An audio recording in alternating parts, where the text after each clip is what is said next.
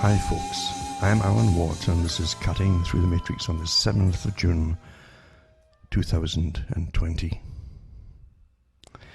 And here we go into the next stalling technique, I suppose you call it, which falls right on in with the COVID idea, the lockdown, the stopping of all commerce, the stopping of normal life basically, mandated by our governments on behalf of the World Health Organization in this wonderful undemocratic system in which we live, because we don't vote for WHO. They're so corrupt and so literally compromised, everybody with it, with shares in big pharma companies, some of them even owners of some of them really, when you look at it, and they get awfully handsomely rewarded for giving contracts out to them, taxpayer contracts naturally.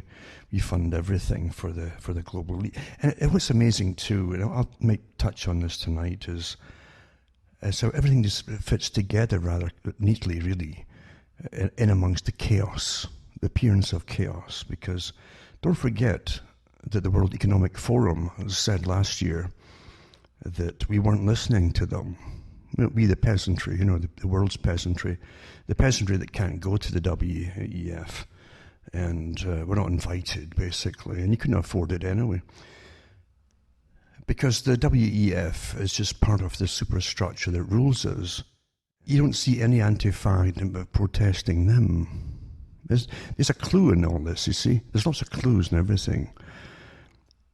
Long time ago, I noticed that the Canadian government was funding far-left communist groups in Canada for their clubs, where they could sing their protest songs and scheme their little anti-war rallies, which were all fine at the time, was pretty well passive compared to today. But we funded them across the country. Most folk don't even know it. But I thought at the time, when it was the anti-war idea in Britain and Canada and everywhere else across the planet, you had these mass rallies, the anti-war rallies, because we were sick of being told we're all going to get nuked, you see, and the war to end all wars and all civilization in the process. And because of it, that was the heyday, mind you, of the military-industrial complex for quick money, big money, from the taxpayer to save us all. They kept making new kinds of bombs and missiles and aircraft to carry them as well as individual missiles. But it was a heyday because no one complained at the time. But we all said, oh my God, they have to protect us against other guys across there. And a long, long time ago, when you're kind of growing up, I watched these kind of things too. Well-organized protest rallies, but they used to have families there when they had men, women, and children, and you'd see the families, hundreds and thousands of families at times, with their banners up, very quiet and peaceful, just protesting against this and that and the whole thing, because no one wanted to get blown up, you see. But when you think of the money too that could have been used, I hope people, they never really think about it, the money that could be used on programs and business, to get more business, more jobs and all the rest of it, went to the military-industrial complex year after year after year to keep us safe. But what I noticed was that it suddenly stopped, you see. It was a very quick turn, like a turn of a switch. And I knew, because I met some of them in Canada, some of the left wings asked me to sing it, a few things. I hadn't really a clue that it was that radical at the time, until I met a communist who was from England and who was from he'd just been over to the Soviet Union, and he came over after a general concert, and started talking to this little group there, and I guess he thought I was one of them. But he's talking about the next move to network amongst all radical groups.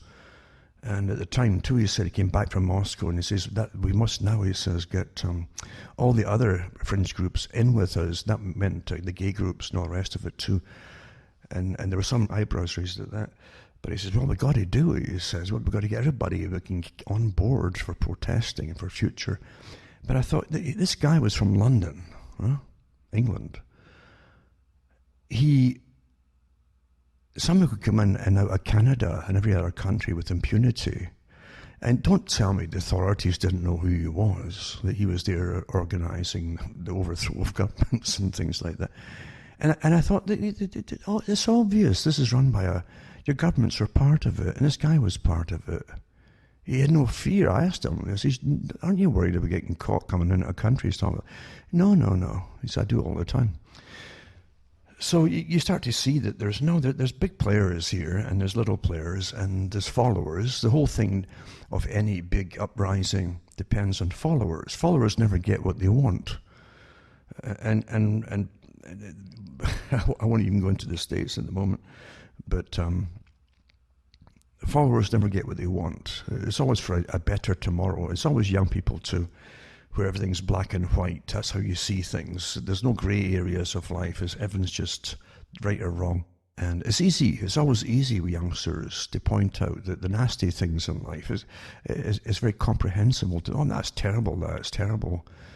And they're cutting down the trees, etc. And they keep, as I say before, they've always shown the same clear-cut stuff from the late 40s, which doesn't happen today.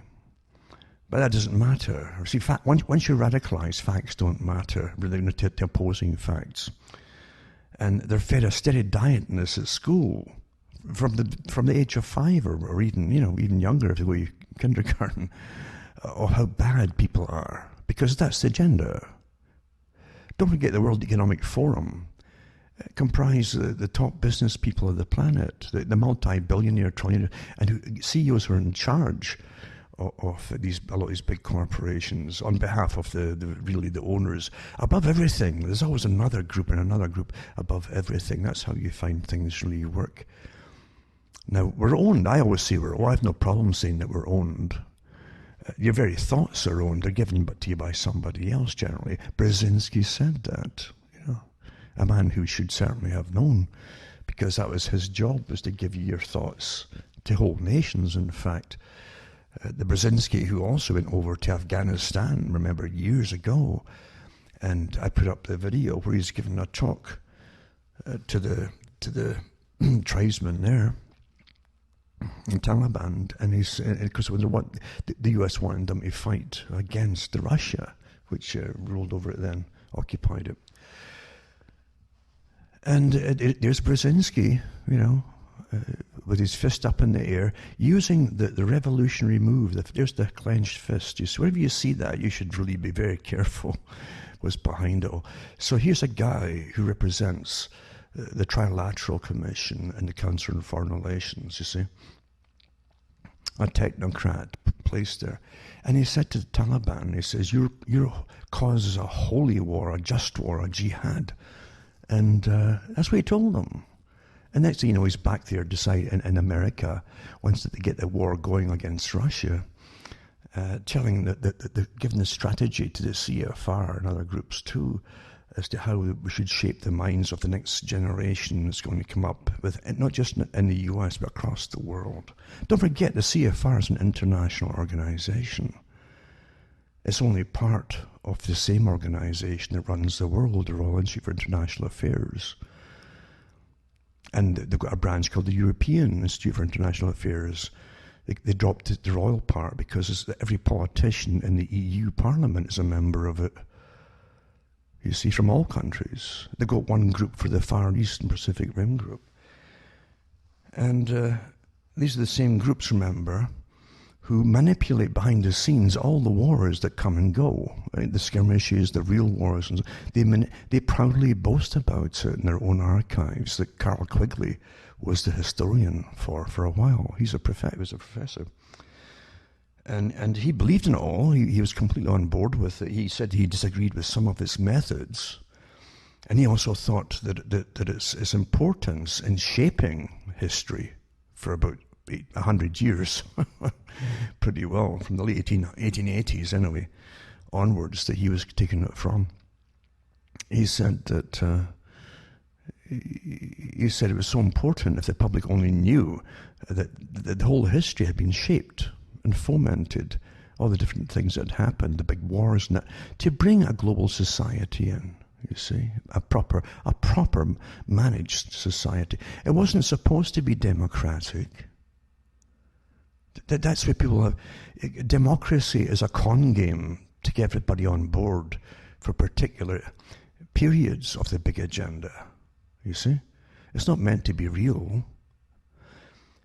And it's used for revolution. And revolution is when you speed up the process of what the elite want. That's the beauty of this con game. But anyway, Brzezinski said that. He said that the movers and shakers themselves, you see, the ones behind the scenes that say, okay, we need a little war over here. And it's the Hegelian dialectic. Most folk don't want to change anything in their lives. They really don't. Even the teenagers you'll see rioting right now and looting the stores, they might think they know what they want at the time. They might think that. But once in their mid-20s and towards 30, they start to just wean off and they get a bit fed up with it. It doesn't matter where they've settled themselves in their mind or even their financial strata or whatever. They start to get kind of comfortable, just for routines. And they also become a bit jaded from you start to learn there's grey areas in between the black and white reasons for everything, you see. Things that they used to criticize their dad or their mum doing, like getting divorced, they might do it themselves. And they can rationalize it, so they can start rationalizing it for their parents as well. Whereas before, when they're younger, they may be furious at both of them or one or the other because the parents would split up. But then they go and do the same themselves. In other words, experience of life, especially in this chaos of this modern life, manufactured chaos, doesn't give them much of a chance to be different, you see. And they settle into little areas, as I say, and then they don't want to change too much. So by that time, the elite have already radicalized. The upcoming generation, you take over. And then the ones who used to be the previous radicalized ones who are now becoming sedentary and happy or is content or accepting of their lot or whatever, get annoyed by the younger group coming up. That's how the technique is done, you see. So because you get settled in your ways, you can't get the big changes made on behalf of the rulers, you see. So they create what they call it the thesis. The thesis. Here's what we are. Here's what we do. So you got to, and as long as that goes on, nothing's going to change. You might have quite a happy society if you left it that way, you see. But so you create something that's going to go against what it stands for. So that's your antithesis. So now you've got a competing argument, or an argument started, and then they go at it. And out of it, you guide what you really were after in the first place, if you're the elite managers. And that's the synthesis, what comes out of the argument, the agreement. Okay, we'll agree with this, and we'll do this. So you've got your initial change. The communism is based on this, the dialectic. And out of that synthesis, you say, oh, well, so you're happy for a little while, but immediately they're starting again. Now I've got the synthesis now becomes the new thesis, right? And then you come out with the antithesis, you see. And you keep going with this constant, that's pure Marxism basically, and Trotskyism, the way it's designed for constant change, you see, plan change. And you always decide what the change is going to be. And so you start the argument yourself, and you take it from there. That's just basic stuff.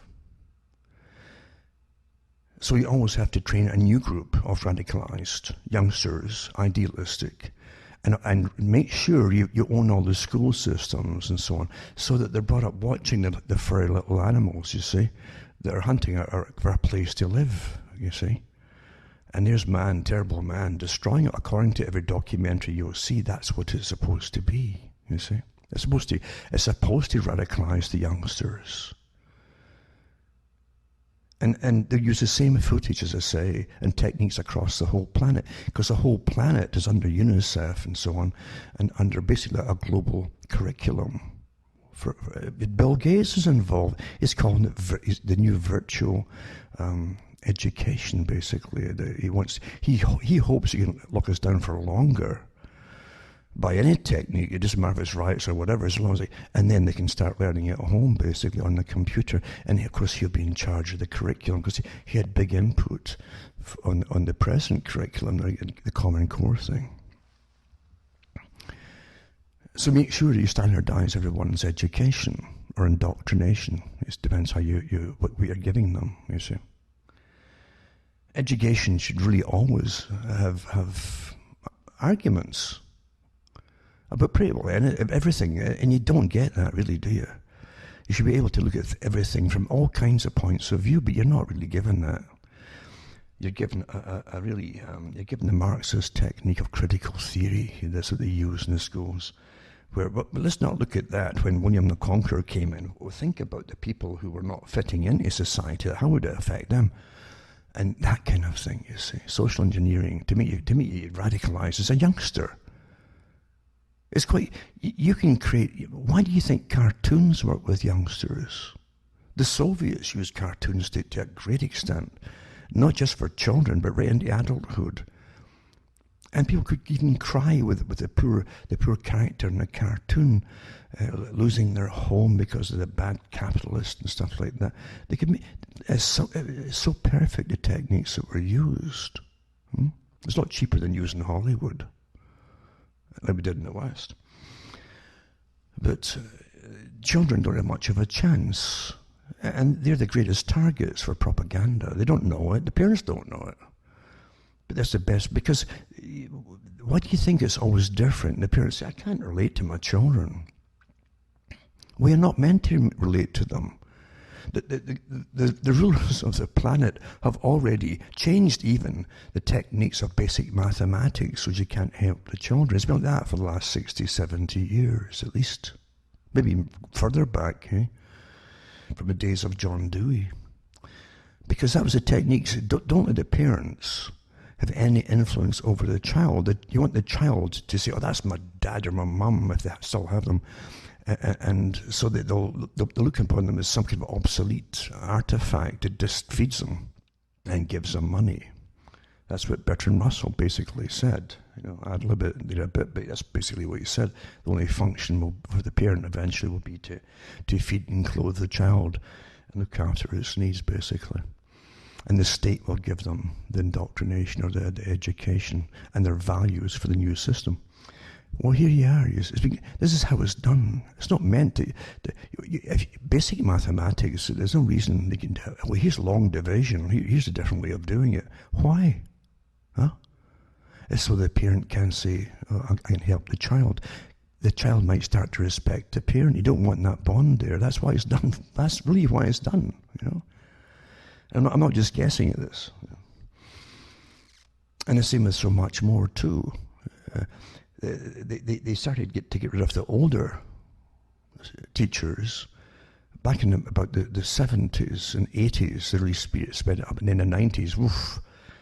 And so you got more and more young ones, more young ones, and they wanted primarily women. Because they know with their psychology and their behaviorism and all their studying of the little people, all the little characters, which is us, that young children have a greater bond with their mum, you see, for years, but as opposed to the daddy. And so they got younger women in too, younger teachers in. And then in came the toolkits to indoctrinate. They call them toolkits for groupthink. You want them, every child in a group, in the classroom, they call them groups now, every child to come out with the same opinion on every topic, you see, the authorized opinion. And the teacher, if the teacher is good, can actually go along through the toolkit. Oh, he's a little stubborn boy over here. How do I get that stubborn boy to agree with this particular topic and what we want? We've decided, like democratically decided, we'll put your hands up and say, are you on or with it or without it or against it or whatever? And there you go. And how to even ostracize them from the group, make them feel insecure or kind of bad or something, you see, shame them. Which again comes right into adult life, because once you've been taught to be shamed, you see, like a dunce. They used to use dunces in old days. and the group goes, and points at you like you're a fool, then that'll stay with you all through your adult life. And they know that because you're supposed to be shamed now for your entire adult life. You see it getting done now. Shaming, all kinds of shaming, Yeah. Psychology, Psychology, psychiatry, behaviorism, all these things working together. And they prepare the children who don't have a chance. They have no chance at all to be an individual who can think critically for themselves anymore. Everything's got to be emotive. Yeah. Attach an emotion to everything, you see. Either right, wrong, or shame, or anger, whatever it happens to be, make sure you attach it. And then you've got a slave for life. You'll never know they're a slave. And then when you call them out to radicalize about this, that, or what, they'll go. Just like cannon fodder. They haven't got a clue. That it's managed that way. But isn't it odd that here we are, after months of being locked down with pretty well a pretty mild virus, pretty well, which was hyped out of all proportion, like a horror movie. You lived through a horror movie, only it was daily, and it was called news. And all the newscasters and all the news organizations were on board with it immediately. Once the button was pushed, just before March, just about the beginning of March, when they really pushed it, hype, terror. And we had to build up to it beforehand, showing all the China stuff. My God, they're spraying the whole atmosphere with this stuff, and this spray across hundreds of feet high. Well, if it's hundreds of feet high, it kill it off. Why? What was all this 6 feet apart sort of idea? It had nothing to do with anything, actually, except training you into stupidity and into non-social patterns of behavior. So the preparation went on, and then suddenly, and in the same media, they were lambasting people at the beginning, saying, "Have you seen what's happening in China? How come you're not talking about it? Have you seen what's happening there?"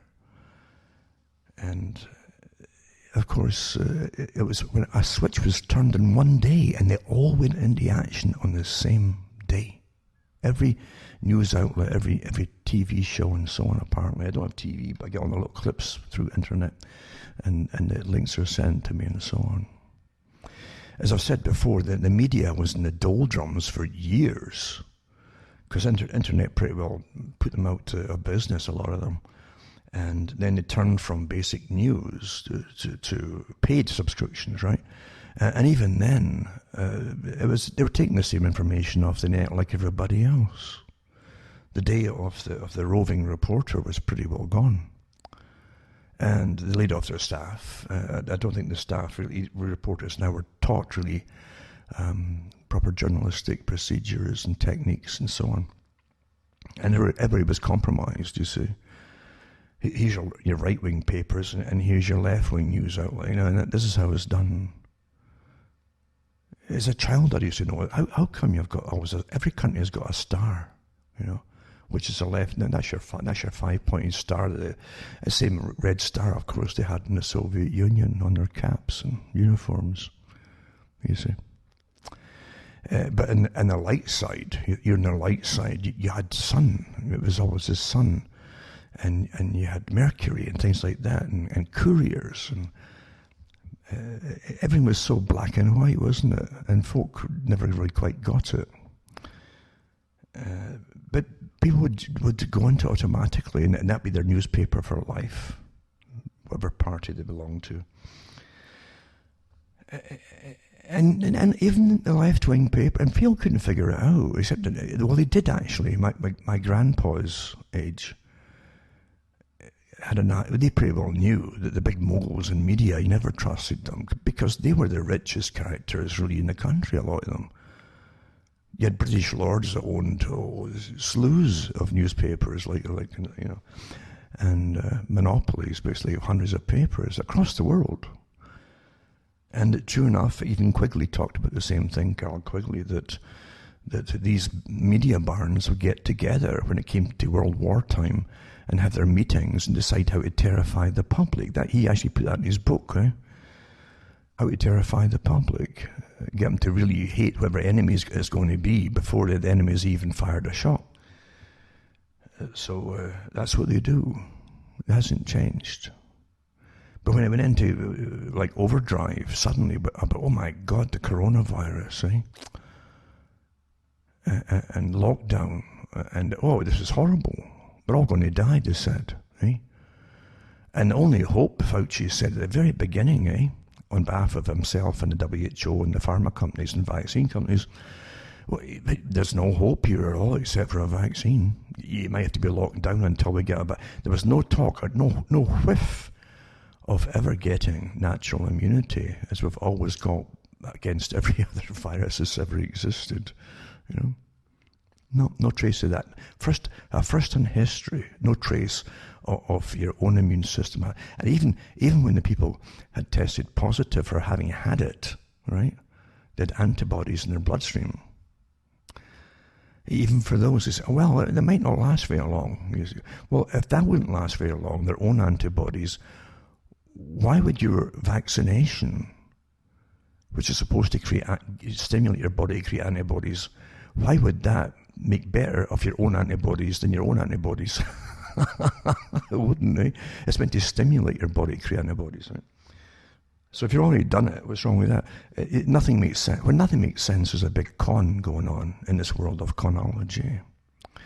And getting back to the World Economic Forum, where all the big moguls and big pharma companies, everybody who's anybody running us all in public-private enterprises, because every big corporation on the planet has got its hands out to every country they're involved with for handouts, massive gifts from the taxpayer. That's what it's all about. And so they said, yeah, the people are not listening to it. So we'll have to scare them pretty well, eh? How can we force them to be post-industrial, post-consumerism, post-free trade, not just free trade, but post-service economy? Back in the 90s, I talked about the service economy. It was discussed widely in Britain under the guise of the common market, which became the economic union of Europe, eh? Oh, it's just a little meeting place where people will meet and discuss little trade differences and things. That's what they tried to sell the public on in Britain for years, until the word free trade came in, you see. Free trade. And in with the free trade came the gradual abolition of taxes for imports. Now, all countries used to, in fact, even the States, I think, used to get pretty well all of its taxes, its main taxes for the federal government, for the country, from imports. And those import duties, you called it. Most countries survived that way. Well, with the gradual introduction of free trade, as they like to call it, you see, it's free for the big corporations who do the exporting into other countries. But guess what happens when you're not getting money from import duties, from taxes from imports? You've got to make up the money from the taxpayer, the usual slob at the bottom.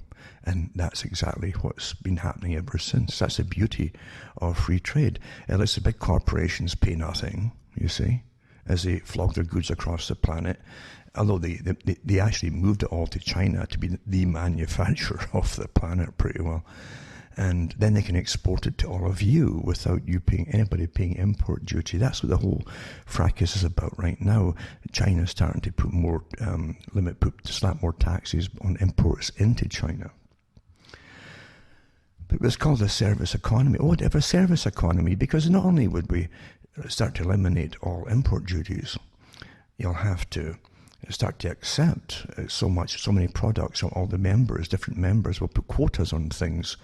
And if you make so much, if your farmers continue making butter and milk, we're going to have to dump a lot of it because we've agreed to buy a lot from Europe and France especially.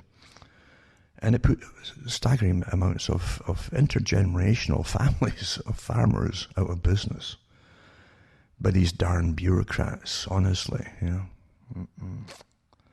I mentioned Heartland, a great movie before, with Anthony Hopkins, and it's well worth watching based on the fact, not just with one family, but many of them.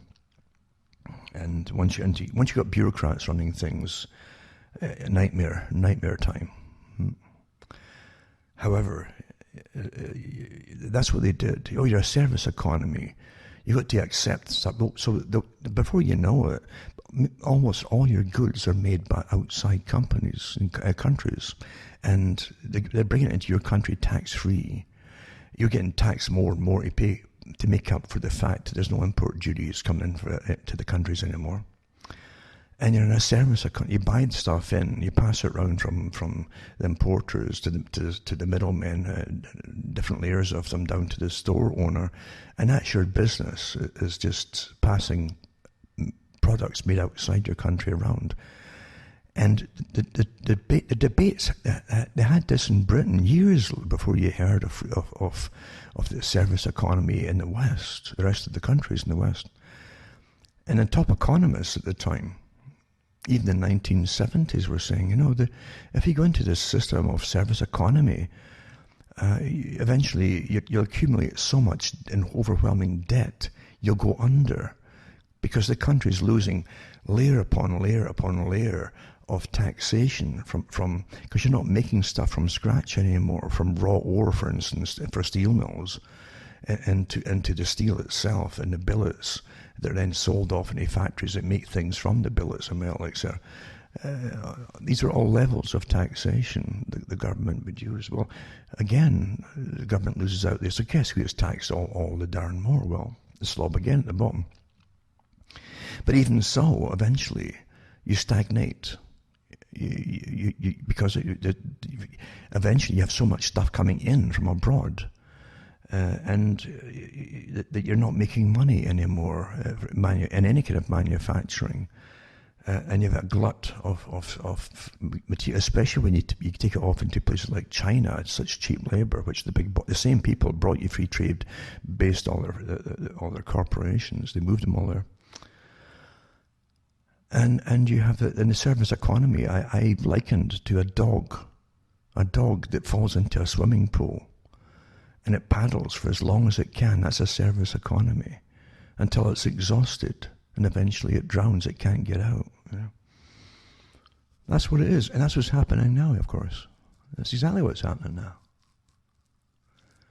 So bingo, the WEF with all the top corporations there. There's nobody this anybody doesn't go to it. You see, and we're nobody, so we can't go to it. It affects all of us. And the big corporations that shape our lives, you see, literally shape our lives.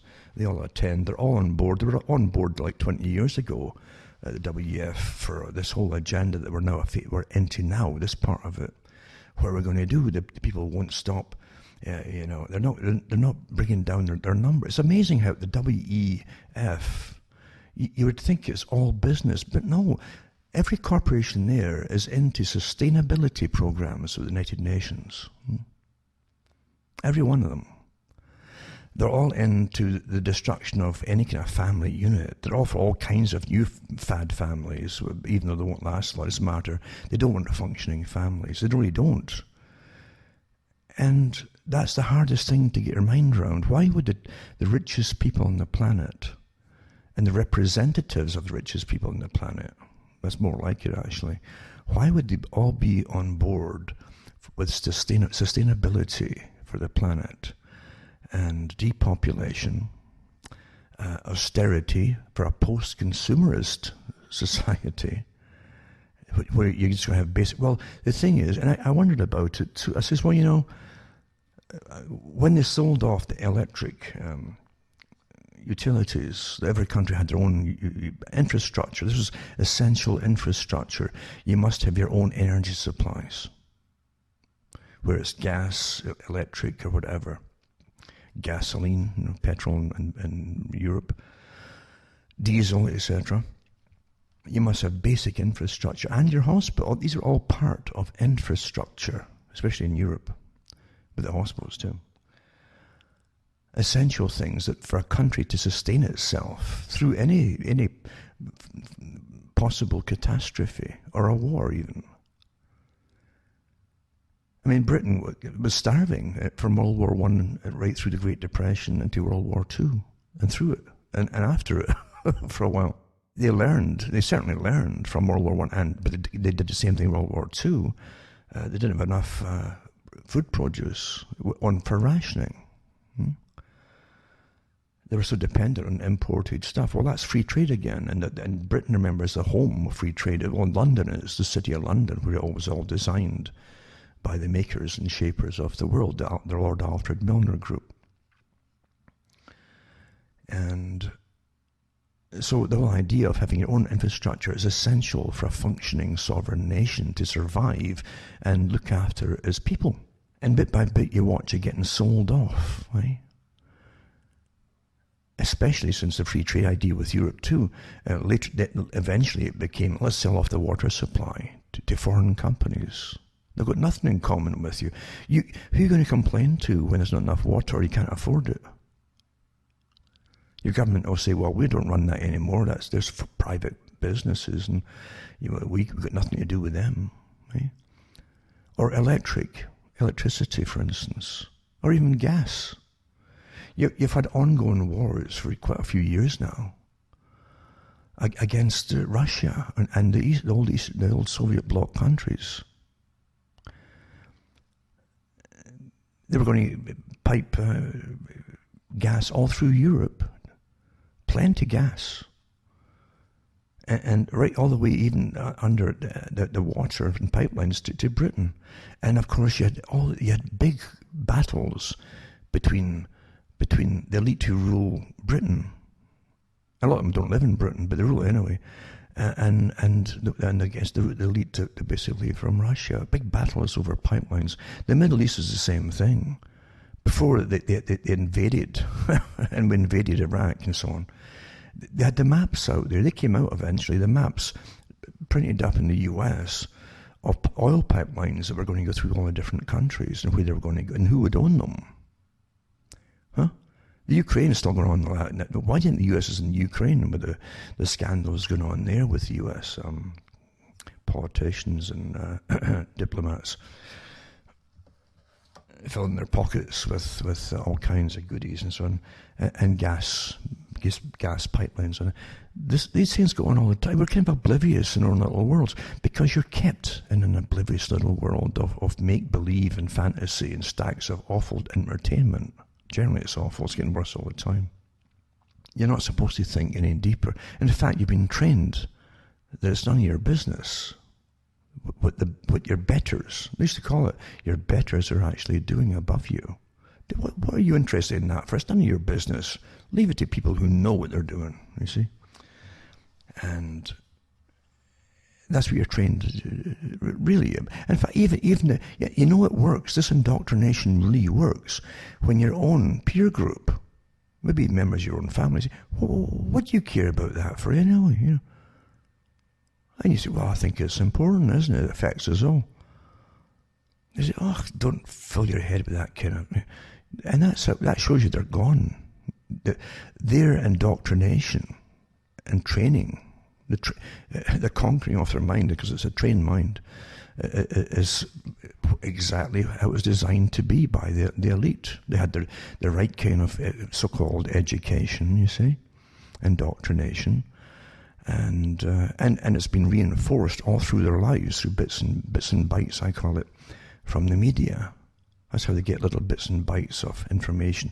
I think Jack's Elul mentioned that most folk learn from then on, once they're into adulthood.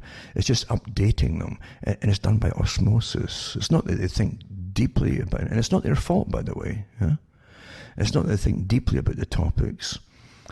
They don't see why they should think any further than what they're told to believe by the media. Like Brzezinski said, same thing. Right? And I used to wonder as a child, the TV, after any debate about anything or any speech by a politician, you would always have two opposing sides of people who would specialize in politics. And they would give you their interpretation of what they just heard. And they'd sort of debate it, and you'd say, well, I never heard any of them say that. You know, it didn't matter, because what it was designed to do, and with the collusion of the two experts, by the way, It took years and years before anybody admitted to any of this kind of stuff. But the whole idea was to shape your opinion as a listener and say, oh, that's reasonable. And then they would bring you to the conclusion they wanted you to have, you see. You never had better examples when it did come to the idea of the European Union and so-called free trade and all that kind of stuff. And when folks still voted no, they says, we're going to keep bringing it back to the table every 6 months until you vote correctly, you see. So much for democracy. So the elite have had their way for an awful long time. And the education system, they make sure you're given the right indoctrination. As Bill Gates, the man has his fingers in so many pies. It's just this, he just loves us all so much, you know. He doesn't want us to be too many of us, like his daddy, you know, the same thing. He's very concerned about that. But he also wants you to be healthy if you manage to survive, you know, and live. He wants you to be healthy. But he'd rather you weren't able to breed. I mean, he'd like that, you know. What's wrong with that idea? I mean, H.G. Wells said it. He worked for the same organization, Wells, long before him. And Wells said it. He says, we used to think that, you know, we'd have to really kill them off. He's talking about the useless people at the bottom, that the defunct, obsolete type. That's what H.G. was in a modern utopia. But he goes through this fictional travel by train and so on to different places in this advanced system. And Wells said we used to think we'd have to kill them all, but we decided to be more humane and just sterilize them so that generation would just die off.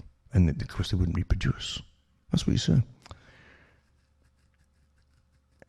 And again, folk have a hard time disliking H.G. Wells. He wrote such wonderful stories, you know.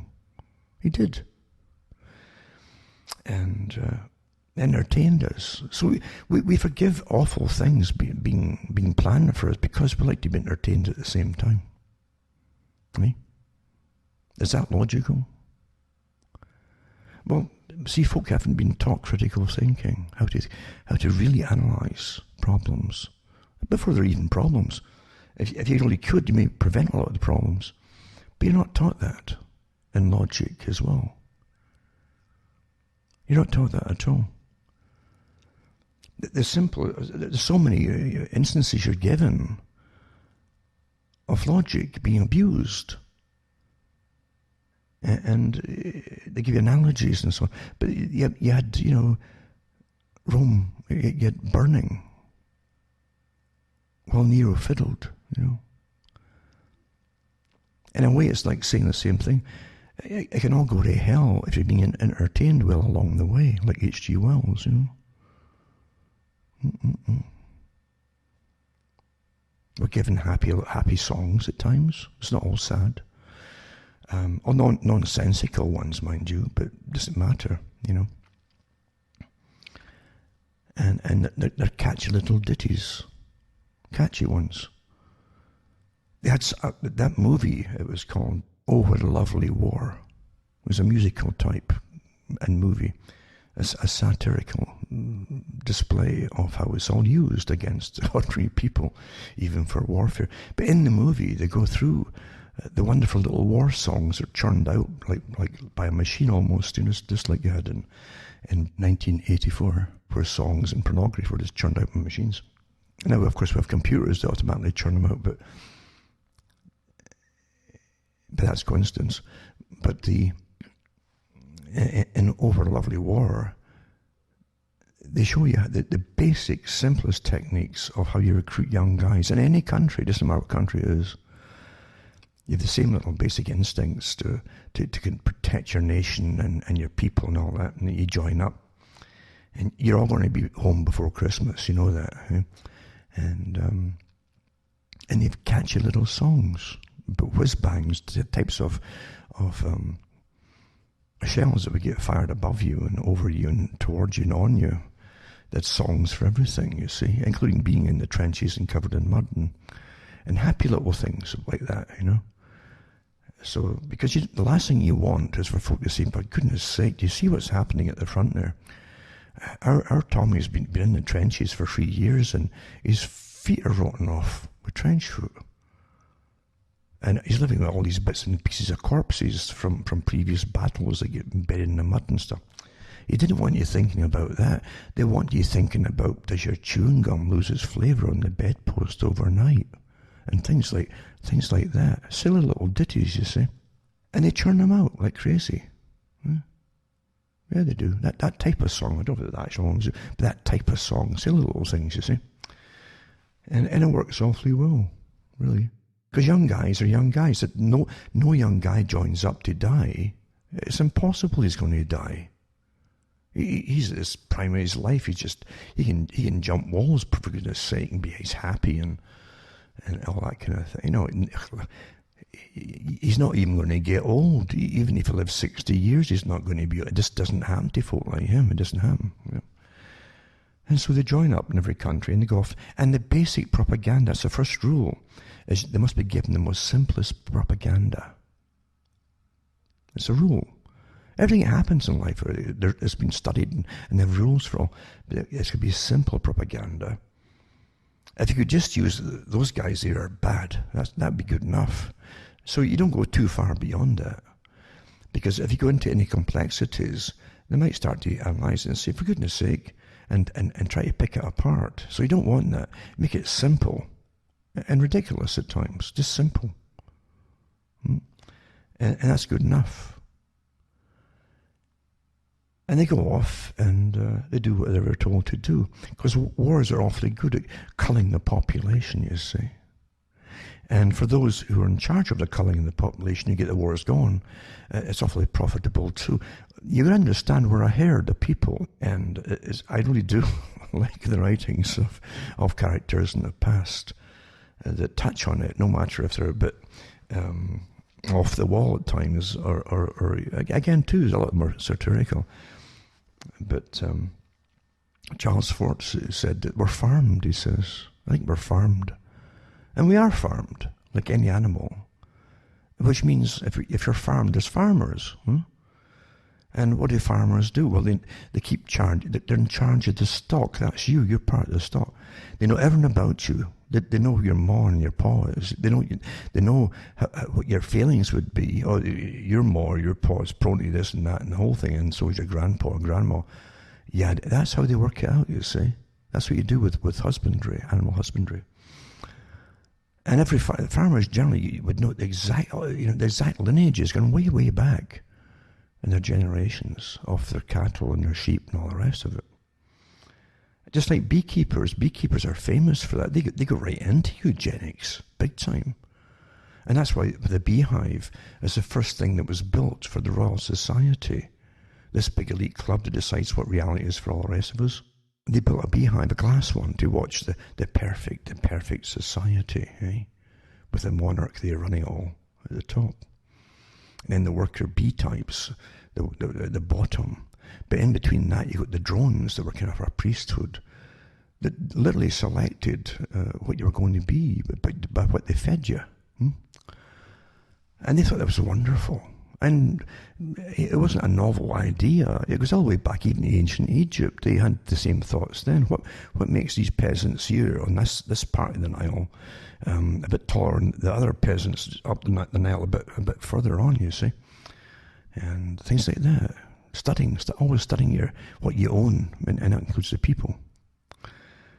So when you take Prince Philip is very honest about eugenics, and his talks at the different Sierra Club meetings he has, and different world meetings with the different groups that he's a kind of chairman of, or he's probably retired now and handed it over to Charlie Boy, or one of the other ones. He's quite open about it. He says, well, he says, sometimes when we have a problem. We have a problem when you see too many deer growing up on the estate, and they start chewing the barks from the trees and destroying the trees, and we have to do something about it, And sure enough, they go off in mass shoots and things. Or you can introduce in other countries wolves, of course.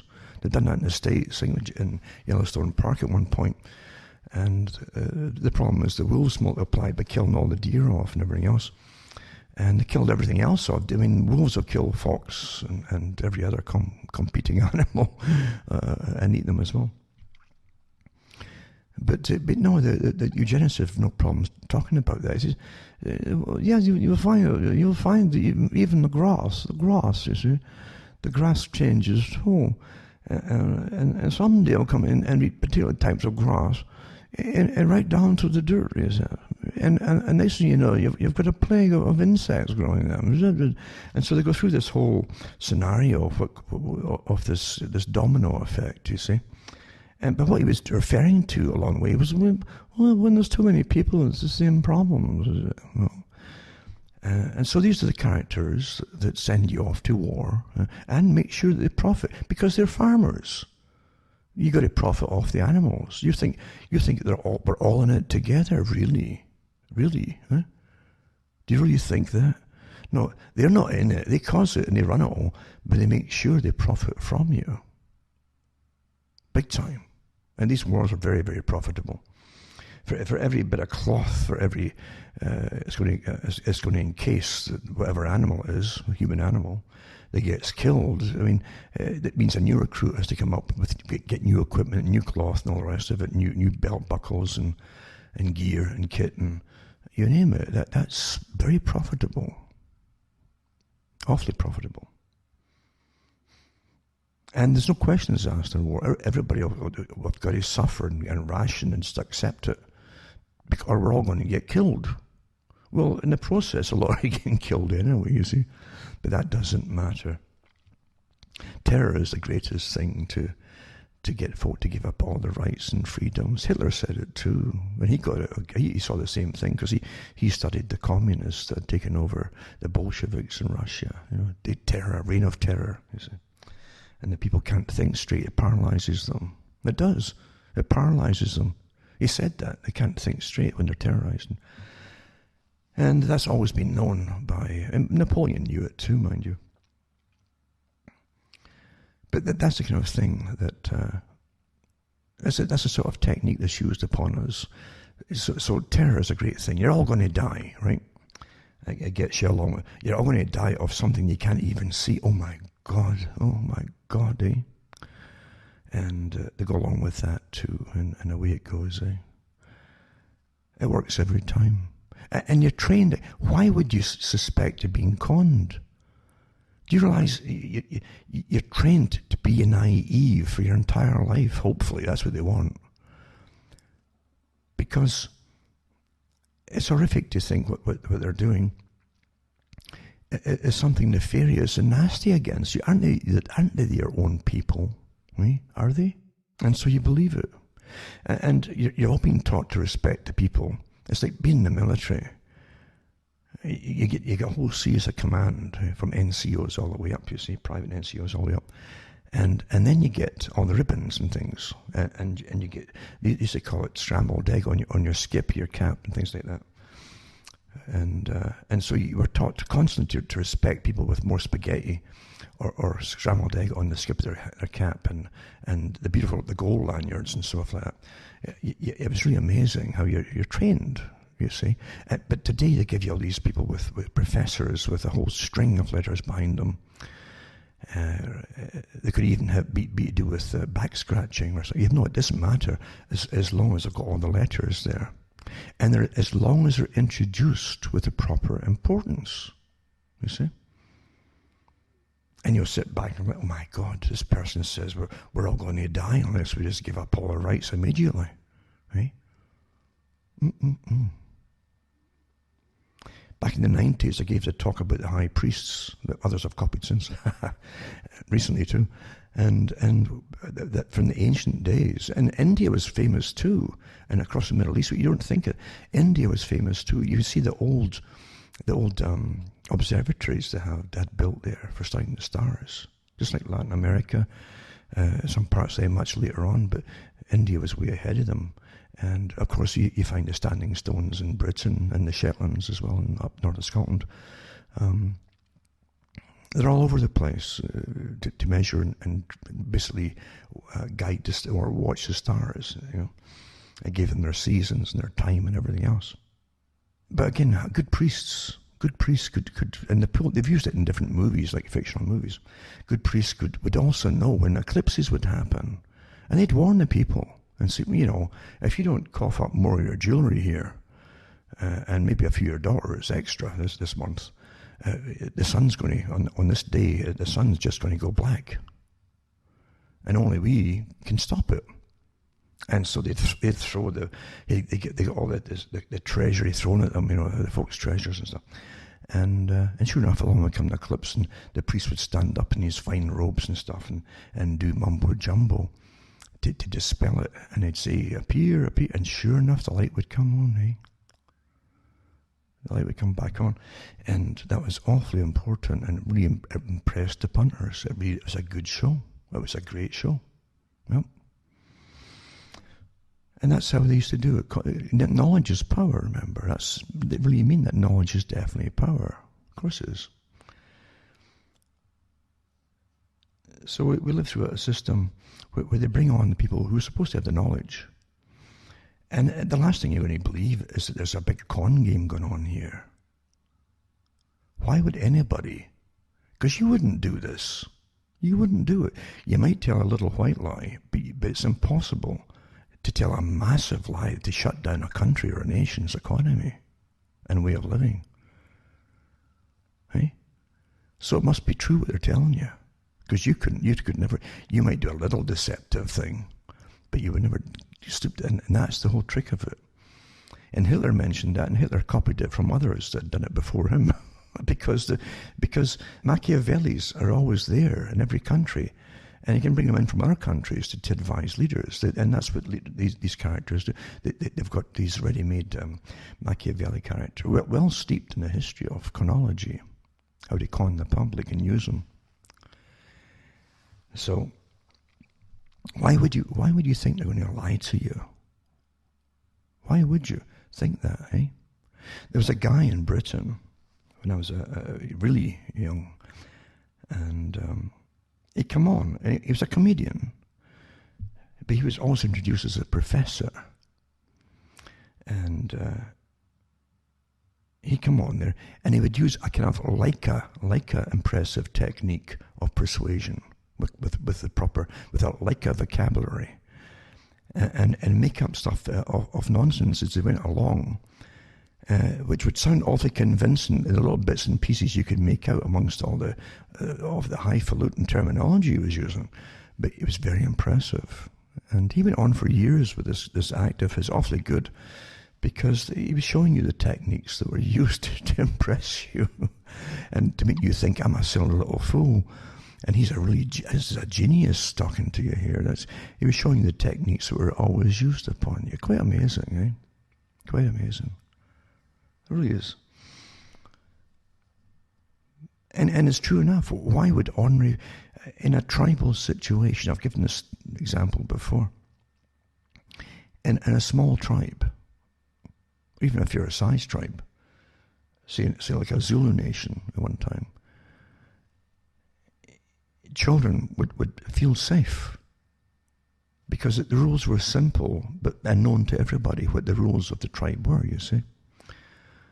And so you would always know what to expect and what to see. Anything out of the ordinary didn't fit in would scare you, you see. And children look to the adults for guidance, to be safe. And what to touch, what not to touch, what will eat them, but won't eat them, and things like that. And that's what security is. But that can only work in a tribal situation. Once you give over your children to outside authorities with its political and social agendas, it's just different altogether. Those who rule the world have always planned, often a century and a half, maybe 2 centuries ahead. Actually longer than that, in fact. But I'm talking about the immediate projects and stuff that they're working on at any one time. Like a big business plan. And they know exactly, as I said before, when one radicalized generation it starts to mellow out when they hit their 30s, late 20s and into 30s and so on. They begin to mellow. They've already trained another radicalized group with further indoctrination to take over. They won't even get on with the previous lot, you see. This was discussed by Beria, who was in charge of the secret police, or the KVD, in the Soviet Union one time. And he gave a talk to the Comintern, the young communists, went over to get their daily update on, or their yearly update on what was going on. And he said it used to take us a generation for big changes to happen. He's talking about 70 years. It took such a long time to prepare people and indoctrinate over a span of 70 years. Then you're going to make a big change on any particular area, you see, or any one you'd actually chosen to change. But then he says today, and it's the 1930s, he says, with the proper indoctrination in school, with scientific techniques in school, we can make big changes in every 4 years in a child. Amazing, eh? And so that by the time they hit maybe 18 years old, they were like 4 years ahead with indoctrination into other causes or whatever it's going to be, which they were going to get presented with in their lifetime. And by the time they're 24, they were already indoctrinated to accept something would happen when they were 24, and then something would happen when they were 30. All the seeds were planted and trained and really implanted into their minds. In like a sectioned system, in a sense, that would come out at the right times down through their life, and that they would accept whatever was given to them eventually, even 50 years down the road if they lived that long. The next phase, you see. You put the plants in first, and they'll come to it, and they'll think they're reasoning through it. Yeah, I guess that's okay. I don't mind that, and that's how it's done. That was back then, you see. But getting back to the whole idea, why would all those guys at the WEF, World Economic Forum, why would they be on board with the whole sustainability agenda, the gradual depopulation or even fast depopulation agenda, and austerity measures that the United Nations had the big drive quite a few years ago about austerity? Everybody signed on to, all the countries signed on to austerity programs, your wonderful leaders that you think you elect. And all sides too, left and right, you see, that's always what you find out. The left and right are always on board when it comes to the big agendas. Like Jefferson said, when you see the same agenda continue through different changes in the House, meaning the Congress parties, he said that, no, you're under tyranny. We've been watching that for years in that case. We've always been under tyranny. Because with the big agendas of sustainability and all these UN programs that they sign on to on behalf of the big clubs that they belong to, that really rule them and give them their marching orders, then really it's all planned ahead, isn't it? And they all know it. They're all for depopulation.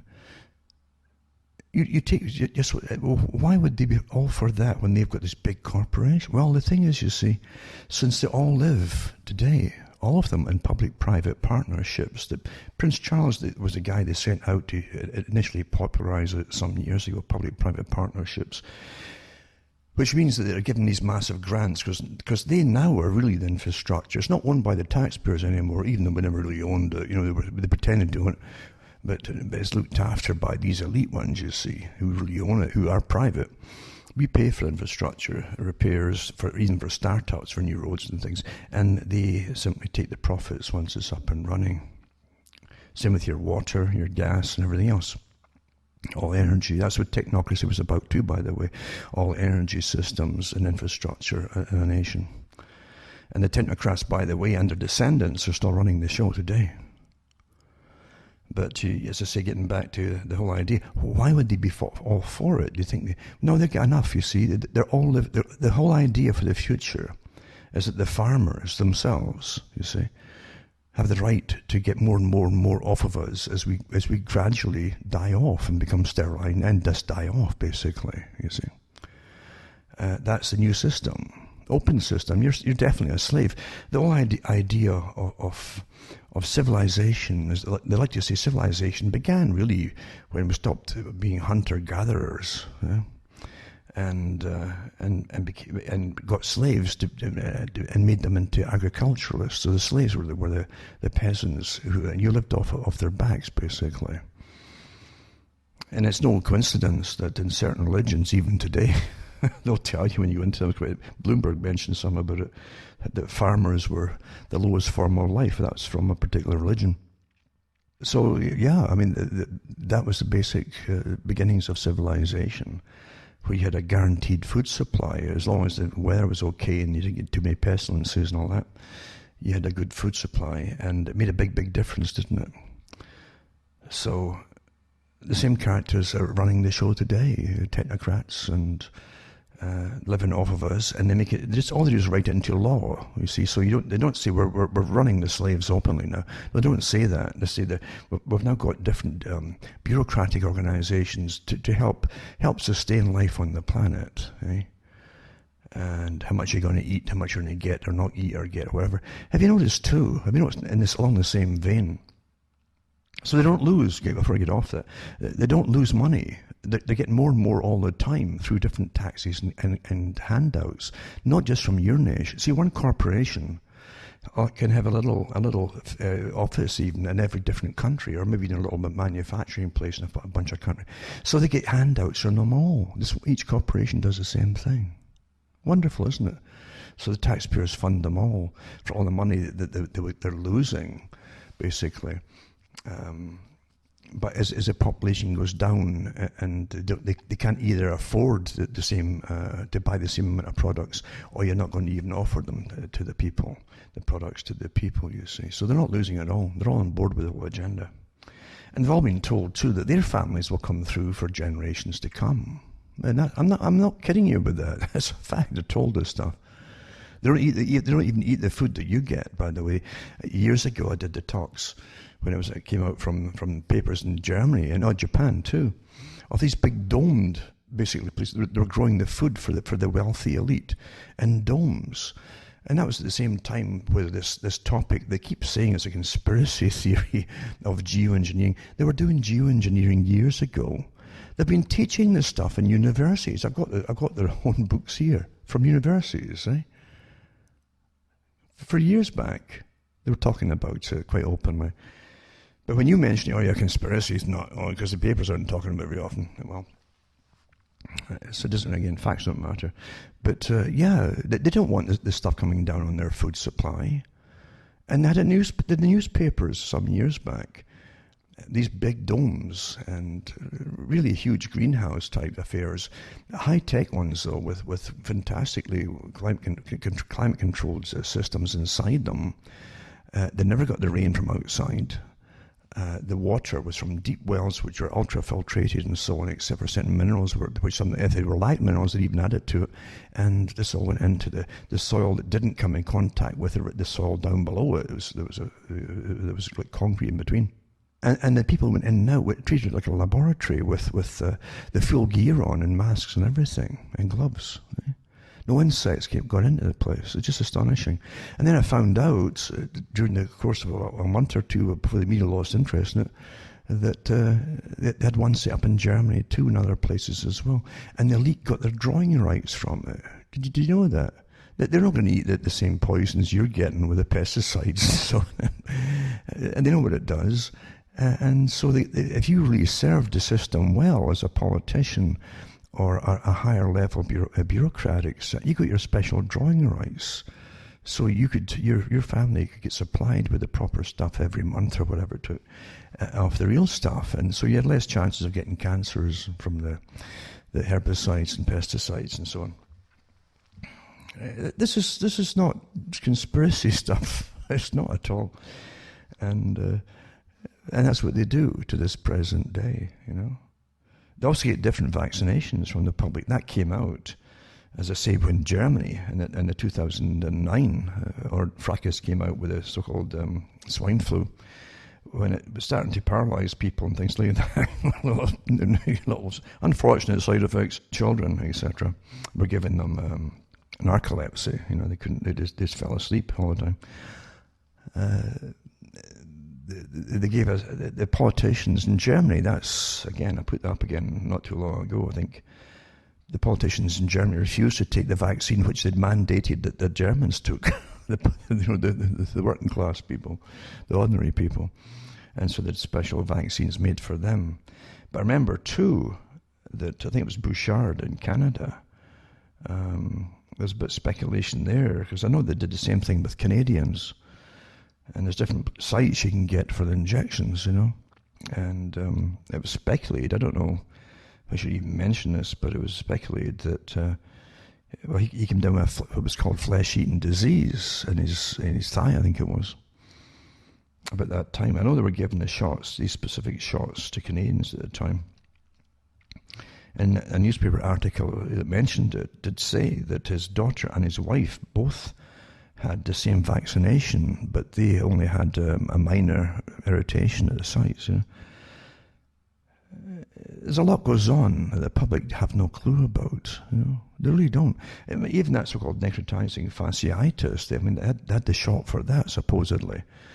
And that could have, God knows what went with that. Maybe it was just too active in certain people. It would actually be more active or virile, I might say, in certain people's bodies and cause terrible disasters. Who knows?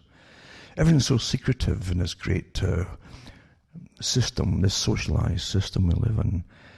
By socialist system, this is what the elite picked, you see. It suits them better. Democracy, as I said at the Club of Rome, is too time-consuming. People think they've got rights, and they object to all kinds of things. That's why in democracies you have these panel discussions about, well, they might put a new highway down through your little village there, and 20 of you have to give up your homes to put it through. Well, you get little debates about it, and you keep debating until you get a good payoff, and then you can move. But otherwise, you wouldn't even get the payoff, and they can actually do with it some kind of domain, eminent something or another domain, whatever, where government can actually grab it if you just keep haggling with them too long for necessary infrastructure, whatever they want to call it at the time. I know George Bush, when he was in, he did the same thing for the States, and his pals all grabbed land all over the place during that period. But yeah, you get this whole thing going on, as I say, with a different set of rules for them. Again, in the 1990s, I think it was Preston Manning who was running in Canada for politics at the time. And it came out during his time, that period, that Canada and Britain and the States, and goodness knows how many other countries, probably Australia, New Zealand too, I bet you, and maybe some of the European ones, had all changed their laws for politicians and essential bureaucrats and so on.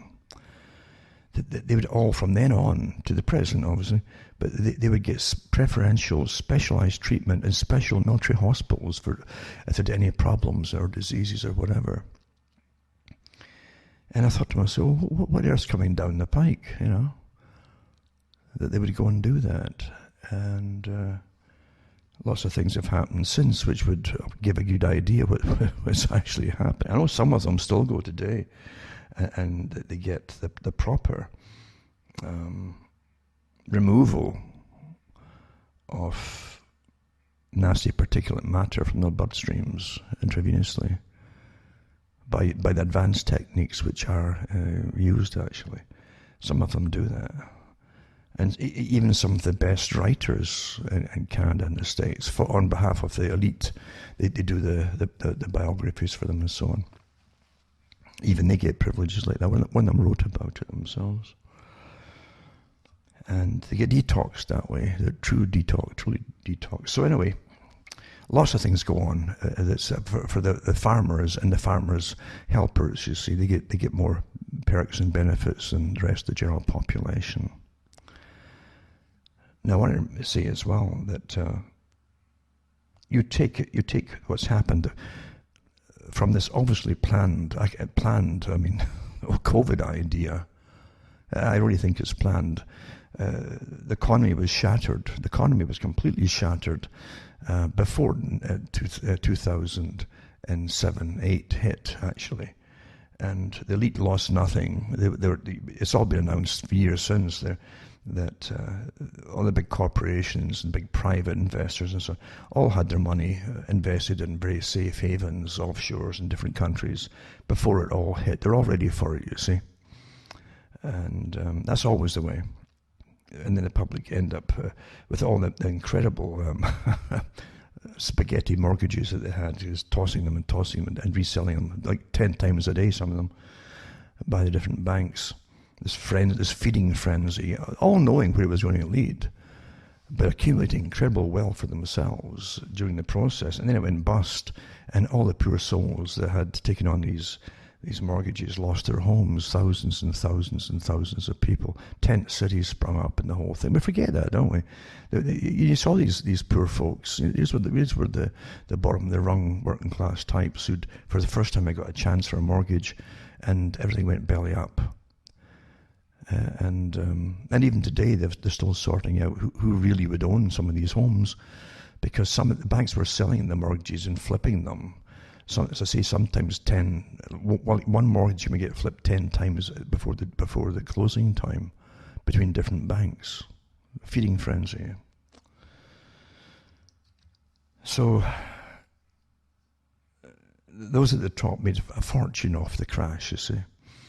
And then our cash was all devalued by a good chunk since that crash, because even Canada was given special drawing rights by the US Federal Reserve.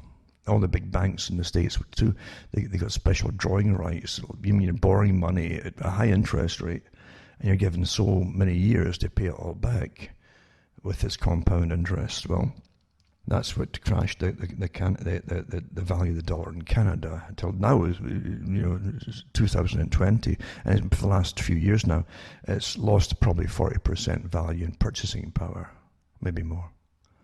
And now with this one, you see, because the WEF again, they wanted another reset of the economy. That's what you mean by resetting it. Bingo, COVID comes along. You're all locked down. And they print up money, which is just nothing at all, or they just add the zeros on the end of a number in the computers. But you all have to pay it back, you couldn't pay it back with a number and a bunch of zeros. But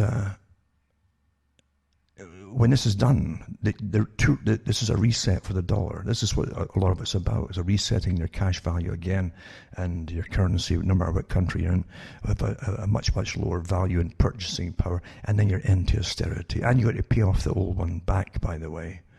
All this supposed fake money that was drummed up, by governments, has to be paid back to these, even though it's backed by nothing, and nothing is backed by anything except chronology. Which is really the top science. If you really want the top degrees, take a degree in chronology. You'll definitely benefit from it, guaranteed. That's how things really are. And just when the news is starting to come out, and everybody's saying, "Wait a minute here, these numbers don't tally up, and millions aren't dying at all, etc., etc." And this lockdown, and we can't get to work, and you had all these governors in the States and so on turning the police on the people that were breaking their homestay lockdown. Oh my God, and barbers getting locked up and fined for cutting somebody's hair.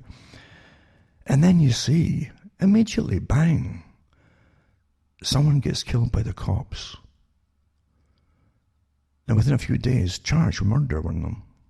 The other ones may be pending, we'll have to wait and see. And immediately you've got this massive, massive coalition of radical left groups who, by the way, want the same thing as elites want. Sustainability, right? End of all meat production for the common peasants. And a vegan lifestyle. A post-consumerist type society. We'll all live in nature, I suppose, and maybe wear spiderweb clothing or something, but it's going to be wonderful. And again, a zero carbon economy, whatever's left of the economy. as they go out there and set fire to rubber tires and cars and everything on this. You've noticed that they broke the curfew immediately. Across the world, that this spontaneous but well-organized massive rioting using a poor guy's death as an excuse for it. That was just the excuse, folks, because it was so well planned, just waiting to get triggered, you see. And the elite let it happen. And the same governors in the States, that's a good example of the States, they were sending cops out to arrest people and telling them who broke their home, they wanted to put them in prison and everything. They go out and join these folks shoulder to shoulder. No 6 foot, all that stuff that was mandated. It was like some voodoo law that was 6 foot apart, and you better be, eh? But the same governors are out there marching for the cause, you see. And again, so they proclaim the taboos, don't break the 6 foot rule. Lots of them didn't even bother wearing masks. And they're walking through the smoke of the burning things, but they're all for carbon reduction. Eh? Don't want you to have a bonfire or even a coal fire, but it's okay to burn all these cars in the streets and houses down as well. And everybody's looking at this and saying, wait a minute here. So well organized. We know that, and we know it's not what they tell you it is. It's not. The Communist Party has been used for years by those who rule the world, by the richest people on the planet. There's only one group at the top runs all sides. And they'll use whatever is handy and convenient to use at the time and efficient to use at the time. And they decided long ago, as I've said at the Club of Rome, another elitist group on behalf of the elite who run the planet, about sustainable. Well, this democracy has to go. So we'll use the left wing instead, you see, with all these idealistic mantras that will be taught. Because the left wing loves mantras and a lot of things, thou shalt nots, and get the job done. And do away with this idea of rights and democracy. You see, don't forget Antifa doesn't believe in the rights of the individual. It's in their manual. I'll put some of this stuff up tonight, in fact, if you want to download them. They don't believe in that. They believe in the collective society, but run by their own experts, you see, professionals. And but then no individualism, it's not allowed. No. I'm sure they'll allow a few multi-billionaires to show a bit of individualism, but that'll be it. You had that even during the communist era in the Soviet Union. But it's much more efficient to have the organization just obey, do what you're told. Look at China. They love China. China is a collectivist society. It hasn't had a history of really unique individuals. They're collectivist. And they do see the chairman at the top is the man. That is their leader, you see. And when he is unhappy, they're unhappy. And if he voices objections against something, they'll all voice objections against it too. Immediately, this ripples right through the society. Woof, you see.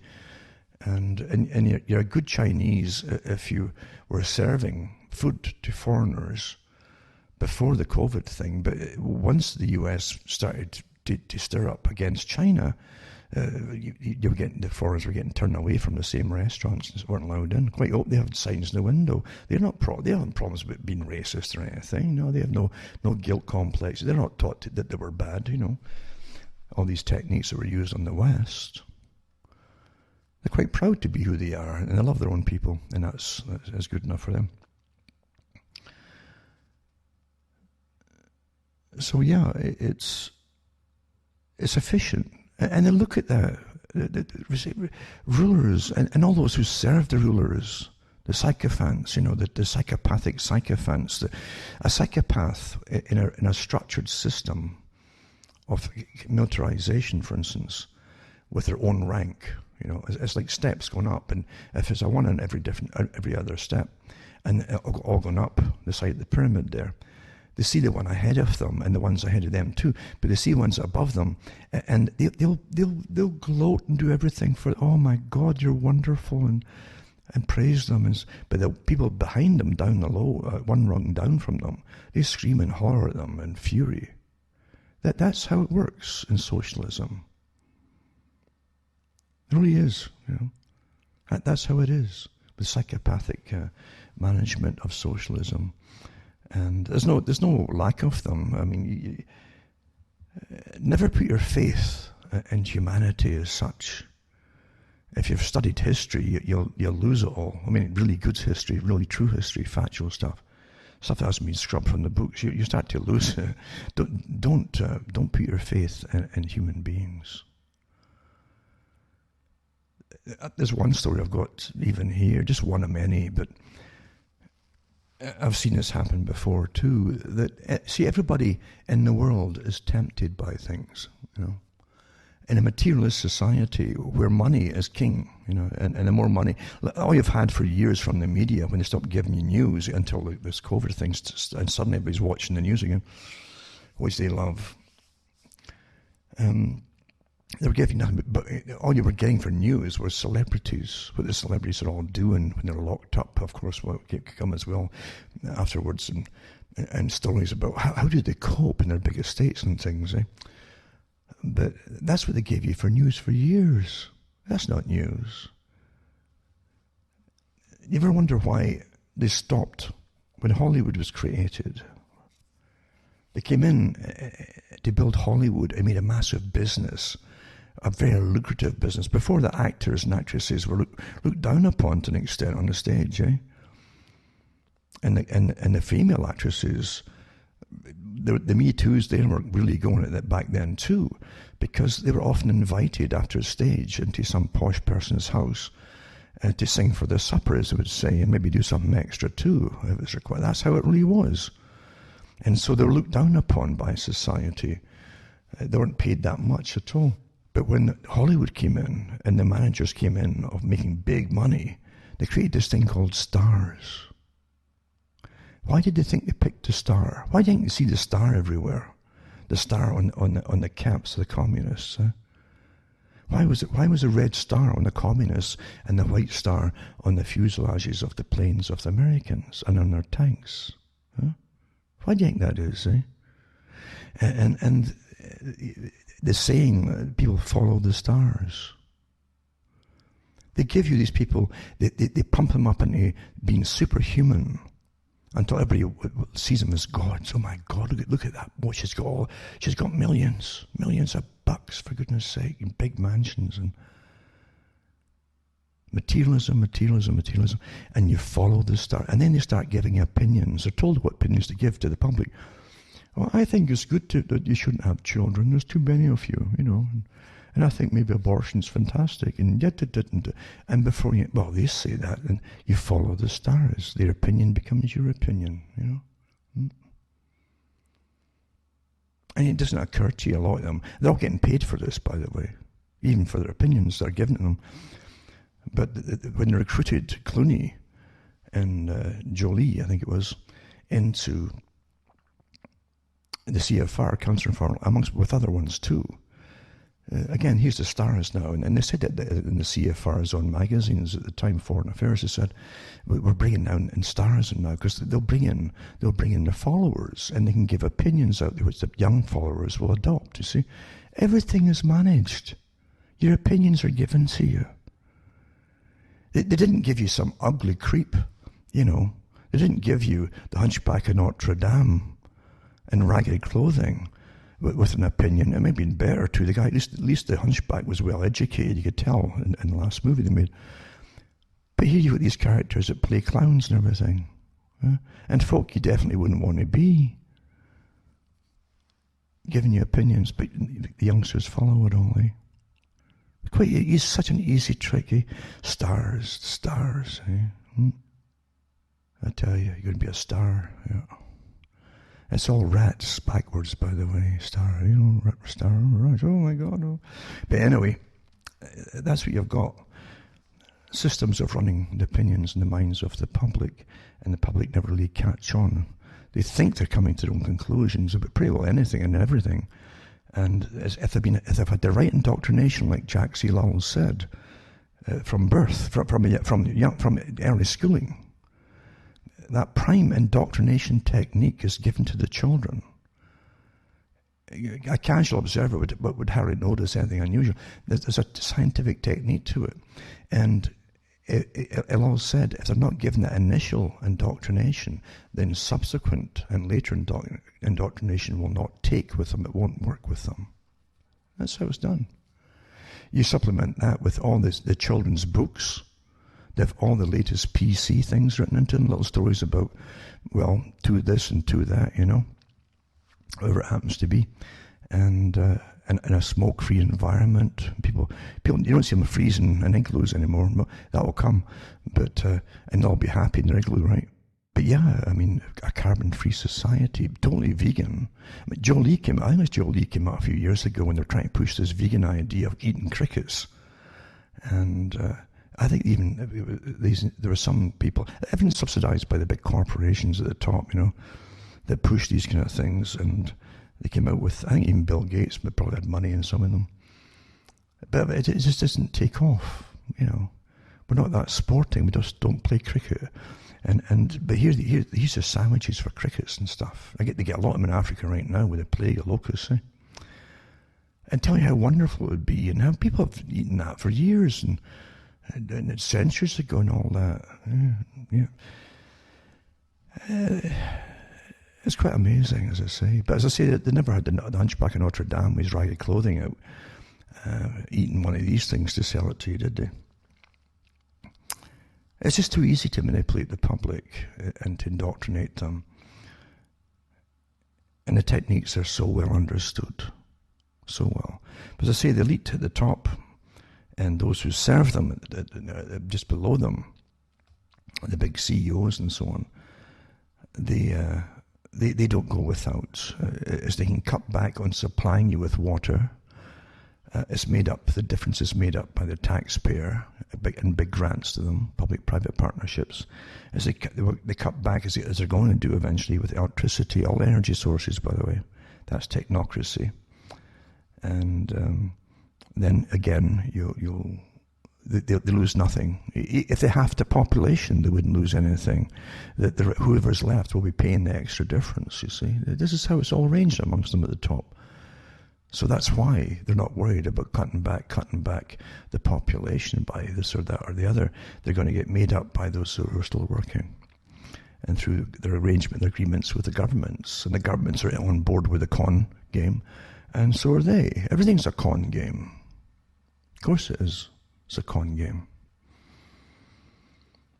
As the whole curse of pure materialism became completely embedded in society, we've lost all our humanity, even at the bottom level. At one time, the people could help each other out. They had to help each other out. The basic tribes in Africa helped each other out, and the tribes themselves, when times were tough.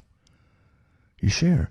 In the UK, during the horrible 20th century, horrible, from war, and rationing all through it pretty well up until the 60s, really. Even into the 70s, the folk really maybe ate a little better in 1970, but up until then, the rationing in Britain, once it went out, the folks still under wages and price freezes and things. They couldn't afford a lot of stuff. And it was quite common at one time for people to borrow from their neighbours back and forth. And when it was their turn, they'd borrow from you and vice versa. That's how things were with people. Well, that's gone by the wayside with the welfare system. Now you've got bureaucrats you have to go and get the third degree from. Why do you need this? A means test, Why do you need this? How much do you want? What makes you think you need that much? Blah, blah, blah, blah, blah. You see. At one time, the people helped each other. That's how it was. When you bring the social systems and run by governments and agencies and bureaucrats, it's another level of this bureaucracy is tyrannical, really is what it is. And humanity goes out the window. They have nothing in common with you. They don't see you as people. You're a number. That's what your social insurance number is, your sin number. The sin of being born as a peasant.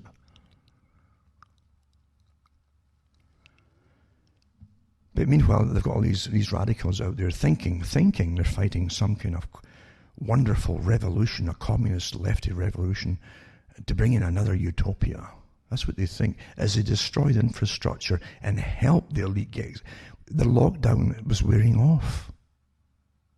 The COVID thing was wearing off. And bingo, income, what they think are the radicals who think they're going, no, they're slowing any return to the economy again. And the cost of repairing it all is going to be phenomenal again. Massive debt. Who benefits?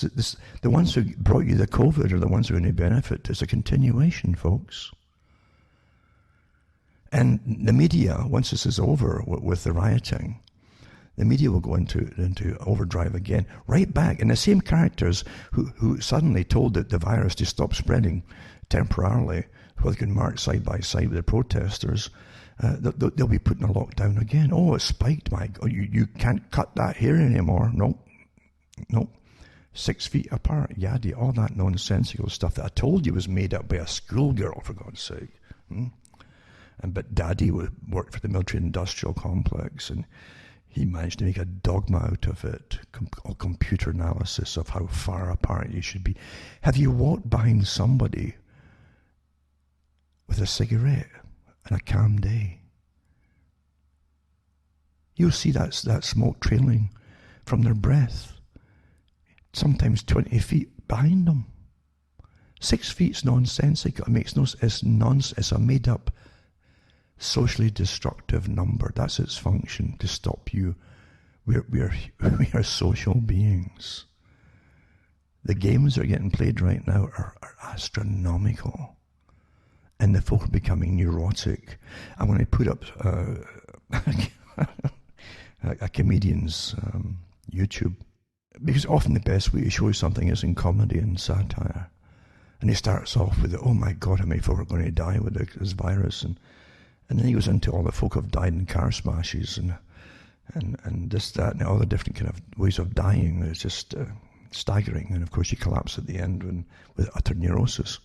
You're not living in what's called a sane, honest system at all. Deception upon deception is phenomenal.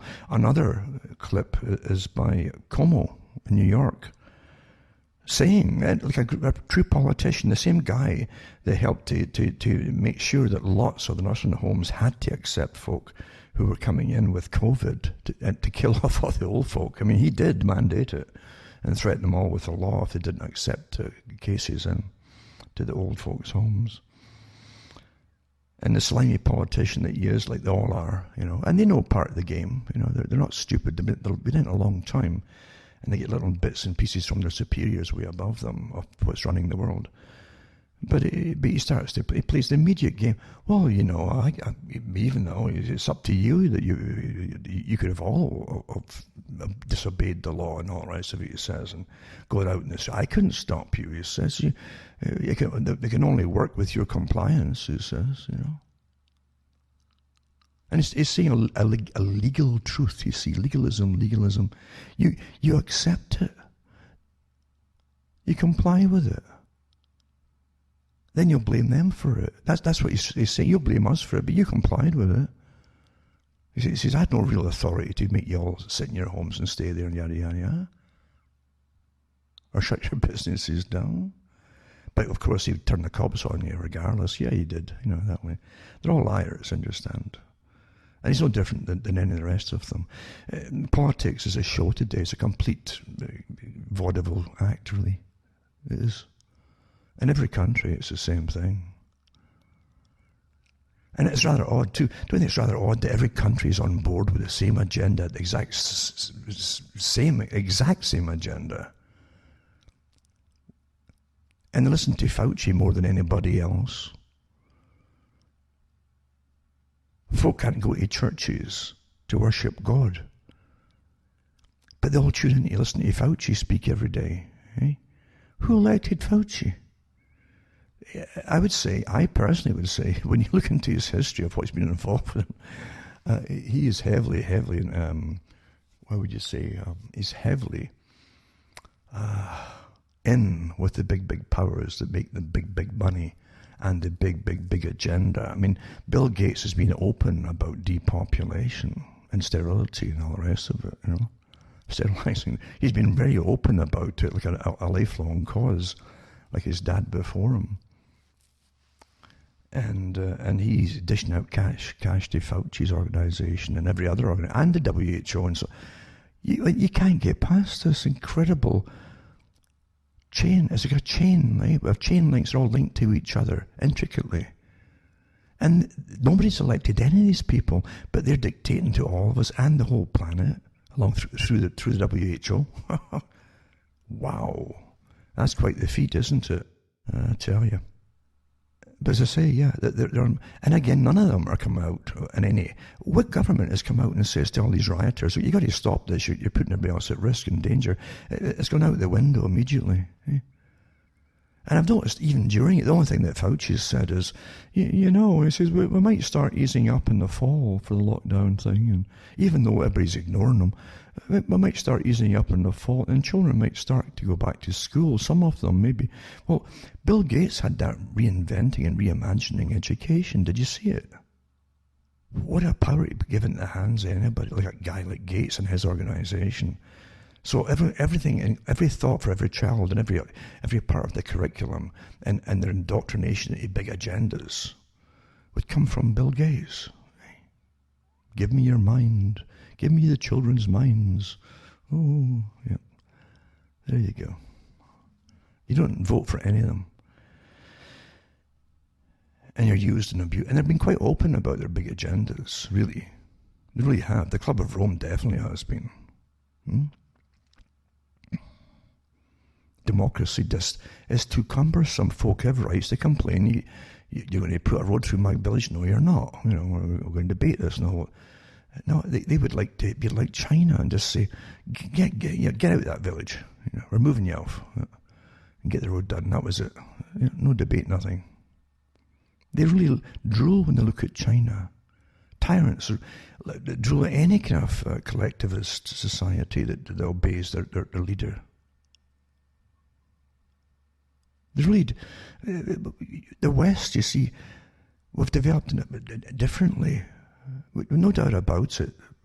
And I think the northern societies, the northern peoples, were more independent, really, with the cold climates, and even back in the old Viking days. I mean, it wasn't, you didn't have big, heavy populations in any country, and you really did have to think independently in small groups to survive and go hunting and all the rest of it. You had to do that kind of stuff. You couldn't just be settled in the same place all the time when a terrible winter or even an ice age came in and out. You had small ice ages too.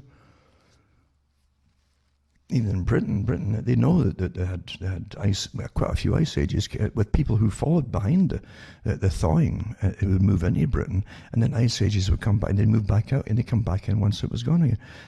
This is a life. It's vastly different from warmer climates, where folks could have. Look at the ancient cities in the Middle East, who have had a pretty well a warm belt around the equator for a long time. Even though the equator was moved at times too. I mean, it did, from different disturbances there, shifted its axis a bit here and there. And we know there was an equator went through what was actually Siberia at one time. So anyway, yeah, we definitely are vastly different and more independent, or we used to be more independently minded than China. And definitely... we did our own thing. I don't think we had the same obedience, a groveling obedience to leaders in the West either. But that's what the elite want, and the only way they get it. And look at the nonsense that's going on, is to grovel for the saviors to save them all, the bureaucrats and the medical profession to save them all. There was a guy. I was reading too, just going through different articles there, and you look at you look at everything. It doesn't matter if you're hostile to different things or whatever. Look at everything, and if you label any group as being a complete totalitarian system, like China, like every individual in it, you're going to miss out on things. You can see the vast consensus protocol, but there's always occasional individual here and there. And one of them was talking about, it just struck me after looking at all these people smashing windows and looting, and the guy says that this is like Kristallnacht. When the Nazis really, and there were other groups with them, by the way, that were really communists as well, but at that time, before they got rid of different groups, went through all the different commercialized areas and shops, and the Jewish areas, and smashed all the windows and stole stuff, but mainly smashing. That's what they call it, Kristallnacht, you know. And I thought, you know, that's exactly what you're looking at.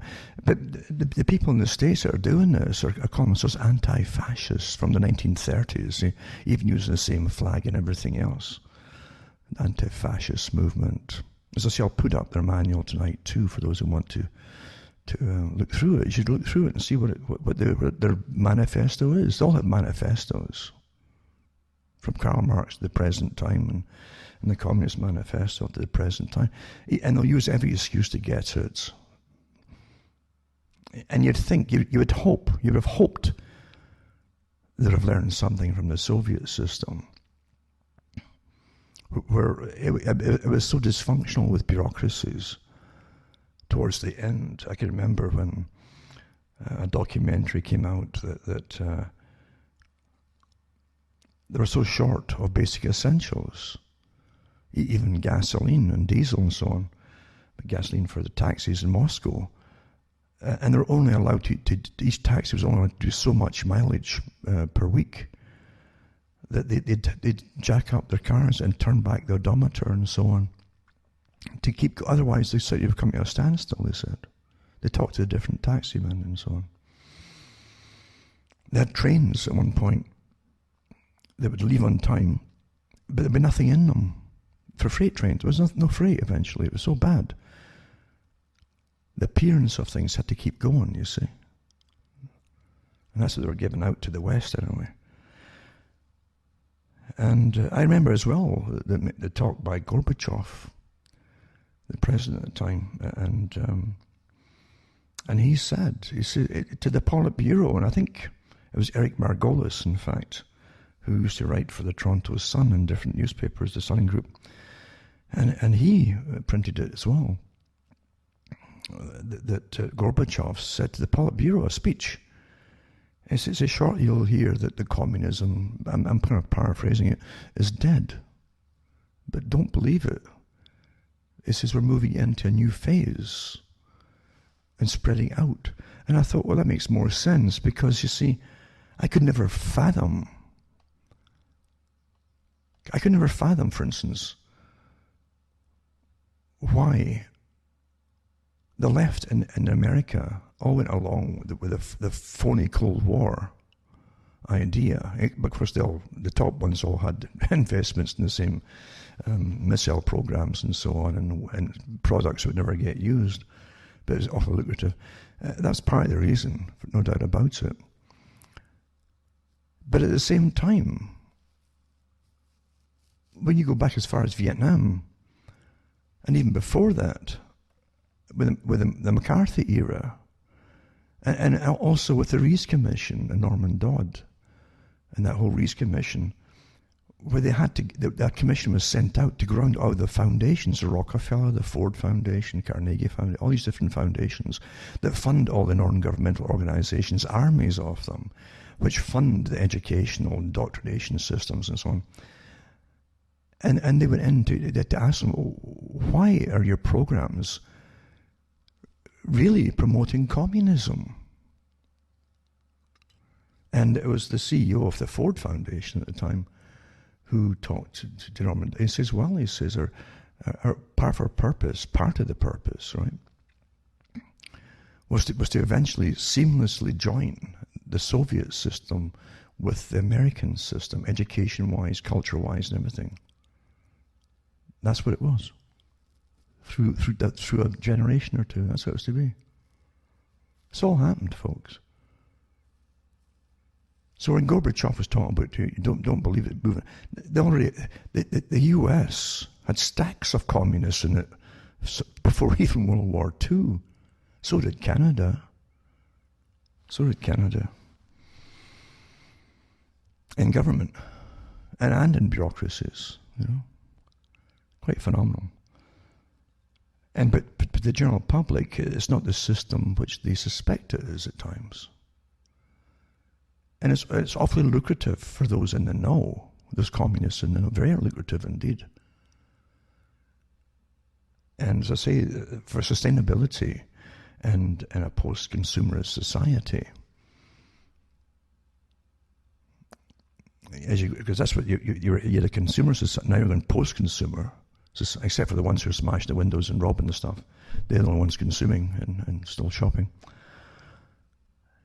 It's going to austerity. That's always been the plan for a long, long, long time. For years, that was the plan from those at the top.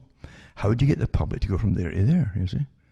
Well, we could do a war and terrify them. We could do, the plagues are good, and cutting back the food supply, which you're going to definitely have. You're going to have famines coming into the West as well. And it's quite amazing. It was bad enough what happened with the COVID thing and the shutting down of meat plants. It just falls in line with the meatless society, the vegan system, right? the WEF program. Isn't it astonishing? Everything just falls along in the direction of their big plan. They got a lot of luck, these people. They do. They got the best clairvoyance in the planet working for them. They're called futurists. They plan it all for them. And then you have this Antifa group actually threatening it. This article's out now. I was waiting for them to see them, and out they came as I was waiting. They're going to go after the food supplies now, and actually, just like, because they've also got, Antifa's also got the Extinction Rebellion group with them. And other groups, but the Extinction Rebellion. They were going after the different farm animals in Australia and different countries and attacking the farms.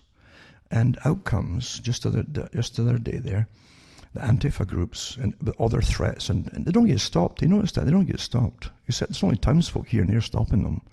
But everybody's been told to lay off them, obviously. Really? Huh? Don't you think that's odd in itself? Don't you? Don't you see, where are the armies, the police? Where's the National Guard actually going forward and stopping and rounding these folk up that are burning and looting and destroying your homes? There was an aide of Obama, one of his female aides, came out and started screaming at these people who come into your community and we're burning the place. She says, "We live here. What are you doing?" And these were your real agitators that are well-schooled and trained in Antifa. This isn't they try and make it out that it's not organized. Absolute rubbish. Absolute nonsense. They've been training these characters, their leaders, for years and years and years. A lot of the followers are easily, like any cult group, it's easy to create them. It's not hard at all. So young people see things in black and white, no grey areas, you see. And you feed them look at these terrible folk, the capitalists are running the world, oh my God. And we're the good guys, we're the left wing, we're a communal society, and we'll pass bread around and sing Kumbaya and all be equal and all that. Absolute lies. Just like, you see the multi-billionaires that fled Russia at the end? All equally. But facts don't matter to the youth, you see. It's easy to radicalize them, how unfair the world is. And you feel that when you're young. Easy to get radicalized. The world's just unfair. It's rotten and unfair. And you want a target for it all. And they supply you with the target. It's their fault, you see. Their fault. And there's always a bit of truth in a lot of it, but it's always all their fault, you see. And the people who are training you, who are going to take you over, don't tell you what the real agenda is, and never tell you the real agenda is. No. The whole idea with communism was to make things so terrible for the ordinary people, they'd rebel against the authorities. They had part of their manifestos out to their trainees back in the early 1900s, and through the ongoing revolutions after 1917, and other parts of it became a Soviet bloc. Any religious organizations or any charitable organizations sending and bringing food in to the peasantry, who are living in dire straits, right? Or anything, even fuel, heat them, must be stopped. You must make it as miserable as possible, because if they start to help the poor, they're not going to rebel. They're going to be in desperate straits. So you stop the food coming into them, you stop everything coming into them until they do anything to try and stay alive, and join us, and off you go, and you start slaughtering people. That's it. That never changes, folks. It never changes. To start a cult is quite easy. You create a bubble of reality around them. You're now part of us. You've found the creed that takes you in without question, no matter what you are. Have you noticed all the rainbow colours out there too? They've got everybody involved in it. This came out, as I say, back in the times where I saw that communist come in from Russia, who was from London, but who travelled all through the States and Canada every year, back and forth from Moscow, training the organisations openly. Right? But yeah, he said we must bring them all in, and now they've got them all in. Everybody who feels on out the fringes, for whatever reason, even when society accepts them, doesn't matter, bring them in, and it adds to your numbers. They're still radical enough that they're unhappy with themselves, but turn outwards. So you create a bubble around them, and a cult does the same thing. They'll love bomb the people. Oh, welcome, you're so well, until they really feel, and then they start giving you the tenets you got to believe in. And then you're radicalized, and you're ready to go off and fight for them, and maybe even kill for them. That's how it's quite easy to create a bubble of unreality, inside it, and say this is the reality, and outside there it's dangerous. These are the bad people everywhere. It's so easy to do. This is well understood. It comes from manuals and so on. And the great joke was always they make you work for a better tomorrow. You never get it in your lifetime. It's also a better tomorrow for some down the road. Yeah, that's how it was in the Soviet Union too. And I feel so sorry for the folk in Russia, And even today they'll say, well, it might have worked a bit better if they didn't have, number one, the Cold War. Number two, if Moscow didn't have this imperialistic push, which it was definitely imperialistic, spreading outwards. And had its own class system in Moscow, big time. Absolutely. They saw themselves as almost a different species in Moscow, the ones who ruled it all. They were not equal by any means, mentally or financially. That's how they saw it all. But anyway, we're on our road now to the big one. As I say, as the Antifa and the rest of them are going to make moves towards the food supply, what's left of the food supply. It's going to be hard times for everybody, folks. I hope you understand what's happening. Because this is part of a revolution. And a revolution which is agreed upon with those at the top. It's to suit their purpose. Otherwise, believe you me, they would have nipped this in the bud years ago before it even started now. They had the power. They have the power now. So if it's been unopposed, and you've got even these politicians and governors saying, oh, we're joining them all as well, and just COVID's out the window, and they're walking there and rubbing shoulders with them. Using some poor guy that was killed, brutally murdered, is an excuse. And that's the standard thing. Use them as an excuse. They're disgusting. Disgusting is what I can say for what they're actually doing. For a cause the general public will have no idea what it really is. They never do. They're never told this on TV by the TV personalities what it's all about and what the goals truly are. It's not pleasant what's coming down. But yeah, when you see literally the cops have no backup to stop anything. They're the bad guys right now, right? And they're not going to risk themselves when their own leaders aren't saying we'll back you up. That's it. That's a Milgram experiment off the bat right there. That's it. If those in authority don't back them up, they're not going to do anything. Same with the National Guard. Or even if you brought the military in. If the president's going to keep quiet about it, no one's going to get used for this. This is obvious. But it's obvious that there's an agreement by those at the top. And all the peons of all sides are all playing their part, going along with it. It's obvious. There are no sides left and right. It's just a game.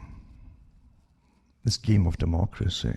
the appearance of democracy, which has stopped people having real rebellions because you vote the other crew out every so many years. That's the con behind it. You've never really had a real functioning system, especially in America, in the States, I should say, for a long time. Quigley said it himself in Tragedy and Hope.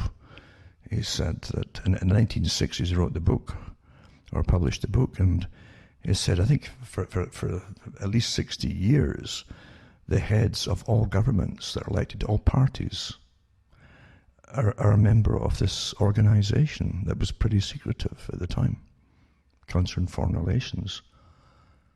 And then they came out with the Trilateral, which is a special branch of technocrats after that in Carter's era, who, to get things done again, they just place them in power, don't get elected, they just put them here and put them there.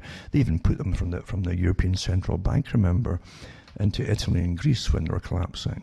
Just push them in there instead of being prime minister. Just you do the job. Unelected. That's what technocrat is.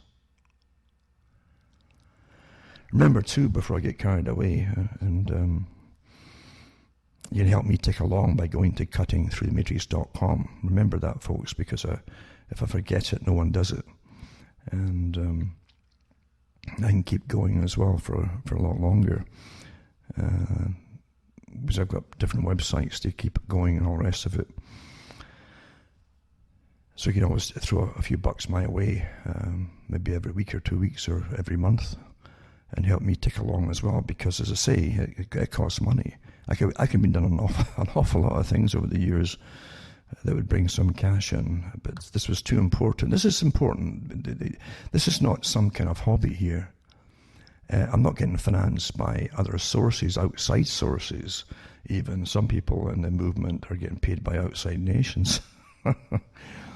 But no, I don't take money from any of these groups or countries that have different agendas on the go. You know, it's not hard to figure out what's what, really isn't. I'm a completely independent thinker. And even when I try to question as best I can, if I've got time for everything. But I do question as much when things that come along down the pike, and think about them too. And that's the only thing you have against us is individualism. I've mentioned it so many times. Keep your individualism. You've got to think for yourself. If you start shouting slogans, someone's using you. If you start believing in some wonderful utopia down the road, collectivist-wise, you're getting used again. Because once you got your collectivist system in, guess who's the first ones to get sterilized? But you might do it quite happily because it's for the greater good, isn't it? It's just you've lost your head, you've lost your mind, you've lost your future. The greatest crime you've got, among so many great crimes, is to have your mind stolen from you before you get a chance to use it. So, as I say, hopefully you can help me out. It's going to cuttingthroughthematrix.com. You'll see how you can help me out. You can buy books and discs, or you can donate and help me tick along here. Because believe in me, you have no idea the cons out there. And I mean a lot of cons, and I won't go into them. But there's things out there that you have no idea what really is going on. I've always said you're giving your leaders. That isn't just a flippant remark.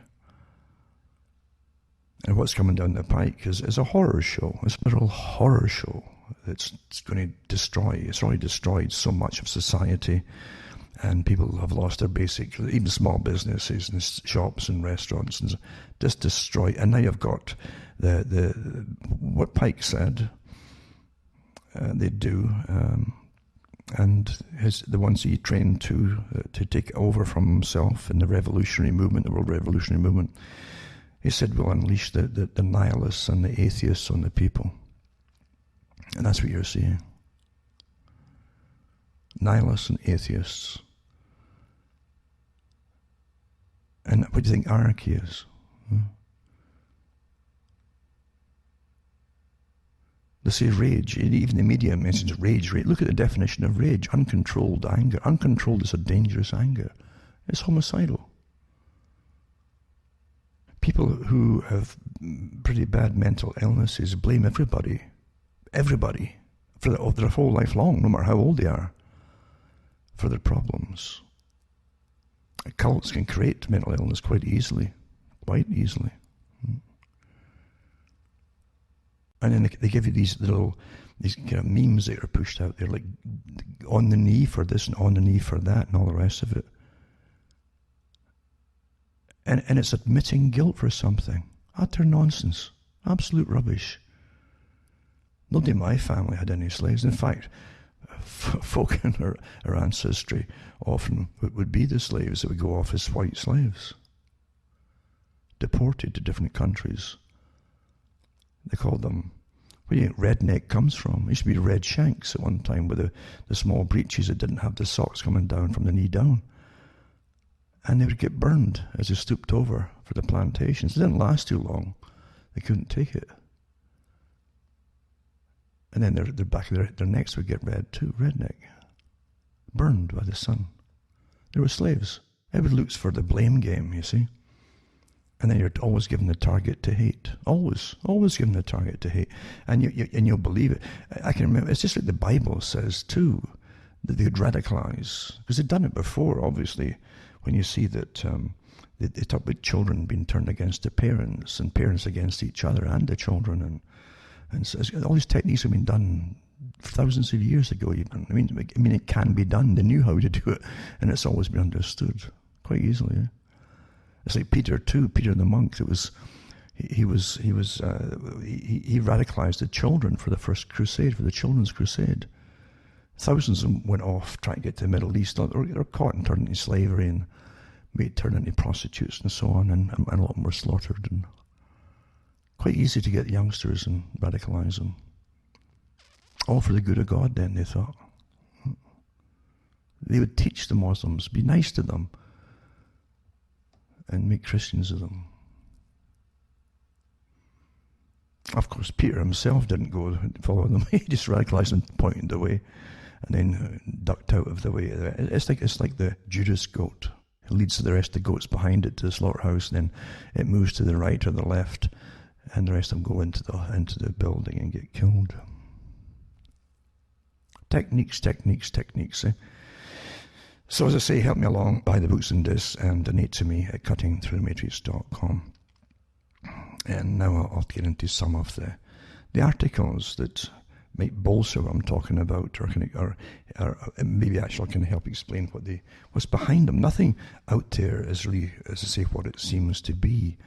When you have big movements and a big world agenda, you don't hear the World Economic Forum poo-pooing this and say this is terrible. They're allowing these radicals to smash and grab their way through cities and threaten all the people, to have them cowering in their homes and even trying to invade folks' homes and set them on fire. And so, who at the top is speaking out to say stop this?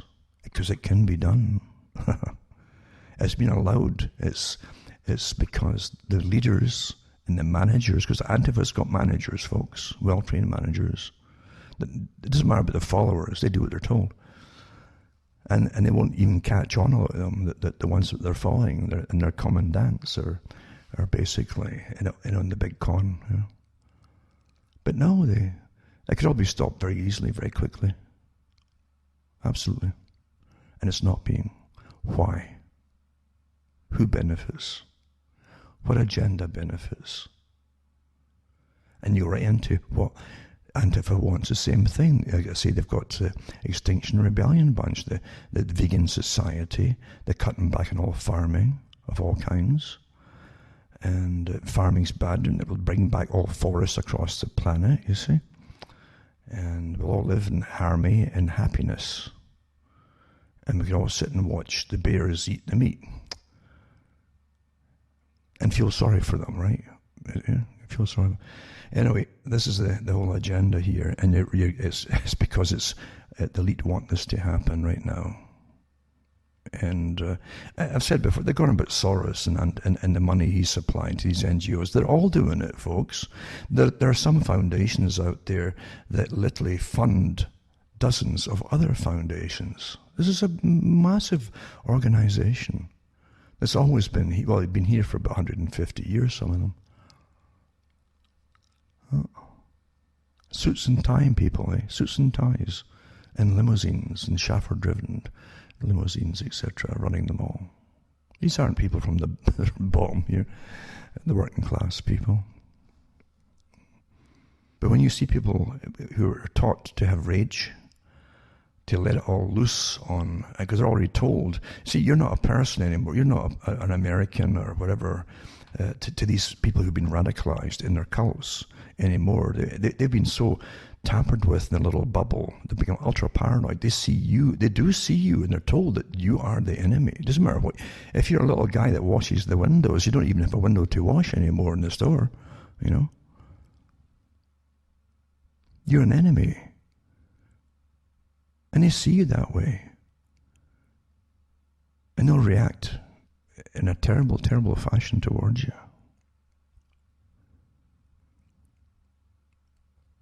And this is a movement. So even the ones you're seeing, once again, give them 10 years, 15, they'll be kind of mellow, and they've already got another bunch trained up to go further and further. That's how it's done. I've said for years, you've watched them create armies through the universities. And not just, they've trained them from the age of 5 at junior school all the way through their education to be radicals, all on board with sustainability and save the forest and let's all go back to pre-industrial standards of living.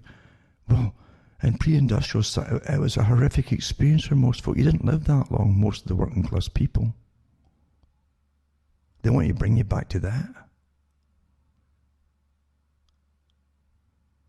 I hope you're understanding all of this. This is real, what's going on here. And they're not going to stop. And no one's trying to stop them, are they?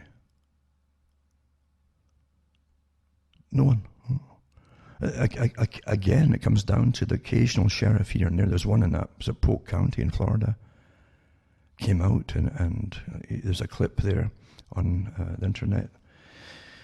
And he said to them, he says, because they were warning, these groups were putting out their little agendas. We're coming to your town next, and we're going to burn you all down and button. And the sheriff says, look, he says, I've got your message. He says, and here's ours. He says, everybody in this town is well armed. He said, well, we've all made sure of that. He says, if you come here to put holes through our homes and set them on fire and try to get into our homes, it says, we'll blow you right back out again. We're armed to the teeth. So that's it. That's the only answer. Where folk literally have no backing from their own governments as to what to do here. And you see where it's going to go, obviously. This is managed, folks. It's all managed. All managed. And the way they've used the racial thing is always, astonishing. So, look at the countries in Europe and Britain that they're sinking. If islands could sink, it would be sinking with the mass migration. Its population's way, way over what it was supposed to be capable of managing. Even Ireland's the same boat. Same boat. It's got masses of, I think there's another 17,000 waiting to be brought into Ireland during all this. And none of them are from countries that are at war with anybody. So they can't be called refugees. And the folks are sinking in debt to the World Bank and to the European Central Bank and IMF. This is all put on purpose, all of it. Sanity wouldn't allow it. Sanity would do something and stop mass migration when you're sinking in an economy that's gone. But you have to support everything. And then the people are shouting at you for being racist. When it's beyond generosity, the amount of folk they've been bringing in for years now. A lot of them have done awfully well for themselves. But the race card is a great one to play every so often. It's much easier. I think I was reading years ago, it was about, and it's really what every religion had come to in an agreement, in its teachings. Is the easiest emotion to express is hate. It's the easiest one. It's easy to live in hate and anger than to love anybody. Much easier. And that's why it's these techniques that are used upon people to get them to hate whatever it is the target's going to be. It's no different than your government's using the militaries, and they always make you hate the target. The gooks, the ragheads for the arrows, they always have names for them to dehumanize them. It's always the same. And it doesn't dawn on the folk now that they're all getting used by the same folk that run the military. Who really own the military at the top. They own the whole system. The infrastructure, the big agri-food businesses that really do own the farmland. They're not going to lose a darn thing. In fact, they'll take over any little farms you burn down. I mean, it's part of their agenda. Amalgamate them all. That's what you're living through. It's disgusting, but that's what's happening. Well, let's look at some of these little articles here to see what's going on, eh? And we can scare ourselves, maybe. No, we won't scare ourselves. Another one, a New York woman's impassioned plea to rioters has gone viral after it was shared online, with millions watching her tell rioters, "You're here profiting off of our pain." That won't bother them.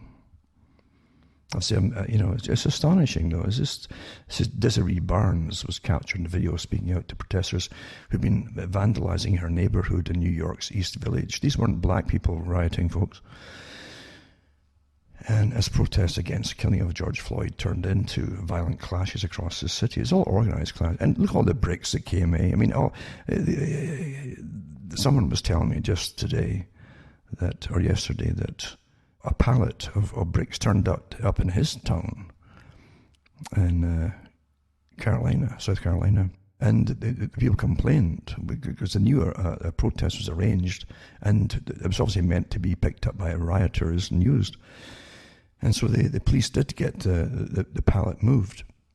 And it wasn't far from the police station, but the next morning it was back there again. Who's in on all of this? There's obviously a bigger organization, again, authorizing this at the top, allowing it to happen. The cameras apparently never picked them. Come on, eh? If you dropped a piece of paper in the street, you'd be done for littering. But they just can't see who drops off like tons of bricks.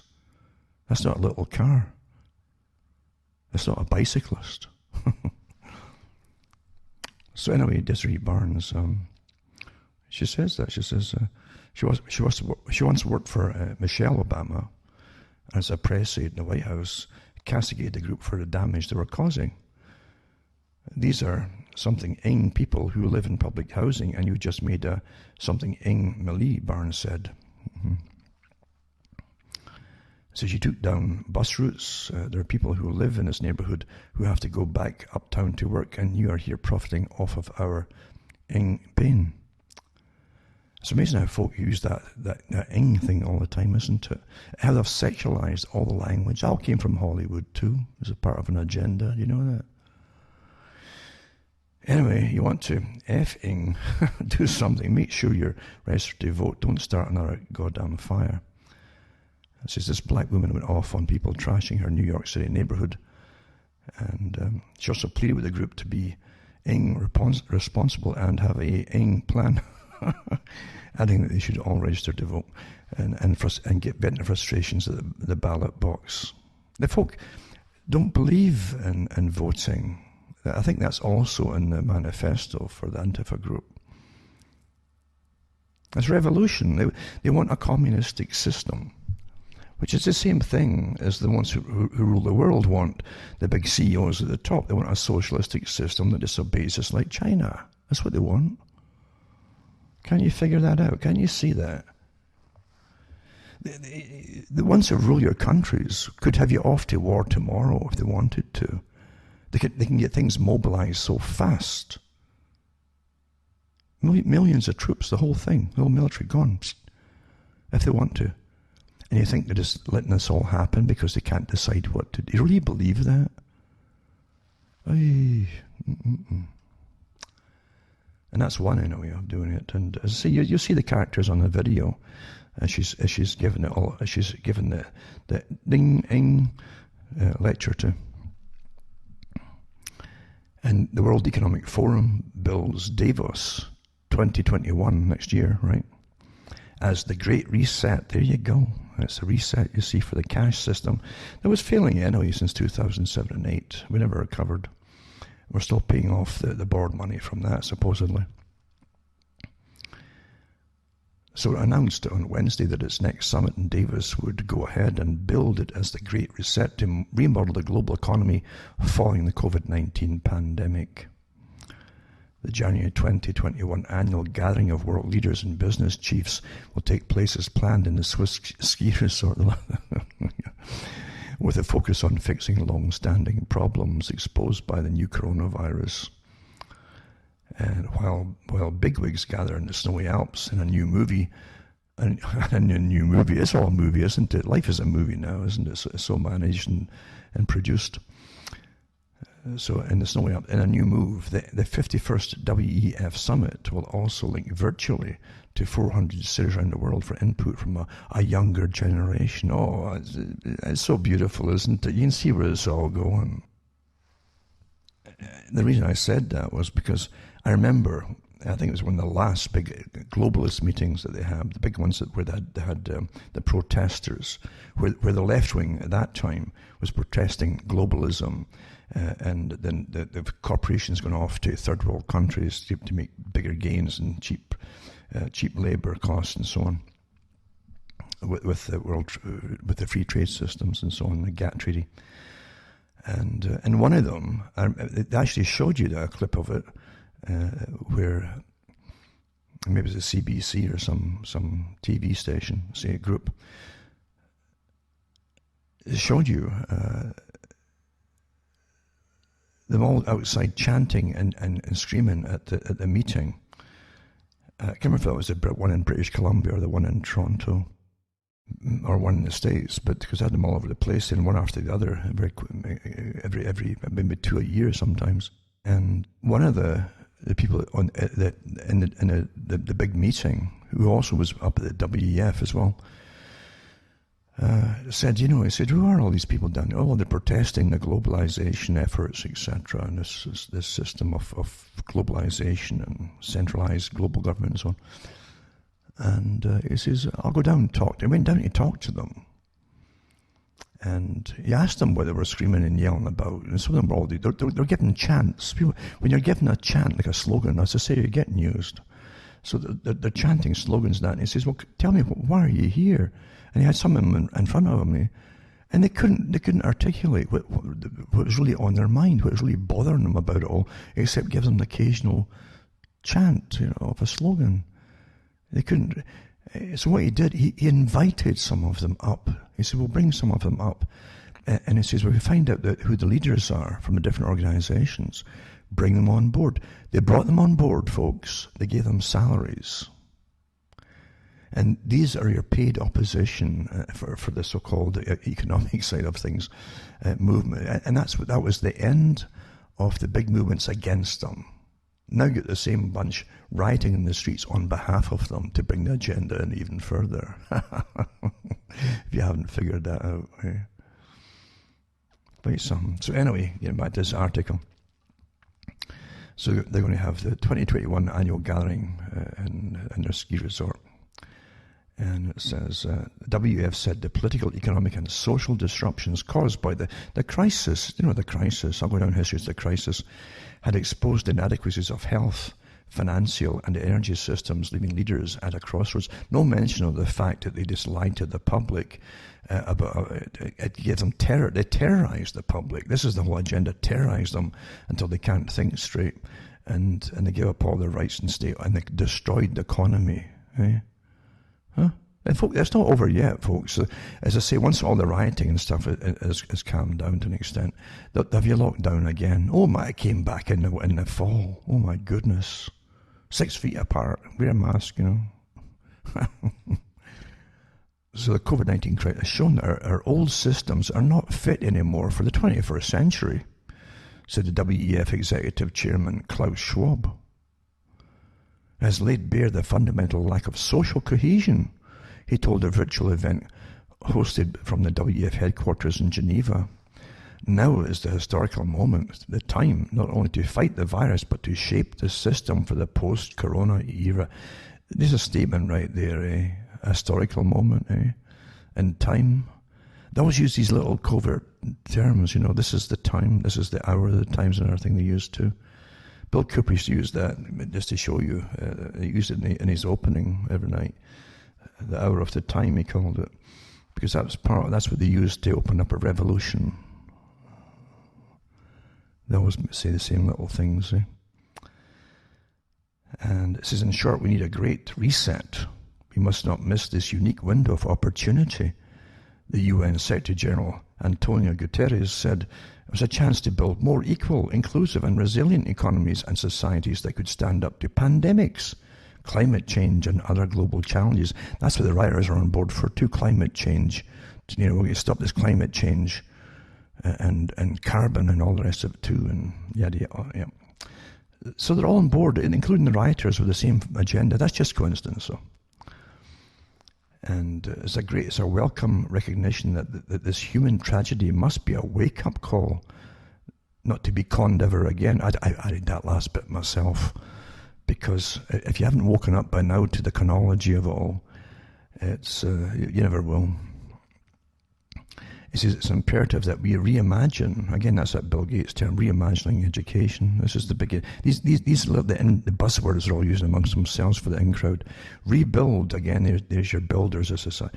Redesign, reinvigorate, and rebalance our world, he said. So it's unbalanced right now. The International Monetary Fund chief, Kristalina Georgieva, said that 170 countries would finish 2020 with a smaller economy than they started with. She's a genius, that's why she's put in that place. Right? With greater debt, she's definitely a genius, deficit and unemployment. My God, I wish I'd had her insight. I never thought of that myself. She said it was time to turn a page to have that history to be about the Great Reset, not about the Great Reversal.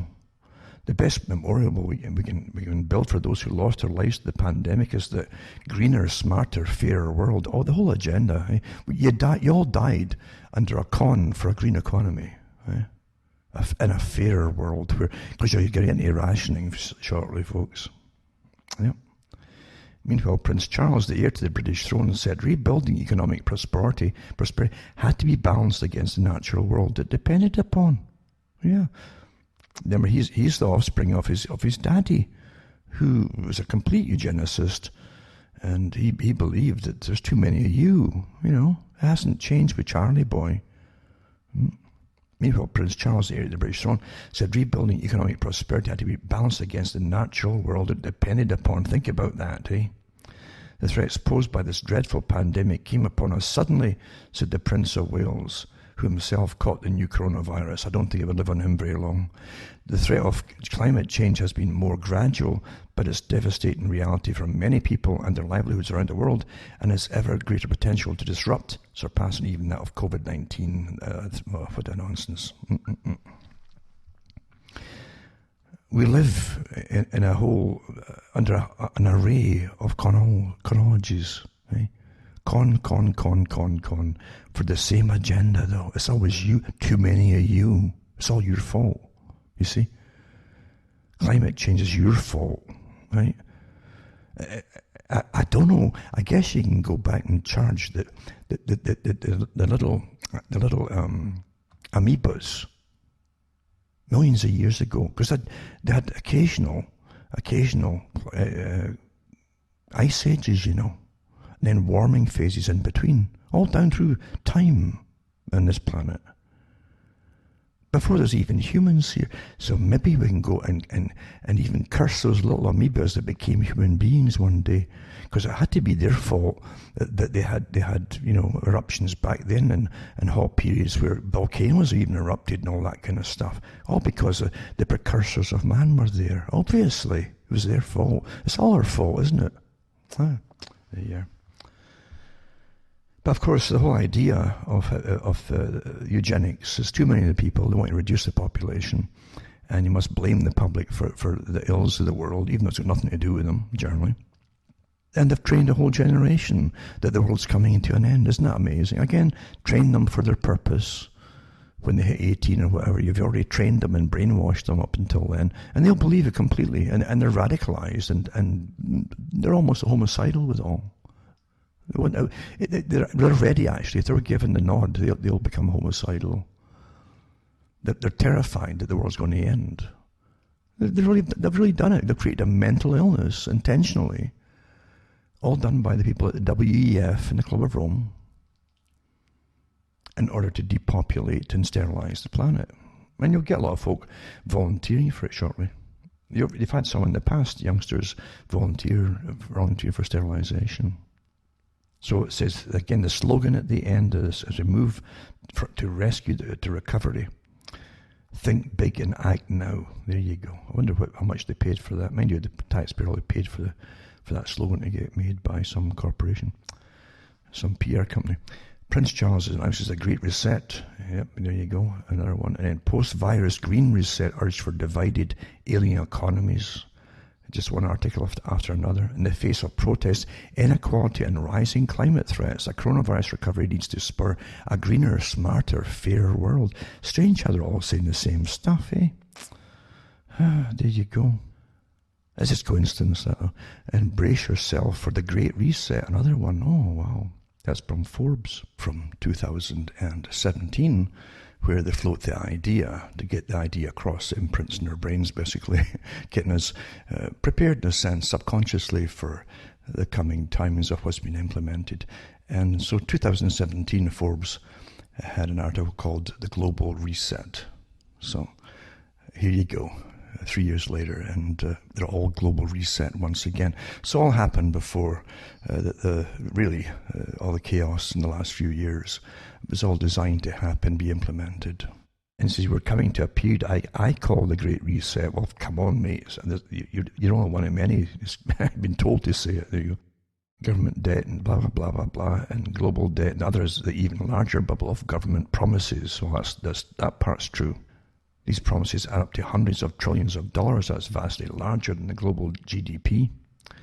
And there are real problems we must face. It will mean forging a new social contract. Where's the old social contract? I went out long ago.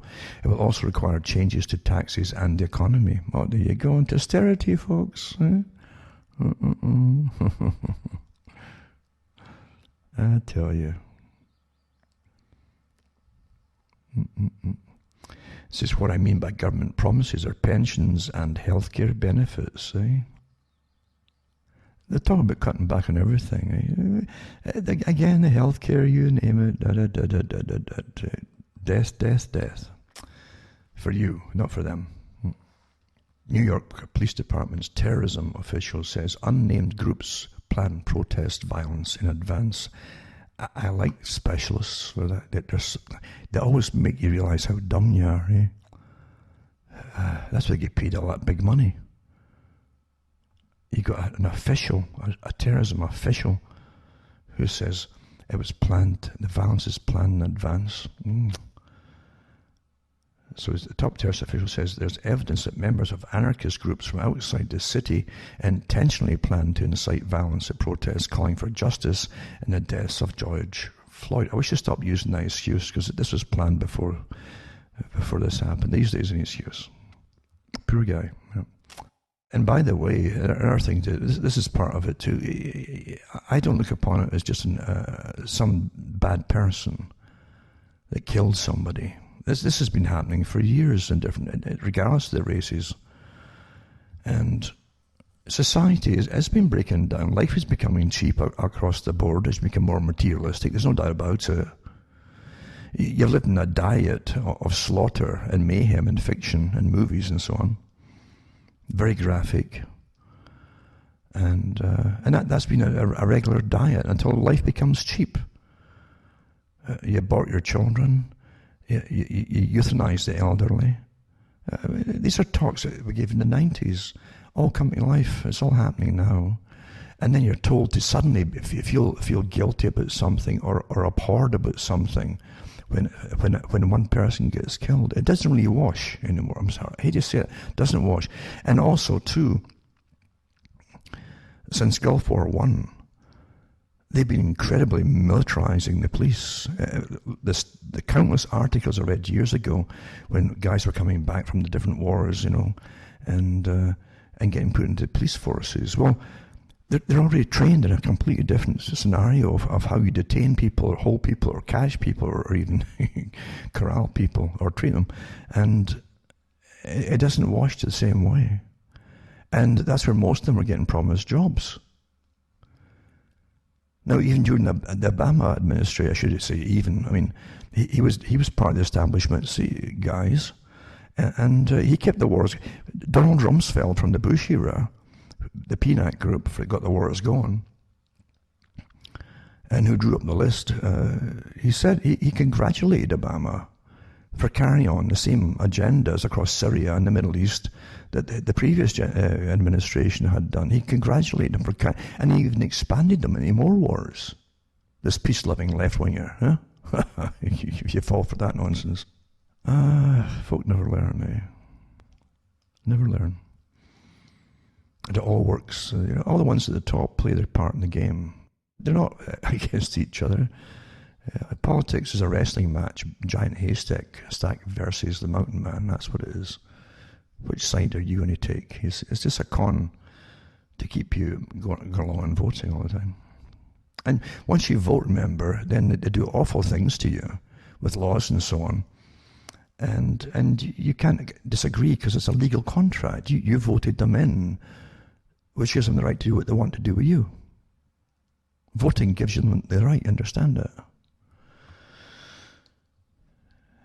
And they never do what you expect them to do because they're the liars. That's what they do to get into politics, they lie. So it says the Deputy Commissioner for Intelligence and Counterterrorism, John Miller, said there's a high level of confidence within the NYPD that these unnamed groups had organised scouts, medics, and supplying routes of rocks, bottles, and accelerants for fires, for breakaway groups to commit vandalism and violence. There are strong indicators they plan for violence in advance using at times encrypted communications. They know all this stuff. This is stuff for general consumption, really. And this is 1 out of every 7 arrests of 686 so far since May 28th have been people from outside of state or out of the state. Said those arrested came from Massachusetts, Connecticut, Pennsylvania, New Jersey, Iowa, Nevada, Virginia, Maryland, Texas, and St. Paul, Minnesota. They know a lot more than that. They also know that a lot of them are descendants from old Bolsheviks. And that's a fact. That's a fact that their grandparents were Bolsheviks, and their parents too, some of them. They know that. They're well aware of it too. And they know who they all are.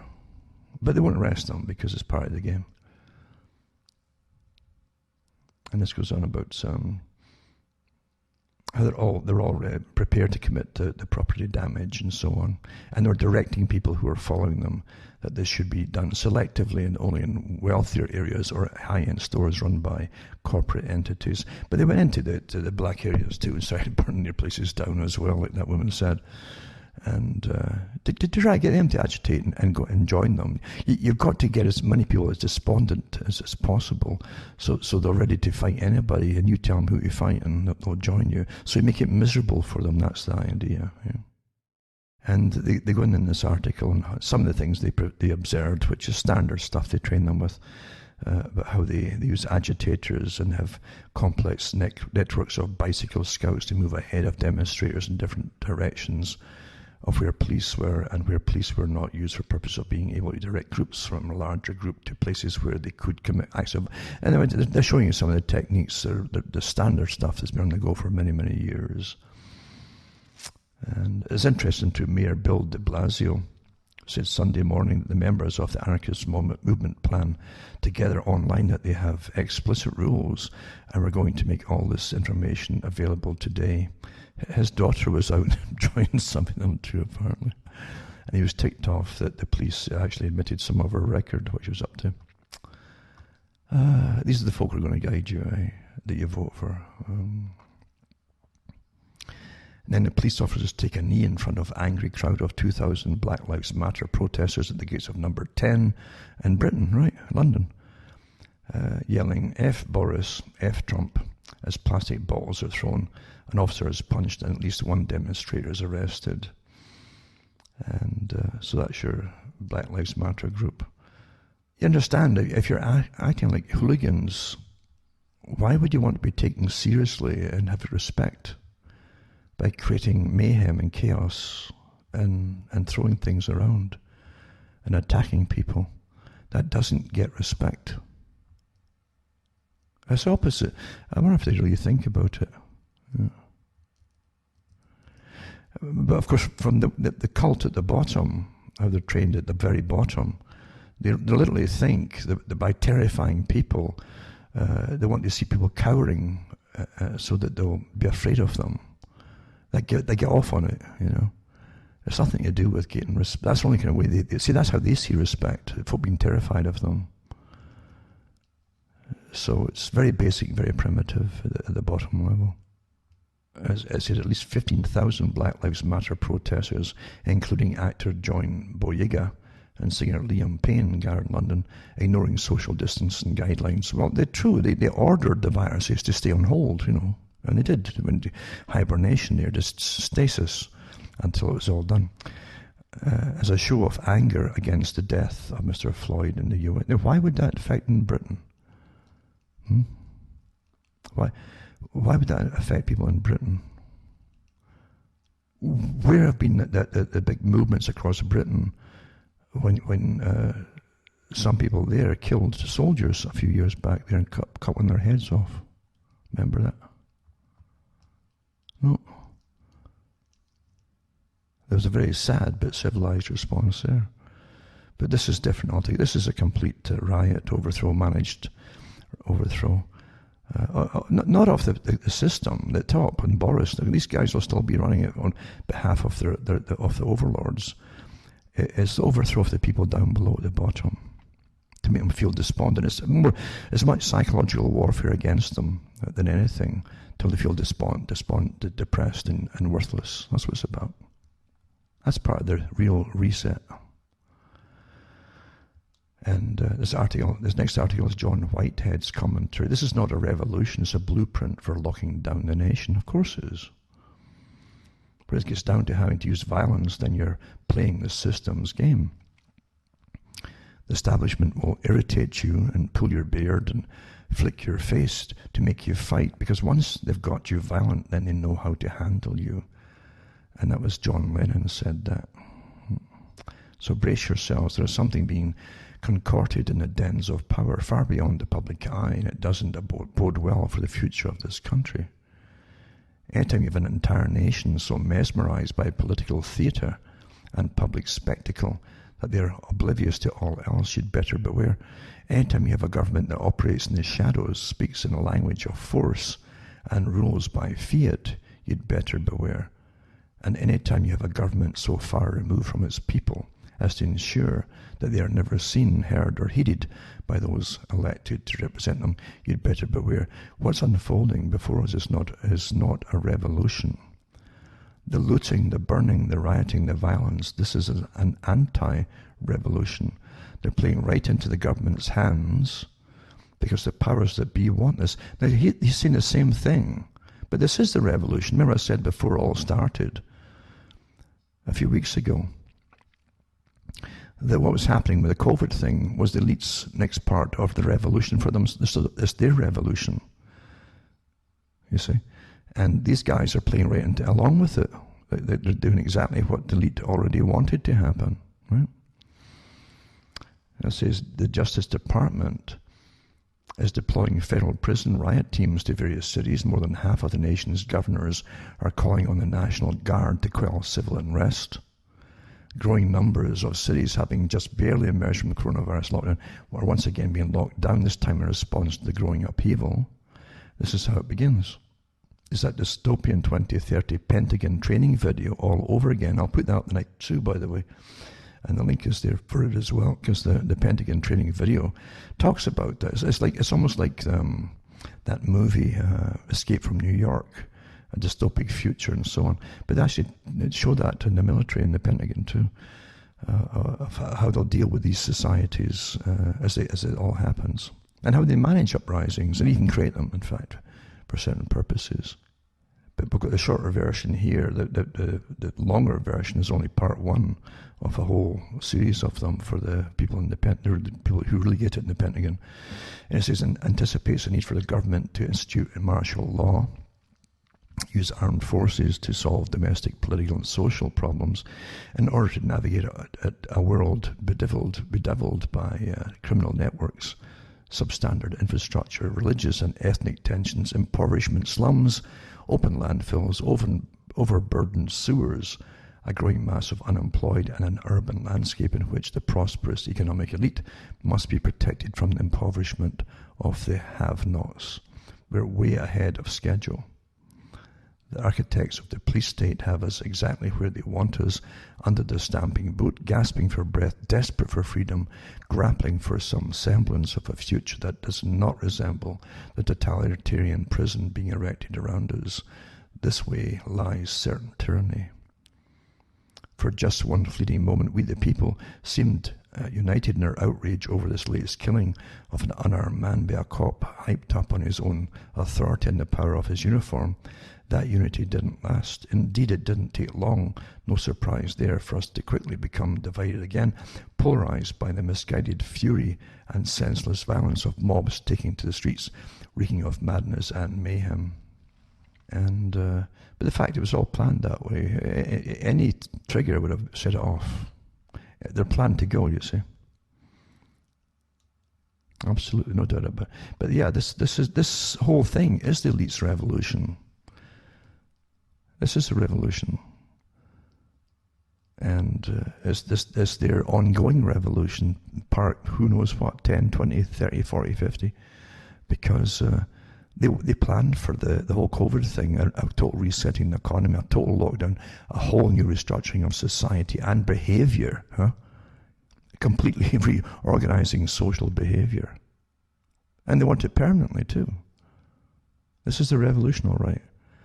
And again, grabbing and plundering the economy for themselves. With every reset, they win and everybody else loses. Look at the trillions that were thrown around the corporations and Wall Street. Trillions. Gifts. Poof. Every country did the same thing. So where your currency gets back to any kind of normalcy, it's not normal at all. You get maybe 1/4 of what it was worth before.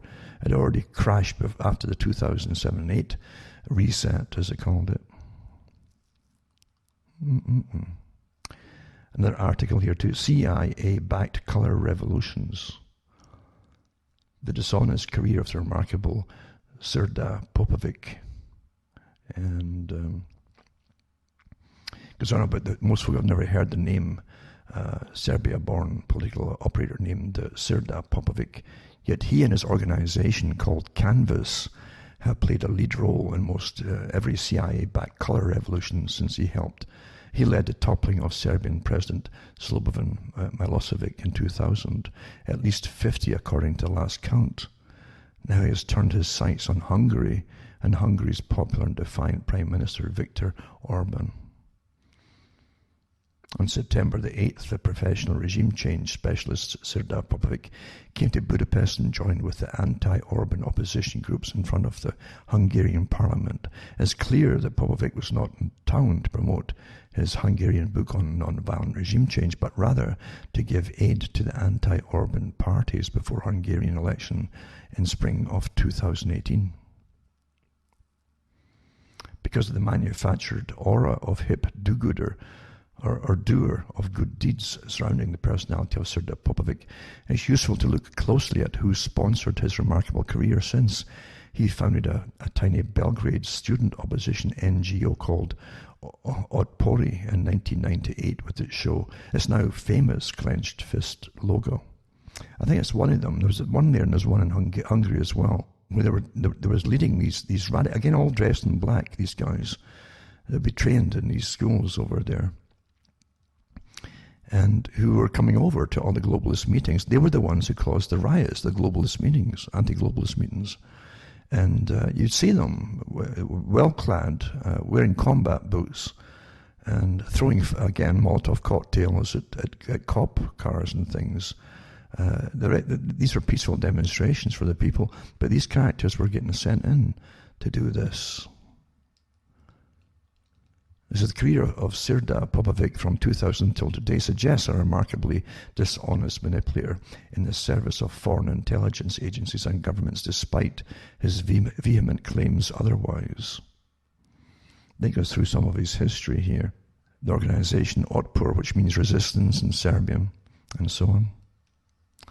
And how he'd get student groups organized. It meant, too, he'd have to dish out big cash, meaning he was well-sponsored, well paid for it.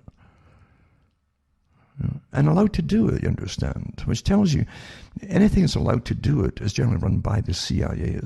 The CIA are the masters of overthrowing governments across the whole planet, and including inside America, the US.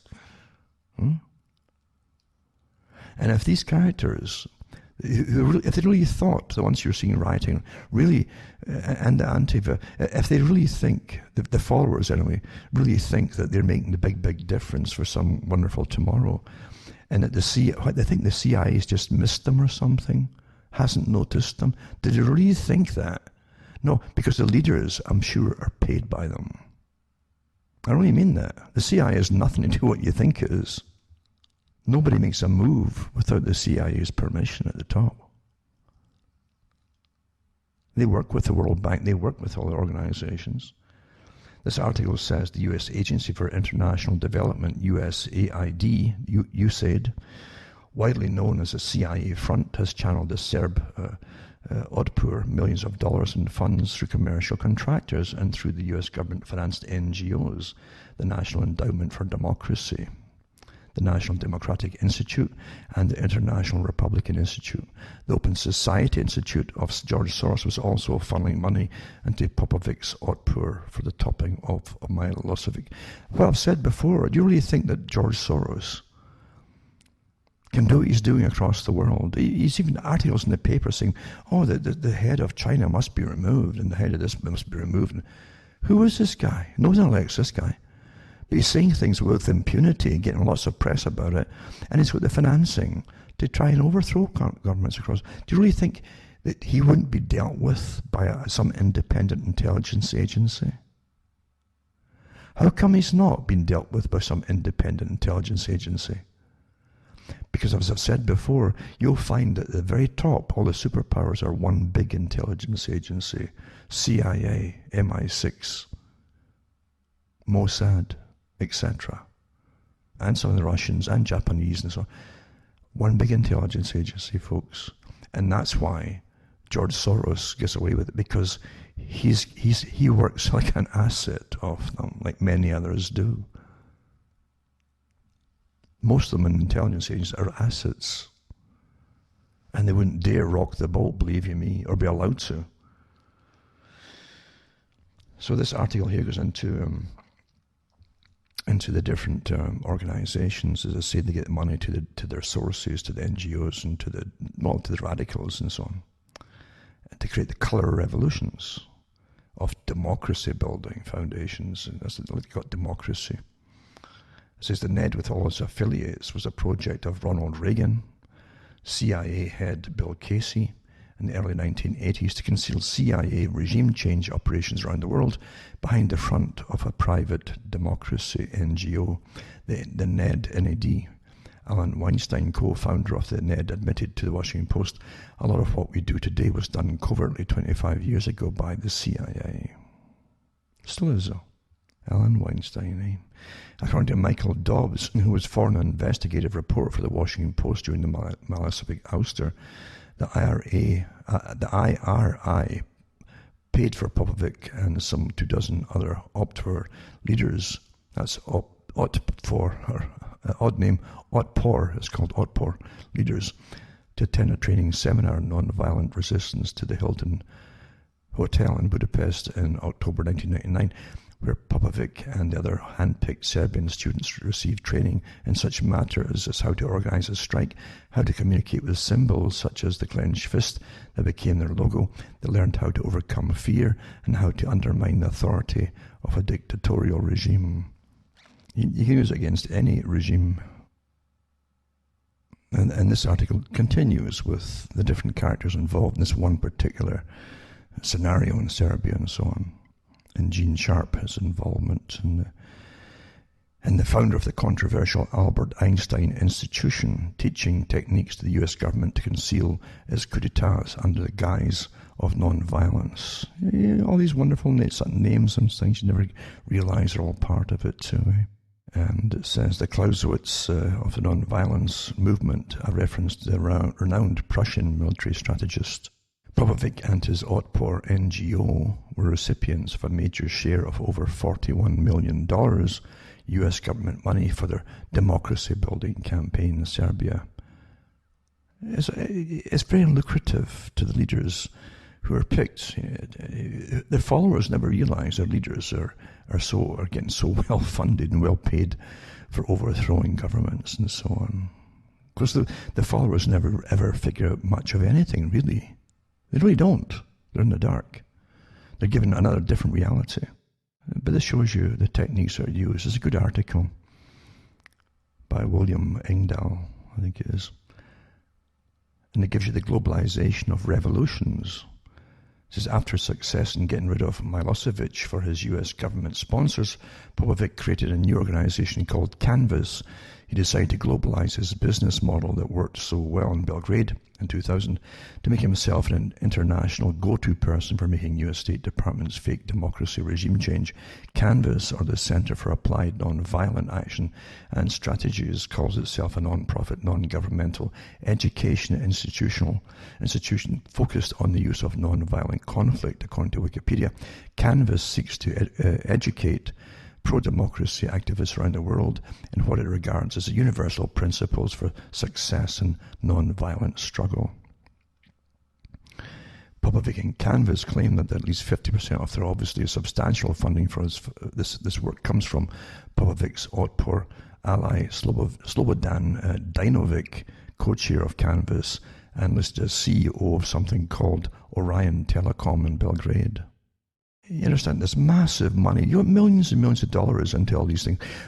Do you think all this stuff is happening for the leaders of this across the whole US riot that's going on at the moment? Well-managed riot. Never mind its affiliations in London and elsewhere across the world. Do you realize the millions of dollars it's costing to make all this happen? And if these leaders didn't get their paychecks, they'd just go home. The followers just, they do what they're told. They never figure it out.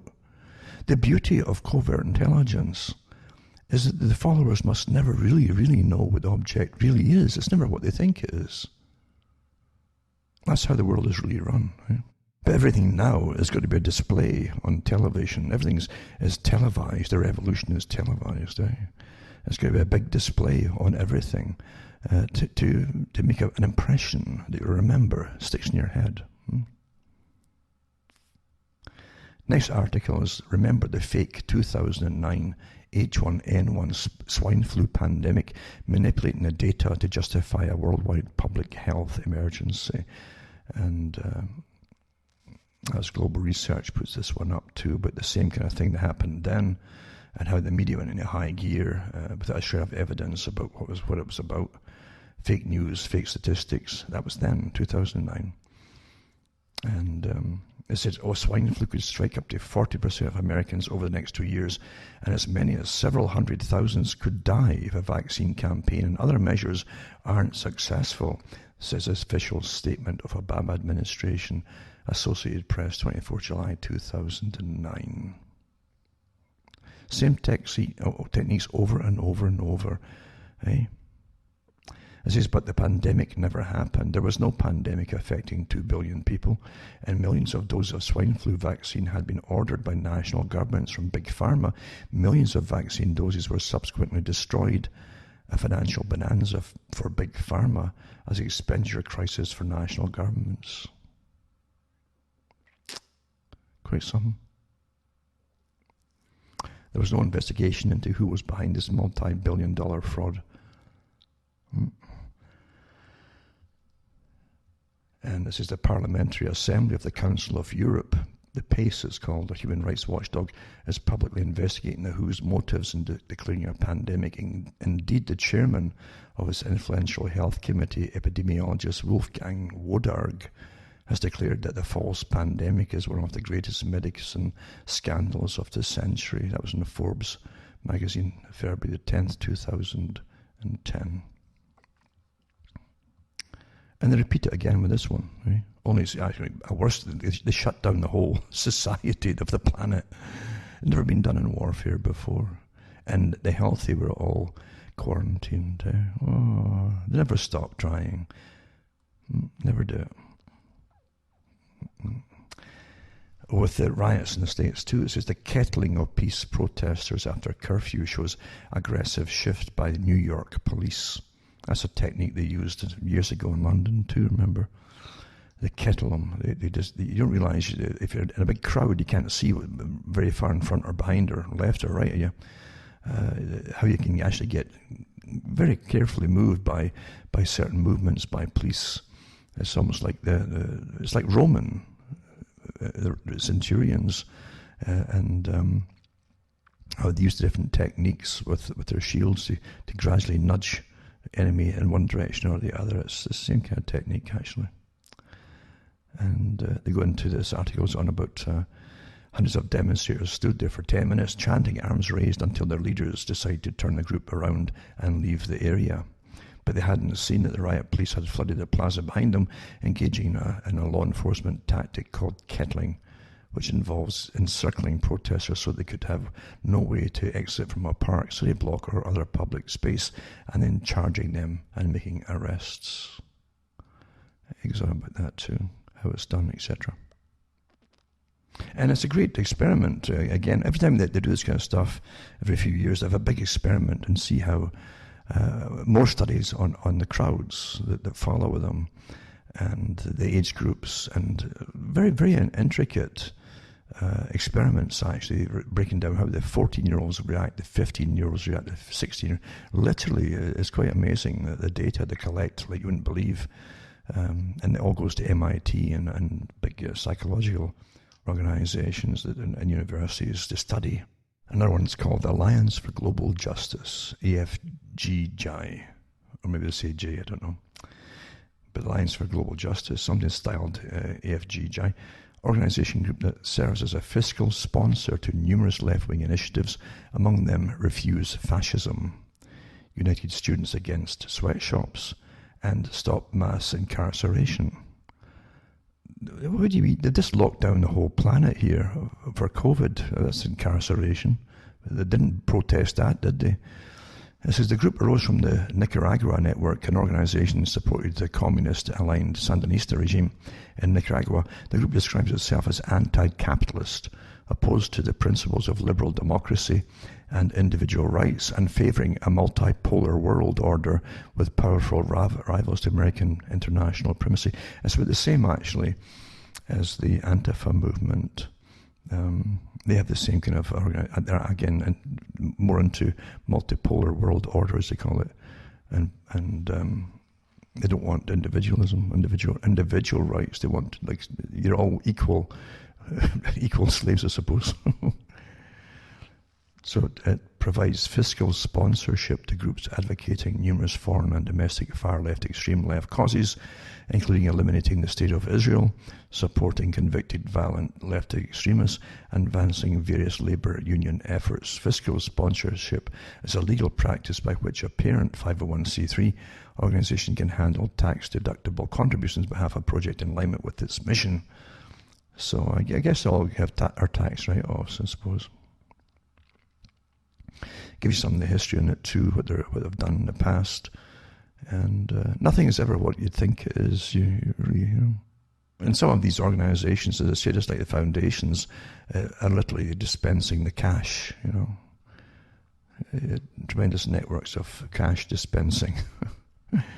America masterminded colour revolutions around the world. Now the very same techniques are being used at home. It's a different article here.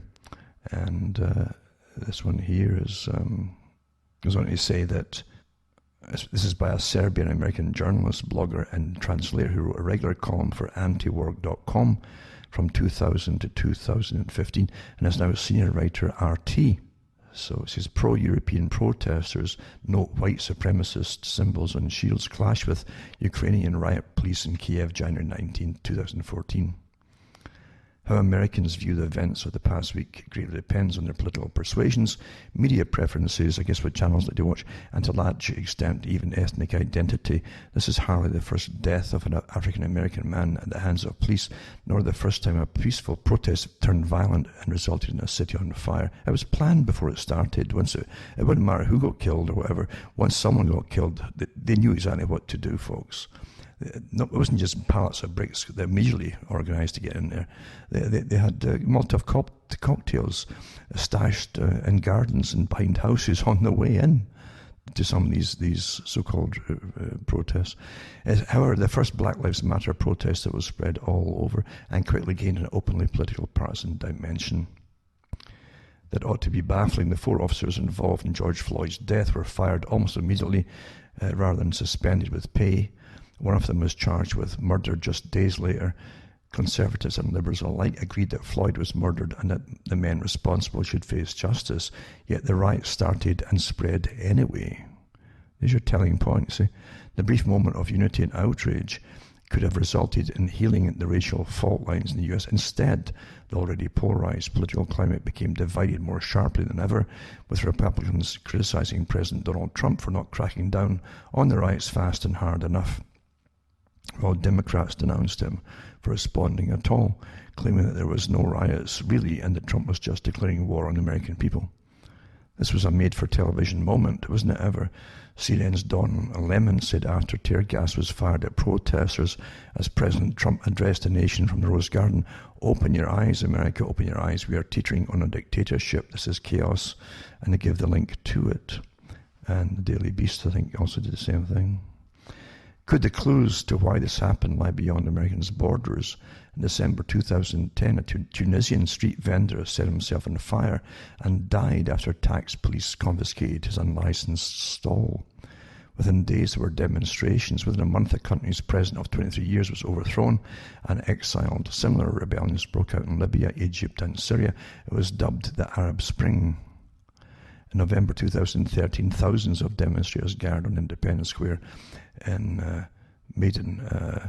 this is in Kiev, Ukraine, protesting the government's decision to reject a trade deal with European Union attempts by police to clear them out, resulting in clashes with armed protesters and eventually a firefight, where snipers allegedly loyal to the government opened fire on the crowd. Finally, in January 2014, violent protesters stormed the government offices and declared themselves in charge. And the 2014 Euromaidan, it's called, fully endorsed by the US, was a far more violent iteration of the Orange Revolution from 10 years earlier, when sympathizers of an opposition coalition refused to accept the results of an election and forced the government to hold another one.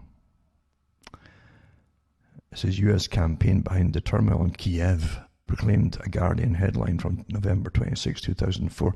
The operation engineering democracy through the ballot box and civil disobedience is now so slick that the methods have matured into a template for winning other people's elections. The article beneath it said, adding it was the first used in Europe in Belgrade in 2000. It shows you the techniques and how there's nothing ever is what it seems to is portrayed to be by the public, especially at the time when it happens. And they go on about the recent one in Bolivia, was successful recently. The Venezuela, which wasn't successful, and Hong Kong, where pro-democracy protests against all extradition. An extradition bill lasted long after it was withdrawn. And then the Hong Kong protests were embraced by the progressive firebrands, such as Congresswoman Alexandria Ocasio-Cortez and her squad, calling for something similar at home against Trump. Interesting enough too, isn't it? Marginalized communities have no choice but to riot, Ocasio-Cortez said on a radio program July 2019, adding that she meant communities of poverty in the US as well as around the world. That was long before COVID-19 killed more than 100,000 Americans, and lockdowns imposed to stop it cost 40 million Americans their jobs long before George Floyd. So it shows you how it's all really, it's just building up, and planned, and you get geared towards it, and you wait for the spark, and away it goes, you see. And it's all organised in advance. That's how things really are. And again, the tremendous social upheavals were planned in advance as well. What do you want? How do you make it happen? And guide it to its conclusion, and there you go. The article says, Antifa arrests are coming, concerns over riots heading to suburbia, government source says. As I've said before, the actual Antifa groups and so on are sending messages to different towns. They're coming for them. We're coming for you. It says agitators behind the rioting that's paralysed the country over the past week want to move into more suburban areas, a government intelligence source has told Fox News. Much of the worry stems from the notion that many in well-armed suburban and rural neighbourhoods won't hesitate to exercise their Second Amendment rights, and elevated anxieties could lead to heavy confrontation. Antifa knows this, said the source, who spoke on the condition of anonymity. Local and state authorities have got to get a grip on this, because if it moves to the suburbs, more people will die. And they will. The folk in rural areas aren't going to stand for folk burning them out of their homes. And why should they? Why should they? This is the message, you see. And Antifa knows this too. They're waiting. They say, my goodness, Trump has done nothing yet so far as they can see. And as I say, the police are kind of standing down to an extent because they get no backup at all, no backing from their bosses. If your bosses won't back you, they won't work. If the military or even the National Guard aren't going to get the backing of the leadership at the top, that they won't push anybody around, even to save themselves. Won't happen.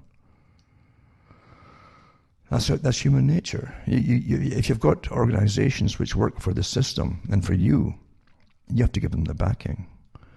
And you do it by the leaders telling them, we're backing you 100%. Then they can do their job if it gets really, really bad.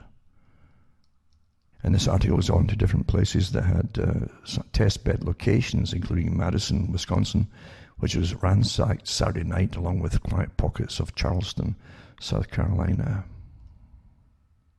And then it goes on to how riot groups come together to loot and destroy. As I say, there's nothing really that they don't know about these organizations. You know, even I can remember an RCMP guy came out and put a book out on his life inside Hell's Angel group out west in Canada.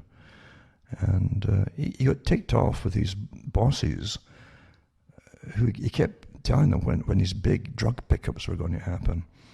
And his bosses, he couldn't fathom out why. He wouldn't let them go ahead and pounce on them and grab them all at the same time with the drugs and that.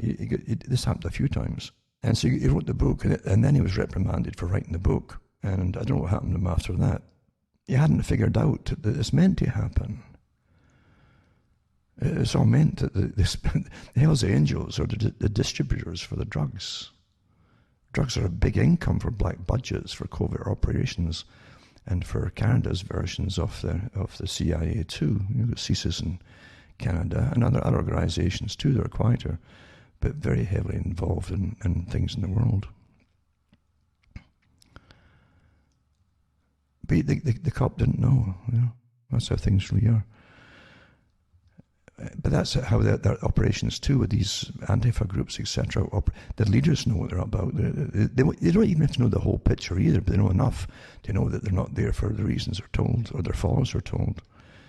And this is to break society, which is going to be into this sustainable world. We have to have a new world system of governmental system along socialist principles, almost verging on communism, which will create more efficiency for food distribution and funding of money and basic goods and basic necessity, etc., to the people. So this is on behalf of them, those guys at the WEF, the World Economic Forum. That's what it's about, folks. The rioters are just doing their bit. They don't know it themselves, except for their bosses, who get well paid to do it all. And this article was on about looters run wild in the Bronx, as the video shows NYPD officer being beaten, and Fordham is on fire, it says. That's quite something, isn't it? The times in which we live, but again, previous generations went through similar things. But everything now is televised, isn't it? It's going to be a good production for TV, and that's how it's done. Well, I'll put Antifa's handbook up as well, a primer on violent illiberalism. And this article goes on about Keith Ellison, Deputy Director of the Democratic National Committee and Congressman from Minnesota, recently ignited a Twitter firestorm when he tweeted out a picture of Antifa, the anti-fascist handbook, a book he declared that would strike fear in the heart of Donald Trump. Upon reading Antifa, it's easy to see why the tweet generated so much controversy. Since its release late August, the handbook by Dartmouth lecturer Mark Bray, who's got his own story, by the way, who himself really is kind of communist, you might say, has garnered attention as one of the few windows available into the mind of the newly prominent Antifa movement. Bray makes clear from the beginning that the book isn't an attempt at a neutral rehashing of facts, but rather is an unabashed partisan call to arms for the purpose of equipping activists with the history and theory necessary to defeat the resurgent far right.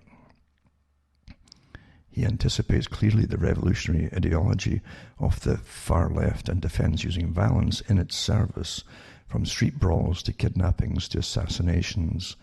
For those who do not desire to see the world reborn in the flames of global anti-capitalist revolution, the popularity of the anti-fascist handbook should prove alarming. It is quite fascinating, isn't it? I think about the whole thing about the US, and they go on and on about, they can't use the troops, etc. Well, what are you supposed to do if the commander-in-chief doesn't even put the National Guard out to even save themselves? And they're hoping in a wing and a prayer that the police are going to be able to manage it, even though the police aren't getting the psychological, authoritative backing of the leaders.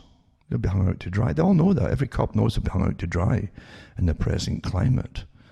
If they were to go ahead and even stop a murder happening in a riot, and a rioter gets killed in the process, they know what's going to happen. So they won't do their job. Obviously. But what gets me is, again, that the left will say, well, you can't it's true, you're not supposed to use the troops inside America. And even though they brought them in, that's true, from abroad, when New Orleans got flooded that time, when the booms bust and so on. They brought some of them in then, but it reminded me of Pierre Trudeau, Justin Trudeau's daddy. Now, Pierre Trudeau, at one time in the 1950s, 1952, was the head of the Young Communist League for Canada. And he took the delegation over to Russia, the Comintern. He was the head of the delegation at that time.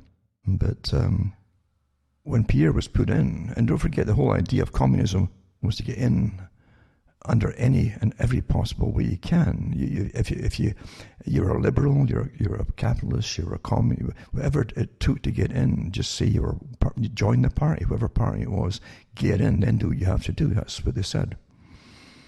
They even discussed this with his pal at one time on a CBC program. His pal did more talking than he did. That was René Lévesque. And he said, well, we were young then, when they were communists and Marxists. And we did what we have to do. And when Pierre Trudeau was in, now under the guise of liberal, you see, there was a group of communists who kidnapped a dignitary in Canada, and they wanted to kidnap them and ransom them, or get safe passage to Cuba or something. And it was amazing because everybody knew what Pierre Trudeau had been, and was obviously. It wasn't something you changed like a different kind of clothing, where his sympathies lay and what he did in the past. And maybe they thought they'd get support, these guys, but Pierre Trudeau worked for the real group at the top. See, the real globalists. He turned on the troops on Montreal loose. And at the time they says, when he said it, the media interviewed him and said, you don't really mean it, surely nobody would do that. He says, oh really? He says, just watch me. And he did.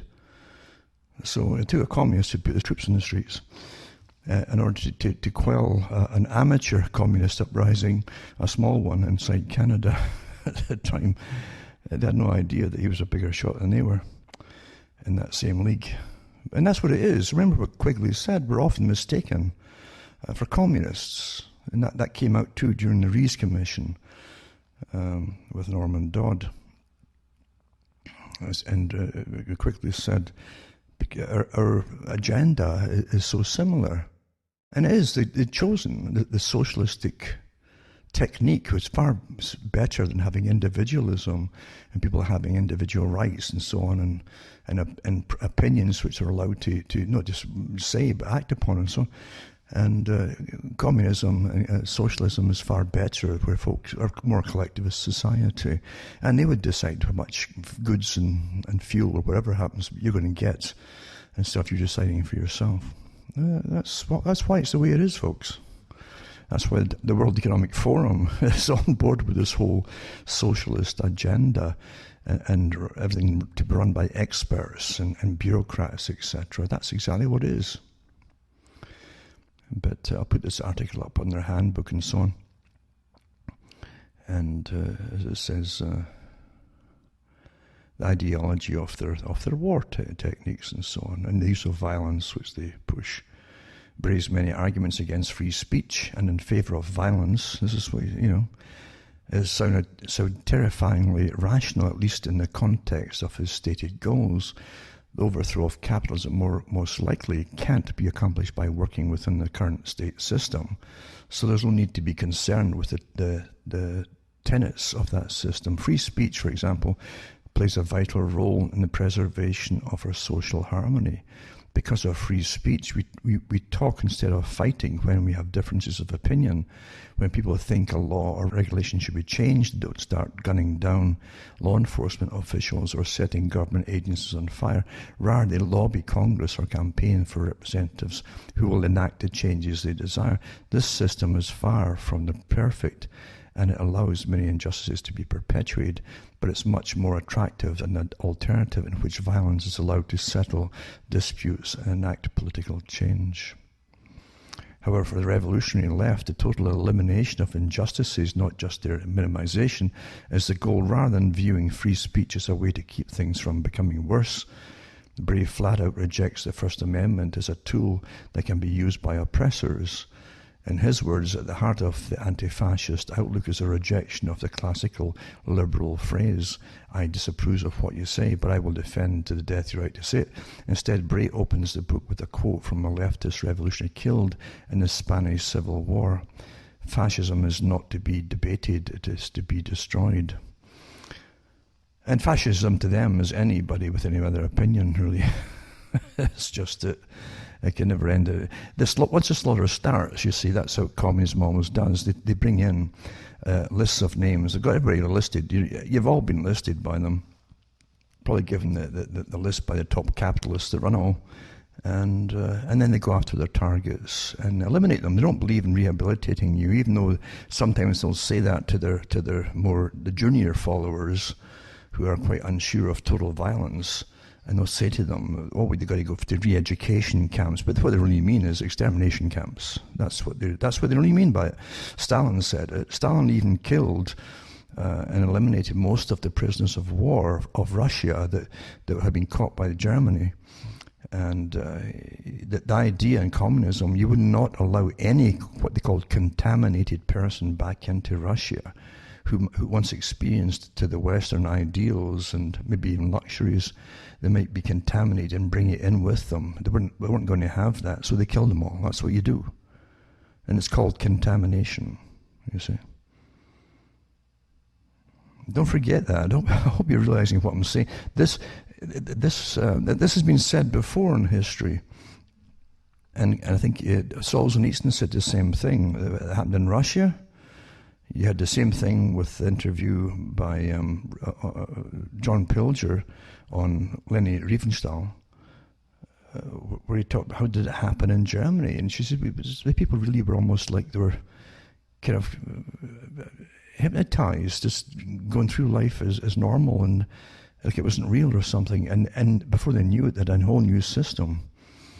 But I think it's even more obvious with in the way that Alexander Solzhenitsyn said that in the beginning, it's the same thing. It says, everybody said to themselves, it couldn't happen here. And not now. You always think you're living in the now, the pinnacle of the now, not in the past, you see. That's how you think. And you somehow think, we're more evolved now. We've somehow become different and better and more humane.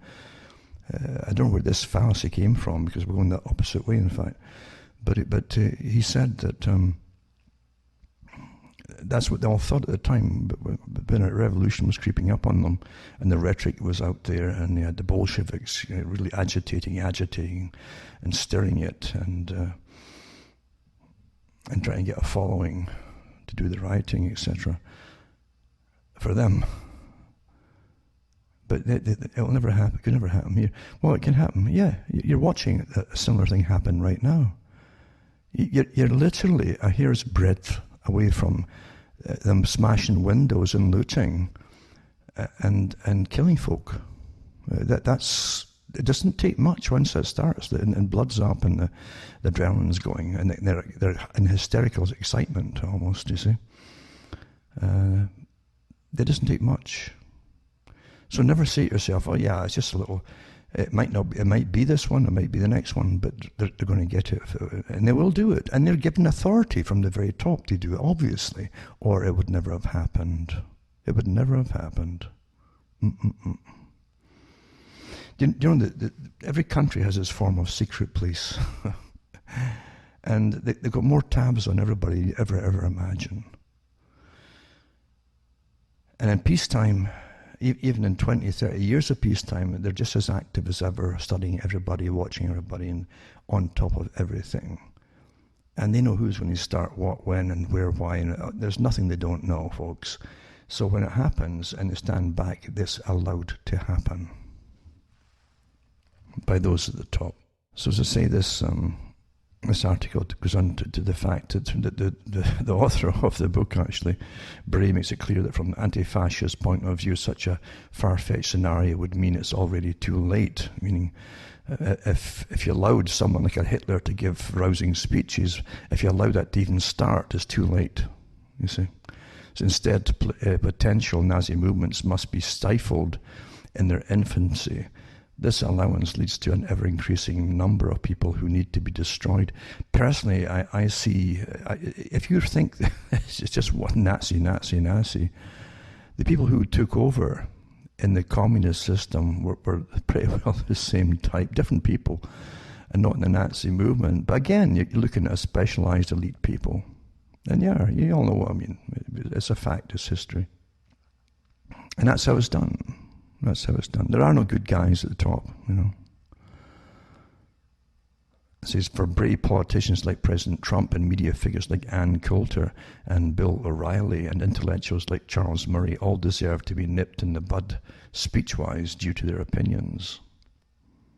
And by the time he's finished, Bray has thrown everything and the kitchen sink into the category of fascist ideologies that must be targeted, ranging from whiteness. So if you're white, you understand, if you're targeting people racially, what do you expect to happen except a race war? Because folk will have to eventually defend themselves when they're being targeted for annihilation. Huh? Hasn't that happened before with other peoples in history who are targeted for complete annihilation? Does that ring a bell? Ding, ding, ding here? Huh? But again, it depends who's doing it, doesn't it? Including someone who even thinks that they were on the receiving end at one time. That's exactly what Peter Hitchens mentioned too. that he was trained to be a revolutionary in university, and Oxford, I think he was. And he said by the time he came out, he was ready for blood. I mean, that's how he was trained, with him and many like him. And he said that one of the first things he learned was how to stop people from having a point of view and to squelch any freedom of speech of opposition, you see. That's standard stuff. They don't believe in points of view. No, it's there. And it's total murder eventually, literally. How else are they going to stop it? Why do you think it's always the same scenario as they slaughter people under the guise of socialism, communism? That's what they do. That's how it's done. Until you end up like a place like China, kind of like China, where everybody pretty well, in public at least, always voices some opinions on every topic. All the authorized opinions, that's what you've got. And it took years before Peter Hitchens realized that he'd been brainwashed. That Article 2, armed citizens defend town, and says rioters and looters keep out. A tale of two cities, Spokane, Washington, recently suffered riots and looting, and the neighboring Coeur d'Alene, Idaho, which has averted thus far the same kind of planned havoc. Retired military and law enforcement personnel who regularly monitor the websites and activities of militant leftists told the New American that Coeur d'Alene, 30 miles east of Spokane, has been targeted by the same Antifa Black Lives Matter agitators that have left Spokane and other American cities in flames and smouldering ruins. Do you realize how this looks like to the rest of the world? It's like a failed state, doesn't it? That's how it seems if you look at the media. We saw that they were planning to strike Coeur d'Alene Sunday, and we sent out an alert to hundreds of our area contacts. And it says the defenders will call, the Coeur d'Alene defenders we will call THAAD, told the New American besides their website activity. We saw several of their people scouting Coeur d'Alene with particular focus on Winco, a large supermarket near 190 interstate, or the I-90 interstate. Sure enough, Monday, several van loads of Antifa BLM agitators, 30 or 40 of them, unloaded at the Winco parking lot and took up positions. We were ready for them and soon had 100 to 150 armed defenders there, in addition to a group of biker patriots and their Harleys who showed up. They were not going to burn our city, they said. And she says that one of the defenders there said that it remained peaceful between the two groups because the Antifa BLM crowd was outnumbered and outgunned, even though our side was non-threatening and expressing our beliefs that protesting is fine as long as it doesn't get violent or destructive. They clearly were intimidated by our presence and our message that we mean business, she told the New American. A subgroup of the agitators broke off from the Winco gathering and met up with a band of cohorts several miles away in the downtown Coeur d'Alene business district on Sherman Avenue, a popular centre of cafes, pubs and shops. Again, they were vastly outnumbered and outgunned by local citizens who came out in force to assure that their town didn't join the list of cities destroyed by the revolution. Coeur d'Alene, a beautiful resort town of a little over 50,000, is the county seat and largest city in the Idaho Panhandle, it says. And that's what they want, of course, is to go in and pillage, destroy, and burn and loot. And of course, anybody who can't fight back is done for, eh? That's as simple as that. You give up and just walk away. Your government's not going to help you. And that's what they know. They want this to continue and get even tougher if they can.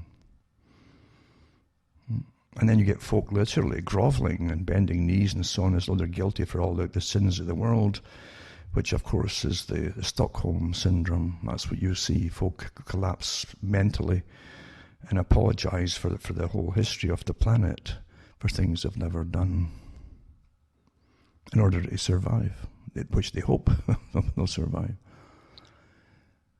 Another Article 2 is, we keep missing Julian Assange's news, but he's been too ill apparently to even attend some of the meetings they've had. Supposedly, all we get is second or third-hand news, isn't it, on him? Because and where's the protesters for his cause? Eh? Do you realize when it's so selective, and the whole anti-war movement suddenly was all quiet when it came to attacking Iraq and Afghanistan and then Syria, completely just non-existent, because they're turned on and off by the ones who control them all. This is so obvious from big marches in the streets, anti-war during the Cold War, and so on, and then the massive protests against globalism, and then switched off when the actual wars start, completely switched off, and then switched back on again under the excuse. It's an excuse, albeit it's bad enough what happened with one man getting killed like that, but they're completely ready for a complete communist revolution. On cue, right when everybody's getting loosened up from the COVID lockdown, on cue, and everybody's back stuck in their homes again, trying to evade this burning down and looting and all the rest of it. Huh? Come on, wake up, folks. And yeah, nobody's out there protesting for Assange. None of these characters will.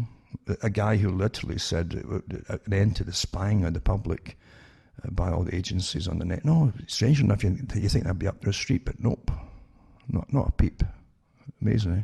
And even though they've got the LGBT group, a lot of them with them, you see the rainbow insignia on a lot of the rioters in the fronts, and the front groups and so on. And but what about Chelsea Manning? Where's all the protests? Where was the LGBTQ groups when Chelsea Manning was going through hell in the prison? Who was standing up for this person who stood up against the system at the time and even disclosed to the world what horrible atrocities were happening on behalf of the American forces at the time over in Iraq and other countries? And because of that, he was punished. No, there are riot for other things, but no, forget that. Some people who literally showed what was happening with war and all the rest of it. But they complain about the capitalist system, fascistic system, supposedly. And people who are exposing the real stuff that was going on behalf of big corporations that grab the loot and oil and all the rest of it, get punished, like incredibly punished, just for showing the people what was happening. And there's none of these people are standing up for them. They're very selective, aren't they?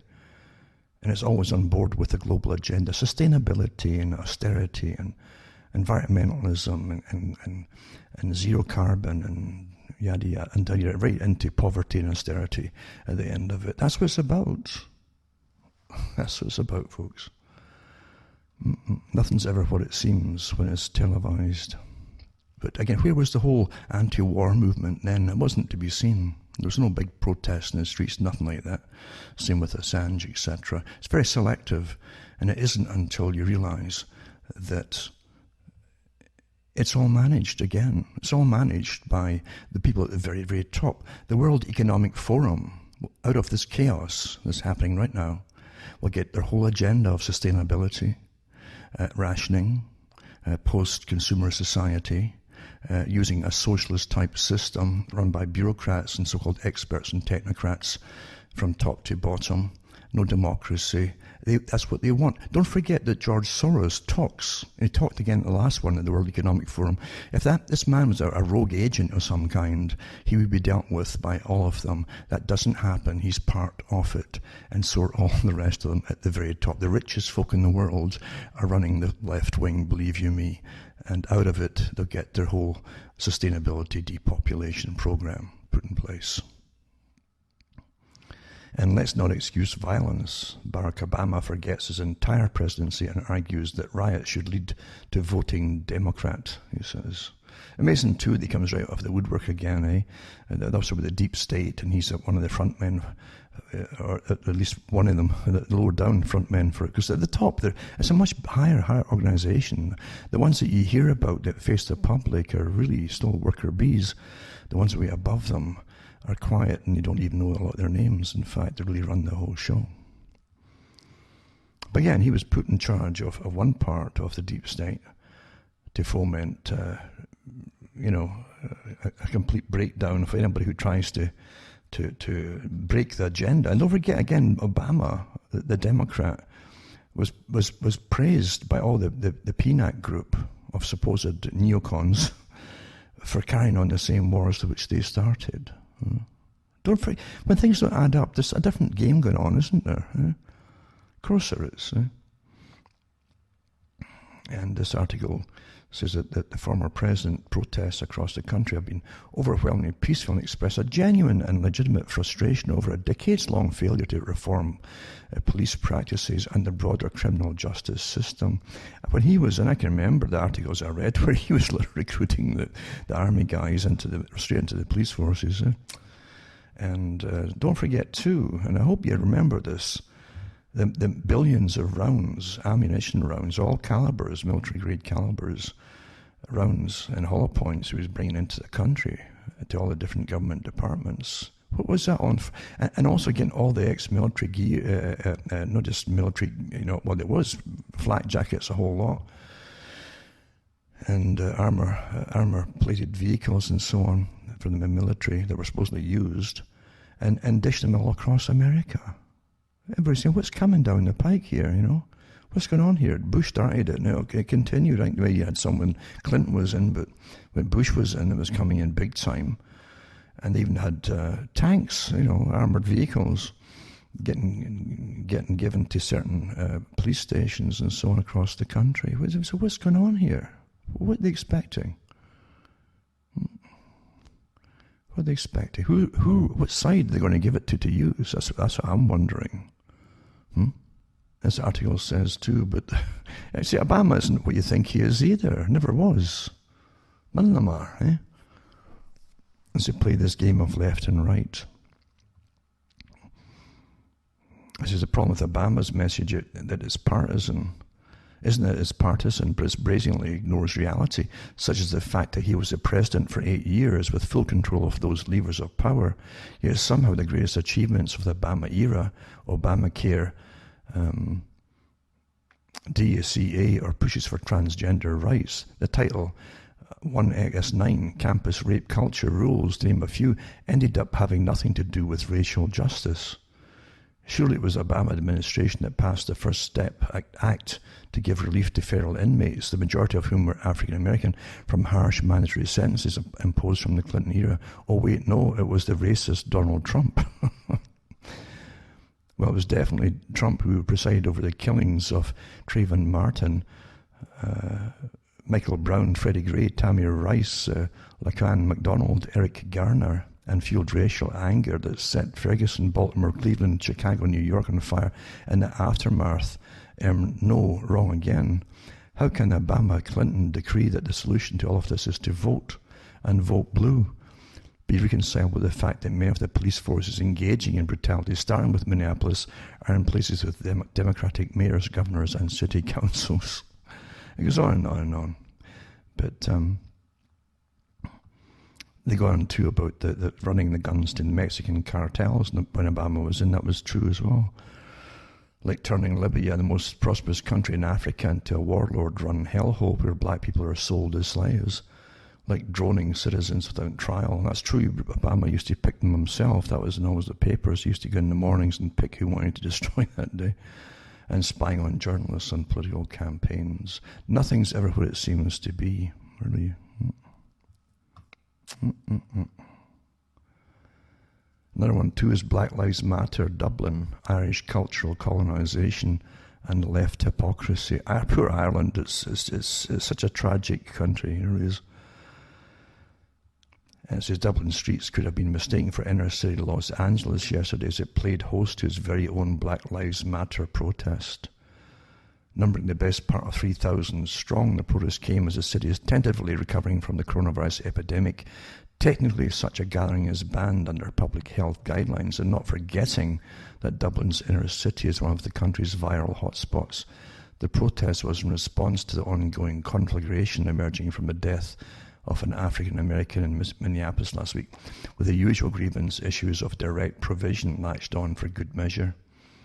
As expected, it received neutral to positive coverage from an Irish media fixated on cultivating its very own racial grievance industry. And it's true, racial grievance, akin to what exists in America. As highlighted ad nauseum, Irish journalism is merely an extension of the left-wing activism on display. Ireland really is a sad, sad case, because they fought for so long to get their rights and so on. And out of it was already sown early on, long ago, even with the official IRA, the original ones, with the seeds of communism, even then, when the tenets of communism. And once they got the freedoms, and then it festered and festered and gradually worked its way right to the very top. And yet you had the celebration of abortion not long ago, and a country that one time was hated by the far left because it had some religious values which also gave it primacy to human values, human life, the importance of human life, all gone, eh? And then it was sunk by the bankers with the last big crash, and in came the IMF and the central banks to start put up their terms there. It was flooded too with a lot of Europeans, with European mass movement, free movement idea too. A lot of crooks set up there too for a while. But then in came masses and masses of people, refugees, who literally are from countries that have nothing to do with wars or anything, flooded with them. And people inside Ireland making a killing off of it because there's big money dished out to get homes for them and settle them. And some characters even just brought up over almost like streets in some areas to house them all, and they're guaranteed money from the government. So it's like everything's a business. People are a business themselves, And here they are apologizing for stuff they've never done. It's just astonishing.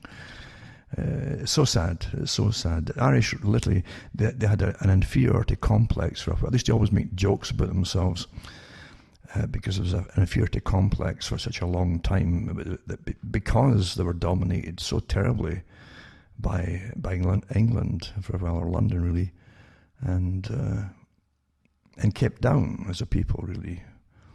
All the days from even Jonathan Swift, who said they should eat their own children when it came to famines. I mean, just horrible past, and they were despised, and again despised again because they were a Catholic nation at one time, and they haven't had a chance to be themselves really. It's one thing after another until literally now they're getting phased out. They'll be bred out of existence shortly. They know that too. That's part of the obvious agenda of those who really rule everything, I suppose. Sad. Tragic. Remember that there's many ways. Genocide doesn't have to be straight killing. There's many ways to get rid of you. And bombarding and filling your country with other people's. As part of it, the UN mentioned that one of its organizations years ago, that they could that was part of even banning your speech at one point, or your own language was part of genocide. Destroy your culture, destroy you, and you're destroyed. That's how it happens. Sad. And the problem is within Ireland too, it's much like Scotland. You got people who are literally ready to fight each other over parties. Same sort of thing. You get your eyes above it all and see what's really running it all. It says in this article, to some championing trendy left liberal causes about racial dogfights in America grants people immunity to the virus. Who they got out there too, eh? And suddenly get brave, and it's okay that the virus is put on hold into stasis until the rioting is over or the dead in the street. So the fact that public health has been imperiled to feed left-wing egos is beyond anything this publication could even conjure up. The fact this was done for the sake of a foreign policing issue, it's true, it's nothing to do with Ireland, is quite literally the same for people who just last week were castigating Gemma O'Doherty and John Waters for doing much less. Is hypocrisy on another level. Per usual, Ireland's well-oiled and well-financed NGO diversity lobby, and it's well-funded, it's so true, and their own people selling them out, by the way, was on full display, pontificating on matters as they flouted public health advice. As if to typify what they felt towards Ireland and the Irish taxpayer who fund these activist groups, they flouted any modicum of self-awareness as they ran roughshod over public safety concerns. Virtuous signalling about racial politics in America was more important than basic public health concerns in Ireland, right? The people who wanted baton charges against relatively minuscule anti-lockdown protesters at the High Court stormed the streets of Dublin without a second thought. And the hypocrisy is only matched with the fact that this is done for the sake of an issue largely irrelevant to Ireland. Oh, it's sad indeed, eh? Yep. It's sad indeed. Oh yeah, Foxy Fauci. He says, let's reopen the schools in the fall.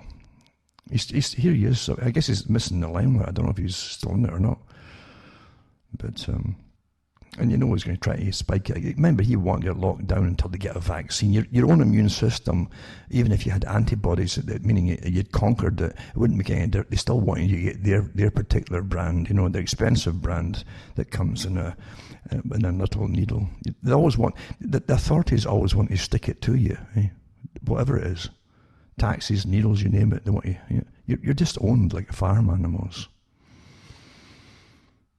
And this other article is quite funny in a way too, and how the tragedy of the farce of it.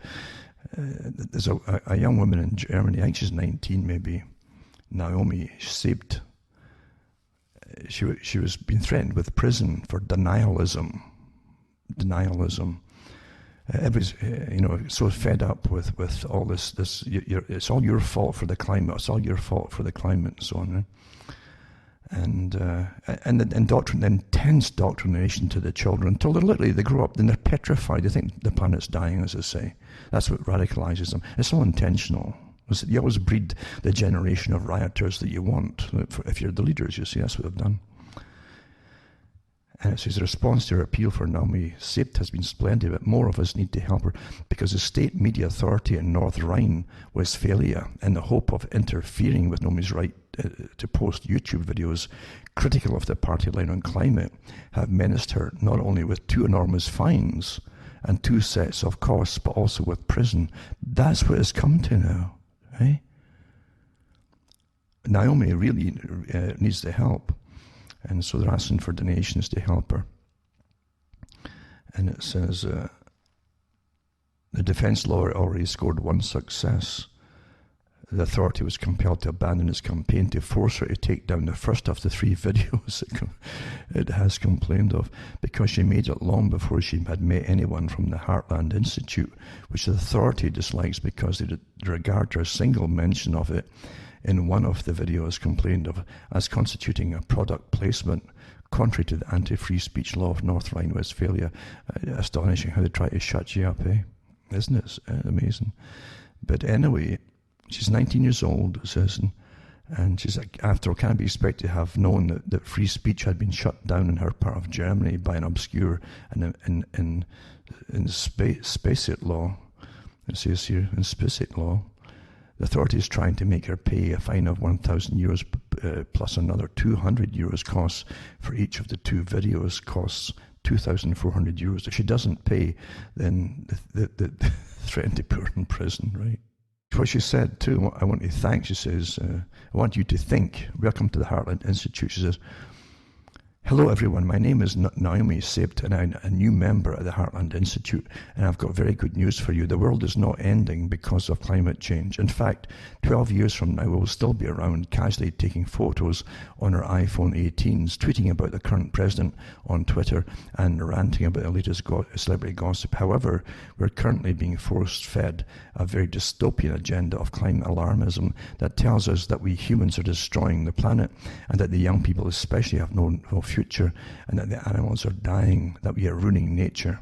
I truly believe that many members of Antifa, Fridays for Future groups, Rebellion, Extinction, I really believe that many of them have good intentions, but they're genuinely scared of the world ending and scared that their parents and grandparents are ruining the planet.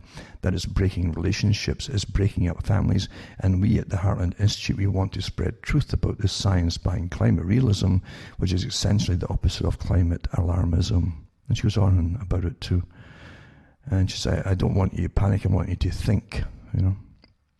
But yeah, that's what they're doing now. That's what it's come to, because it's a big agenda. You've got to believe you're all guilty, because you've got to start reducing the population. Your masters tell you that. Your owners tell you they want a big cull, you know.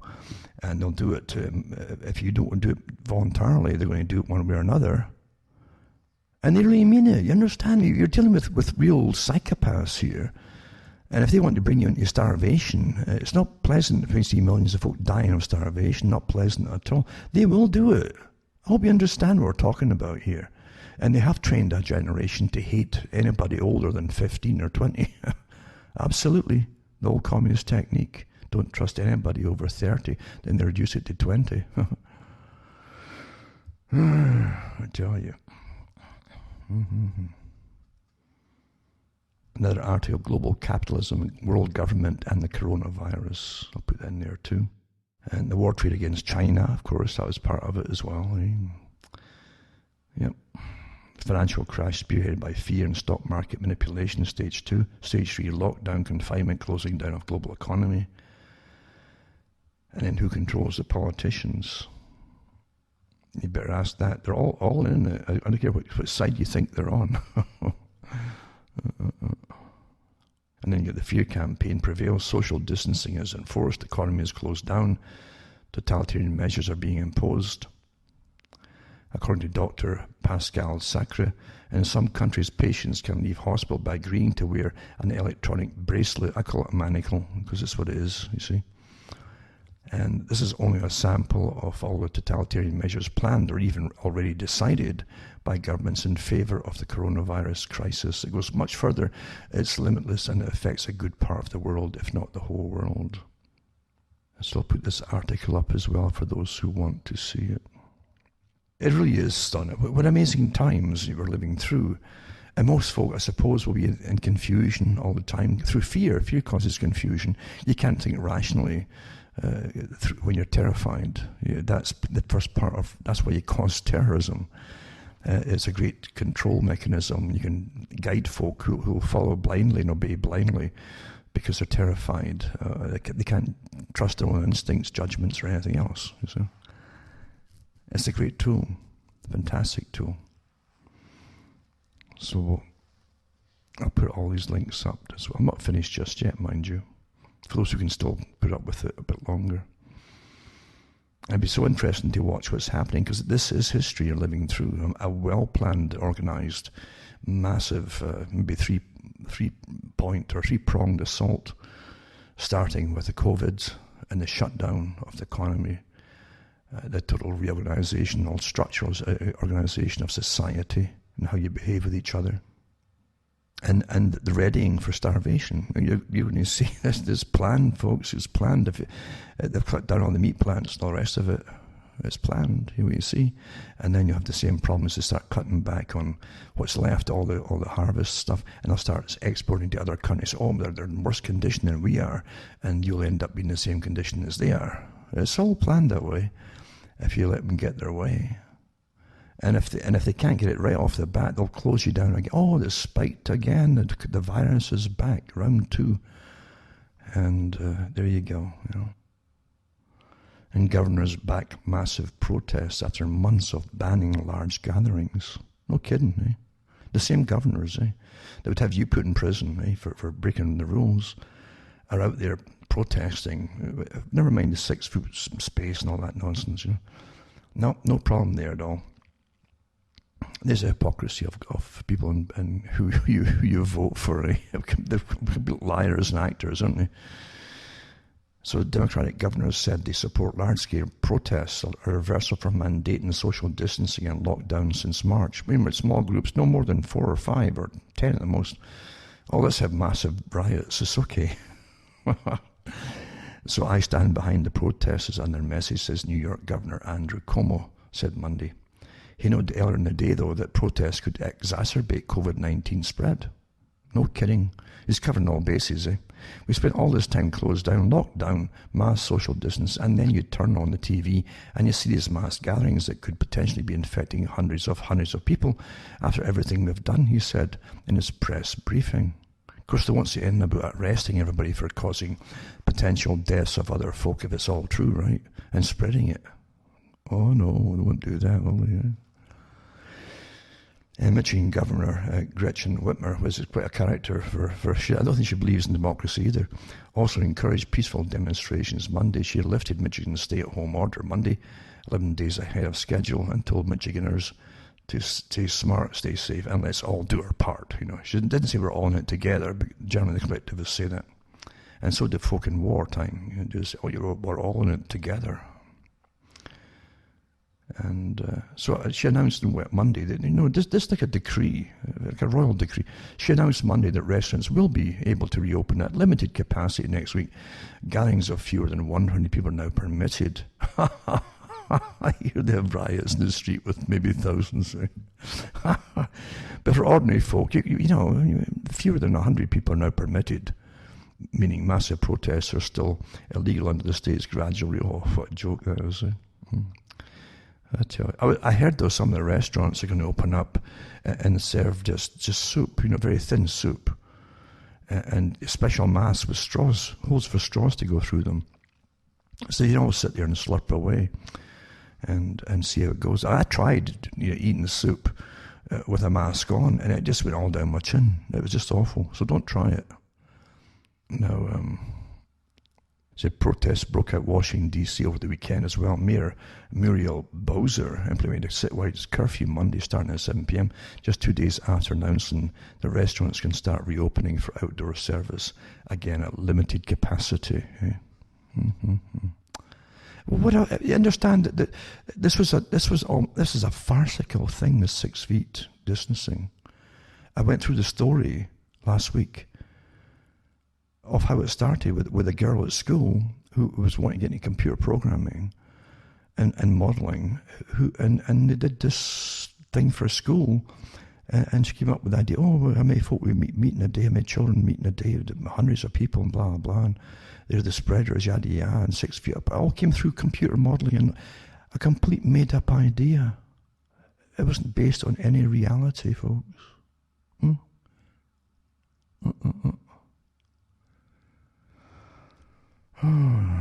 Quite some.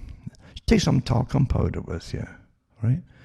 Stand outside, even when you think it's pretty calm, and sprinkle some, just throw it in the air in front of you and watch which way it goes and how far it goes. It doesn't abide by any stupid law, like 6 feet. Huh? Oh, dear. It really is all magic, isn't it? This one was quite something. I'm sure you all saw this one. It shows you the radicalization of fools, dangerous people really now. And nothing will happen to this. This is a professor, a young female. Tweets how to topple racist monuments like Washington Monument, then backtracks on it, it says here. Sunday, a Twitter-verified professor and self-described Egyptologist, no kidding, Egyptologist, posted a thread of tweets insinuating rioters could topple the obelisk monuments and described instructions for that. His PSA for anyone who might be interested in how to pull down an obelisk safely from an Egyptologist who never, ever in a million years thought this advice might come in handy, tweeted Sarah Parsak, I don't know how to pronounce it. Might be masquerading as a racist monument, I don't know. PSA for anyone who might be interested in how to pull it down. And she says how to do it, basically. She says the key to pulling one down is letting gravity work for you. She says for you, naturally. Chances are good the obelisk extends in the ground a bit, so you want to get chains, not ropes. And say tightly around the top, below the pointy bit. I guess she's very practical.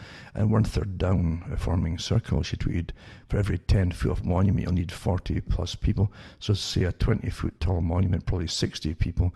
You want strong rope attached to the chain, rope easier to hold and versus chain. Everyone needs to be wearing gloves for safety. And for every 10 foot of monument, you need 40 people, etc. And then he repeats it, but she's watched that some bitch, I guess means some bitch, toppled, get the out of the way, and it will smash, so run away from direction. This is someone who was going to cause deaths galore, never mind the massive destruction to property. As a professor, and you wonder why your universities are churning out radicals. But how do you think she was churned out? Huh? What churned her out? And she even included a stick figure schematic of her instructions. She adds a caveat that of course, this is all entirely hypothetical. You know. Also, please do not pull down Washington Monument. Also, please do not pull it down, she says. Meaning that's to cover her behind. And she said there might be one just like this in downtown Birmingham. What a coincidence. Can someone please show this thread to the folks there? So she wants to bring down all the monuments of what she called the old America, you know, the nasty America. The America that allowed her to get up there with her hobby of being an Egyptologist. Great something. And also an article here is how free trade is still killing America. It's the Trilateral Commission is about to create International Economic Order in 1973, as back then, when it was in the process of creating the system, this part of the system. So-called free trade blossomed as nations dropped their external tariffs that allowed multi-directional trade. You know. But this was it's got a video on it. I hope it works anyway. And it was an interview by Charlie Rose with Sir James Goldsmith, and I remember Goldsmith's talk they gave to the Senate as well. And he everything that's happening today with the economy and everything, he warned them all. But he says Britain's the same. All your jobs go. Your labour force is left with no work. And manufacturing with no manufacturing, everyone's going offshore, and cheap labour is given all the jobs in other countries, yada yada yada. And how you go downhill. He was quite. It was a great talk he gave to the Senate, but they went for it regardless, for free trade for the Americas, for the NAFTA deal, you know. And he warned what would happen. He knew about GATT and NAFTA and the whole thing, and he died, unfortunately. He tried to get Britain out of the EU before anybody else did, or before Farage came along. And he died of a cancer of the prostate. Very fast-acting cancer, too, it was. He died quickly. Within a matter of a week or two, I think it was. Diagnosis. But great talker, by the way. He knew his stuff. And then another article, too, that says... the Irish asylum system enters meltdown because of the massive migration into Ireland. It's still going on. They're through all this, and there's no work or anything. And they're broke. They're financially broke. But that's the agenda, you know.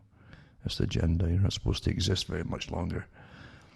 And little old Ireland. Sad. Good article, though. It talks about the amount of asylum seekers still waiting to come in. There's thousands of them. And someone's directing them towards Ireland. And because the UN's involved, and there's folk who want to get rich off of it all inside Ireland, naturally, with the government handouts as they manage it all. Sad indeed. It's a sad story. It's the same in Scotland. That I always had a sense of sadness in the country.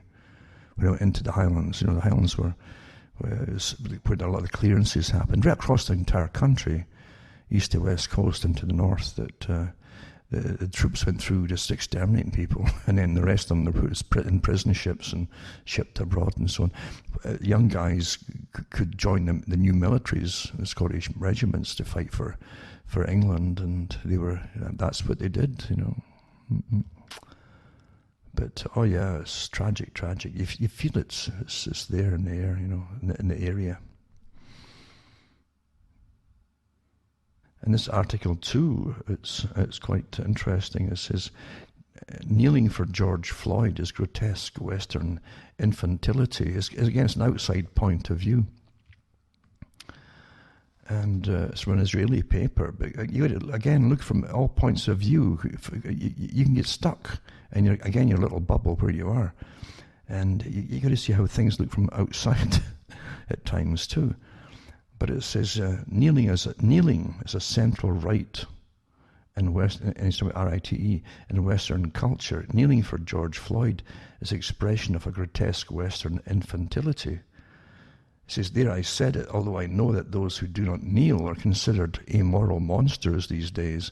Everyone kneels, the Prime Ministers, the journalists, the parliamentarians, the police. When Londoners protested the Minneapolis incident, police guarding the Downing Street gates were told to get down on their knees. 4 policemen did it. Thousands of people in Britain went out on the streets, falling on their knees as if hallucinating. It is acceding to the claim that Western society as a whole is racist. It is a form of ideological hysteria that makes those who kneel belong to the right side. In several videos, we have even seen American whites kissing the shoes of their black compatriots to apologize. Are you white? Feel guilty? You also killed George Floyd. Being white has become a kind of original sin. If you do not do penance for being white, paying homage to mass immigration and multiculturalism, you'll become a white supremacist. The Archbishop of Canterbury called on white Christians to repent of our own prejudices. Time magazine says, whites have inherited their white supremacy. Inherited. American universities are full of courses on white privilege, and in French there are conferences which forbid whites to enter, basically. In Paris, you're not trendy enough if you don't write about a blanchite at each massacre where the murderer is white. The global collective ritual of penance begins. It says, Utoya, white man. Christchurch, white man. Blacks that kill blacks, not on the news. Muslims who kill Jews and Christians, not on the news. Christians who kill Muslims, first pages. The white trade of black slaves everywhere. The Arabic Islamic trafficking of black slaves, taboo. The whole past is projected onto the current generation. Colonialism, crusades, birth of America, Nazism, slavery, everything that ends up in the same historical kneeler, everything is traced back to your white genes. There is no aperitif. Even that does not end with the great new truth echoing, white man is evil by definition. Giulio Miotti, an Italian journalist with Il Foglio, writes a twice-weekly column for Arutz Shiva. So that's how he sees it. It's that's quite a way of putting it, really. It's expression of grotesque Western infantility, where they apologize for everything. And don't forget that this is an agenda which would end up, if you allowed it, to go into extermination. I really mean that. You understand, you can't apologize enough to insanity when you've got nothing to do with it. You can only be responsible for what you do yourself. And that goes for every people, every person in every ethnic group. When you see a targeted group, we've heard this before in history, not long ago, targeted for what? Extinction? You just can't apologize enough. And you're allowing it to happen. Your own tax money is teaching it in courses at university. No, this is hate, folks. This is organized, institutionalized hate against a group. This be fomented by a very old party, a communist party, to bring the same old thing back again. It obviously is. It really is. This has nothing to do with one person or even a group of people being discriminated against at times through government forces. That this is beyond that, way beyond that, and it's taught. when you see people being taught to hate you, it doesn't bode good. It's going to build up into something grotesque and horrible, obviously. And no amount of apologizing is going to make it any more lenient. It's not going to do it. This is incredible times we're living in. Incredible. Look at what happened with the groups that had planned if there was a pandemic, Johns Hopkins and University. If there was a pandemic, this is what they do, along with the Bill and Gates Foundation.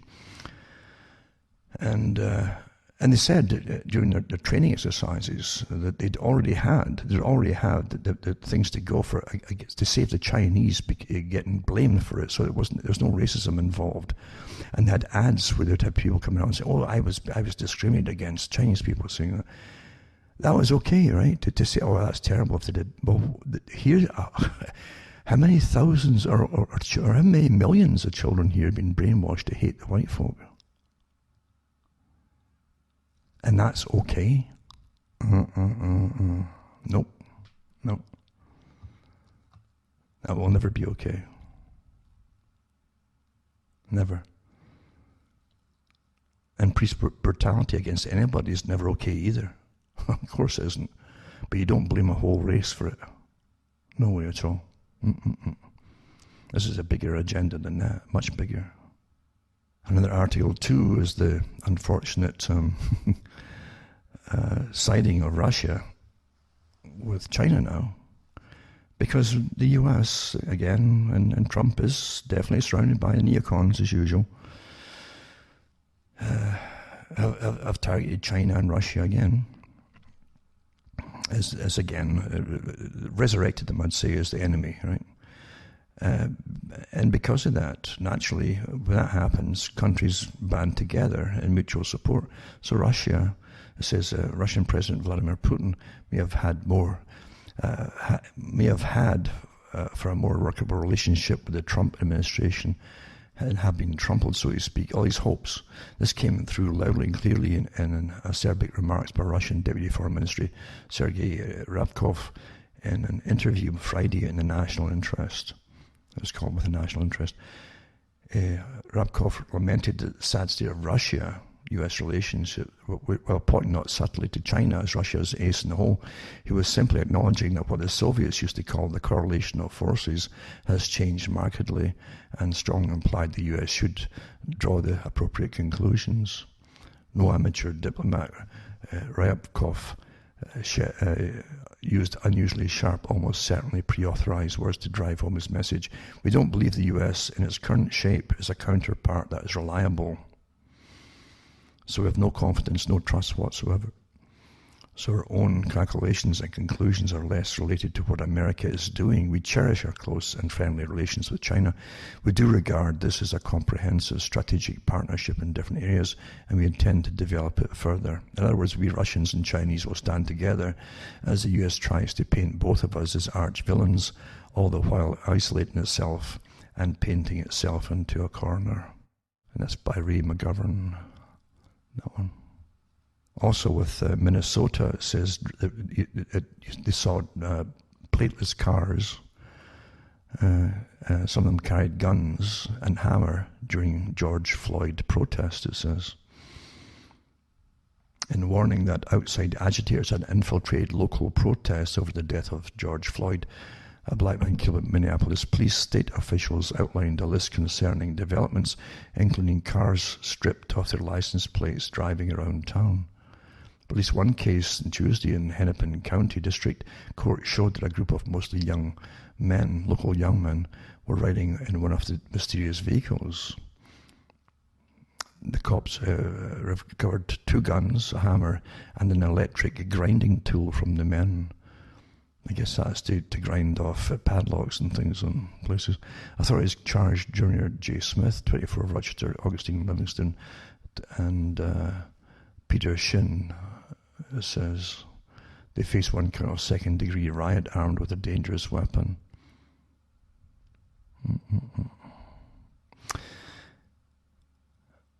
And that they found caches of incendiaries that have been discovered now near sites of protests and vandalism. There's more organisation went to this than meets the eye naturally. And it doesn't bode well, as I say. It's been allowed to go further and further and further. It doesn't bode well for society. It's meant to it's a revolution. They think it's a revolution at the bottom for their own. What's going to happen when you end up in total austerity and you burn down your places and the food system's gone? What have you won? And the country's broke because no one's working. The ones at the top know where they're taking it. That's what they want to happen. And it falls in with global austerity, right? And then the WEF steps in and says, well, now we'll have to globally manage the whole supply system now and the food system and blah, blah, blah. Yeah. Just coincidentally, now is as good a time as any to refresh your memory of how things are and how revolutions are caused and designed by people way at the top. And the followers never figure it out until it's all over and done with, and they don't get their utopia. In fact, the ones who take part in mass revolution and chaos and violence are the ones that get picked off, because the rulers know that they'll rebel against them if they don't get what they want in the new system. That's what always happens. So remember, it's good to refresh the memory by watching a portrayal of this kind of technique in Land of the Blind. Awfully good movie with Donald Sutherland. And it goes through that kind of agenda. You do the right things at the right time, you think, only to find out that you've brought the same kind of tyranny back in. Because basically the corruption is within everybody. And that's why people who are screaming and mad and furious that everything in their life is wrong, they don't realize that everyone has the propensity to be corrupt. And the leaders they bring in are often have that in their head to start with. They want to use everybody to get themselves into power. And you're always run by a small elite. Don't forget that. But refresh your memory, it's worth watching. And again, too, when the invasions went on in Iraq and elsewhere, we saw the museum getting looted there, ancient artifacts stolen, auctioned off in another country, and that was on the news at the time. We know all about it and who was involved. Nobody was charged with that. It was looted, and of course so was the reserve currencies and all the rest of it, and our gold all just disappeared. The same thing happened after the US went into Libya, and a massive gold reserve there again vanished just like that. And that's looting operations, because war always has a looting operation. But this is the key to it. Look at the culture in America with the looters. It's the same thing going on, you know. Loot, loot, loot is ingrained in the culture because the whole system is based on materialism over human value in life. And that's the problem. And don't forget, too, that no one's going to make things better for you individually. You might find that as you get a bit older, if you live that long. You know, that's a chance we're all up against now, is trying to get to an age where we can actually understand things better. But don't forget that everyone's born with a propensity to be a crook, a criminal, a tyrant, and corrupt. That's why all the old communist systems and Soviets were all corrupt as well at the very top. The higher you went, the more corrupt it was, and they shared the loot of the people down below them, a whole slave population, for goodness sake. And nothing worked eventually at the very end of it. Don't forget that. Because you're not bringing in some kind of utopia at all. The corruption is inside humanity itself, every individual. And the more you're into pure materialism and you have no other values outside the purely material, the more corrupt it will become regardless. It's up to you. And travel. The first thing that communism was they stopped traveling. Okay? You got your little passport for traveling for your area. And papers, please, but we're electronic now. We can do it with apps on your phones or bracelets and stuff. So here they're using, again, organizations. You wouldn't think that global protocols and stamp for the new normal would come from safe travels. The WTTC, I guess it's World Tourism Travel Coalition or something, alongside our members, governments, health experts, and other industry associations are working together to achieve effective recovery protocols, I love that word, protocols, for developing meaningful action plans that optimize sector-wide recovery efforts. They're all bureaucrats, aren't they, the way they speak. Part of our protocols include providing the public and private sectors with the insights and toolkits for interaction and implementation to ensure that people are and feel safe. However, WTTC, our members and the sector cannot guarantee 100% safety. It is paramount to have common rules. Ultimately, we envisage a future of travel which is safe, secure, seamless, and provides an authentic and meaningful experience to the traveller across the country, one which supports the livelihoods of millions and contributes to sustainable economic growth. Everything's got to be sustainable, you understand? So, this is travel and tourism, right? And along with all the aircraft companies, all the airline companies, they want you all to have your travel passports with your updates on your vaccinations. Are you safe? Are you not safe? And so on. Oh, yeah. So you have a coalition of tourism and travel. Do you vote for that? No. So you get the global safety stamp of approval to recognise safe travel protocols. Specially designed stamp will allow travellers to recognise governments and businesses around the world which have adopted health and hygiene global standardised protocols so consumers can experience a safe travel. Eligible businesses such as hotels, restaurants, airlines, cruise lines, tour operators, restaurants, outdoor shopping, transportation and airports will be able to use the stamp once the health and hygiene protocols outlined by the WTTC have been implemented. Destinations will also help award the stamp of approval to local suppliers. So you'll be safe, just like China. Everyone was trialled in China with apps on their phones and so on, with green, red and blue colours coming up, and that would let the shopkeepers know you were safe or you were not safe and they wouldn't let you in, and blah blah blah blah blah. This is what they always do. It's so beautiful, it's so masked, it's so good. Before, as communism would demand your papers, now they've got your apps that can immediately tell if you're safe or you're not safe, and have you been approved to travel, have you been banned from travel because you might be this, might be that, whatever it happens to be. So it's safe travel, global protocols and stamp for the new normal. There you go.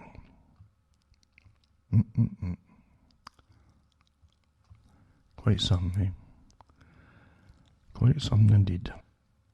And also, too, you can look up yourself the origins of Antifa and why you should maybe care about it or not care, or whatever you want to do. And it's a revolutionary communist anarchist militia movement that aspires to forcibly overthrow the US government, and it's responsible for a level of sustained political street warfare not seen in the US since the 1960s. But it's got all the other networking with the same organizations that brought nations to a standstill with their riots for extinction rebellion, as they like to call it, etc., etc. All on board with the same agendas as the World Economic Forum. Isn't that strange? This amazing exact same agenda as the multi-billionaires have these little people at the bottom. Isn't that really what a coincidence that is? First in history. And the Pentagon video warns of unavoidable dystopian future for world's biggest cities. I mentioned this before, and I'll put it up too. It says, according to the startling Pentagon video obtained by The Intercept, the future of global cities will be an amalgam of the settings of Escape from New York and Robocop, with dashes of The Warriors and Divergent thrown in. It will be a world of Robert Kaplan-esque urban hellscapes, brutal and anarchic super cities filled with gangs of youth gone wild, arrestive underclass criminals, syndicates, and bands of malicious hackers. At least that's the scenario outlined in Megacities Urban Future, the Emerging Complexity, a 5-minute video that's been used at the Pentagon's Joint Special Operations University. As I say, it's really a teaser for the because the whole thing for the Pentagon is like a course. It's like about a 20 cent course on the future. There you go. And I've also got the Movement for Black Lives Policy platform, which you can download yourself. It's going on, download our resource on safety and infiltration as well. Everything's so well organized, eh? So well organized. And then another one, just to finish off, it's called The Slippery Slope to Despotism. paved with lockdowns, raids, and forced vaccinations. And that was from May the 21st. So even that's really old news now, isn't it? But it's not really. Nothing's old news. The problem is folk really expect to have up to the minute brand new news. They toss out the old stuff, not realizing it all creates a whole picture of the truth, you see. So don't believe anything's ever old. Much of what's happening today could have been avoided if folk knew their history, even the last 20, 30 years perhaps. Now remember, folks, that as I say, you can go to cuttingthroughthematrix.com and list all the sites I've got listed on that site, the official ones, and find out how to donate to me or buy the books and discs. And you can just use PayPal or send cash or checks. That's all okay with me, and I'm going to look for other ways of getting payments as well, electronically, hopefully. And that keeps me ticking along with these talks. And believe you me, my archives are used by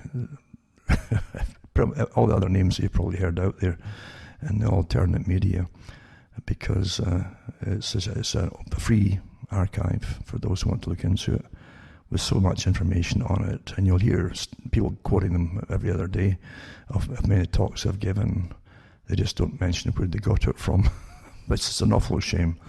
But that's part of the fact, that part of the real system we're living in. It's not a real system. Even your opposition often is not all of them, but the big ones often are already paid by, they're part of an organization that was meant. You're always giving your leaders, folks. You're giving them. They're authorized. This is how you always. Nobody gets into this without being authorized unless they come through the back door. And if you come through the back door, you'll get shadow banned from the beginning. And I did get shadow banned from the beginning once they found out what I was saying. That's how it really is. Nothing is what it seems to be. But you're going through amazing history as it happens. And again, the truth behind everything and that's causing the movements and so on is way different from how it's portrayed by most of the media. And people have to remember, don't panic. Don't panic. And your thoughts do count, even to yourself. Be true to yourself, if nothing else, in the long run. And don't be groveling to anybody. Who are simply driving home their own agendas and using you as part of it. And don't give up your brain to anybody either. Don't give it up. You know how precious it is. So remember, donate to me, and hopefully I'll tick along for a bit longer. I'm Alan Watt from Ontario, Canada, and it's good night. May your God or your gods go with you.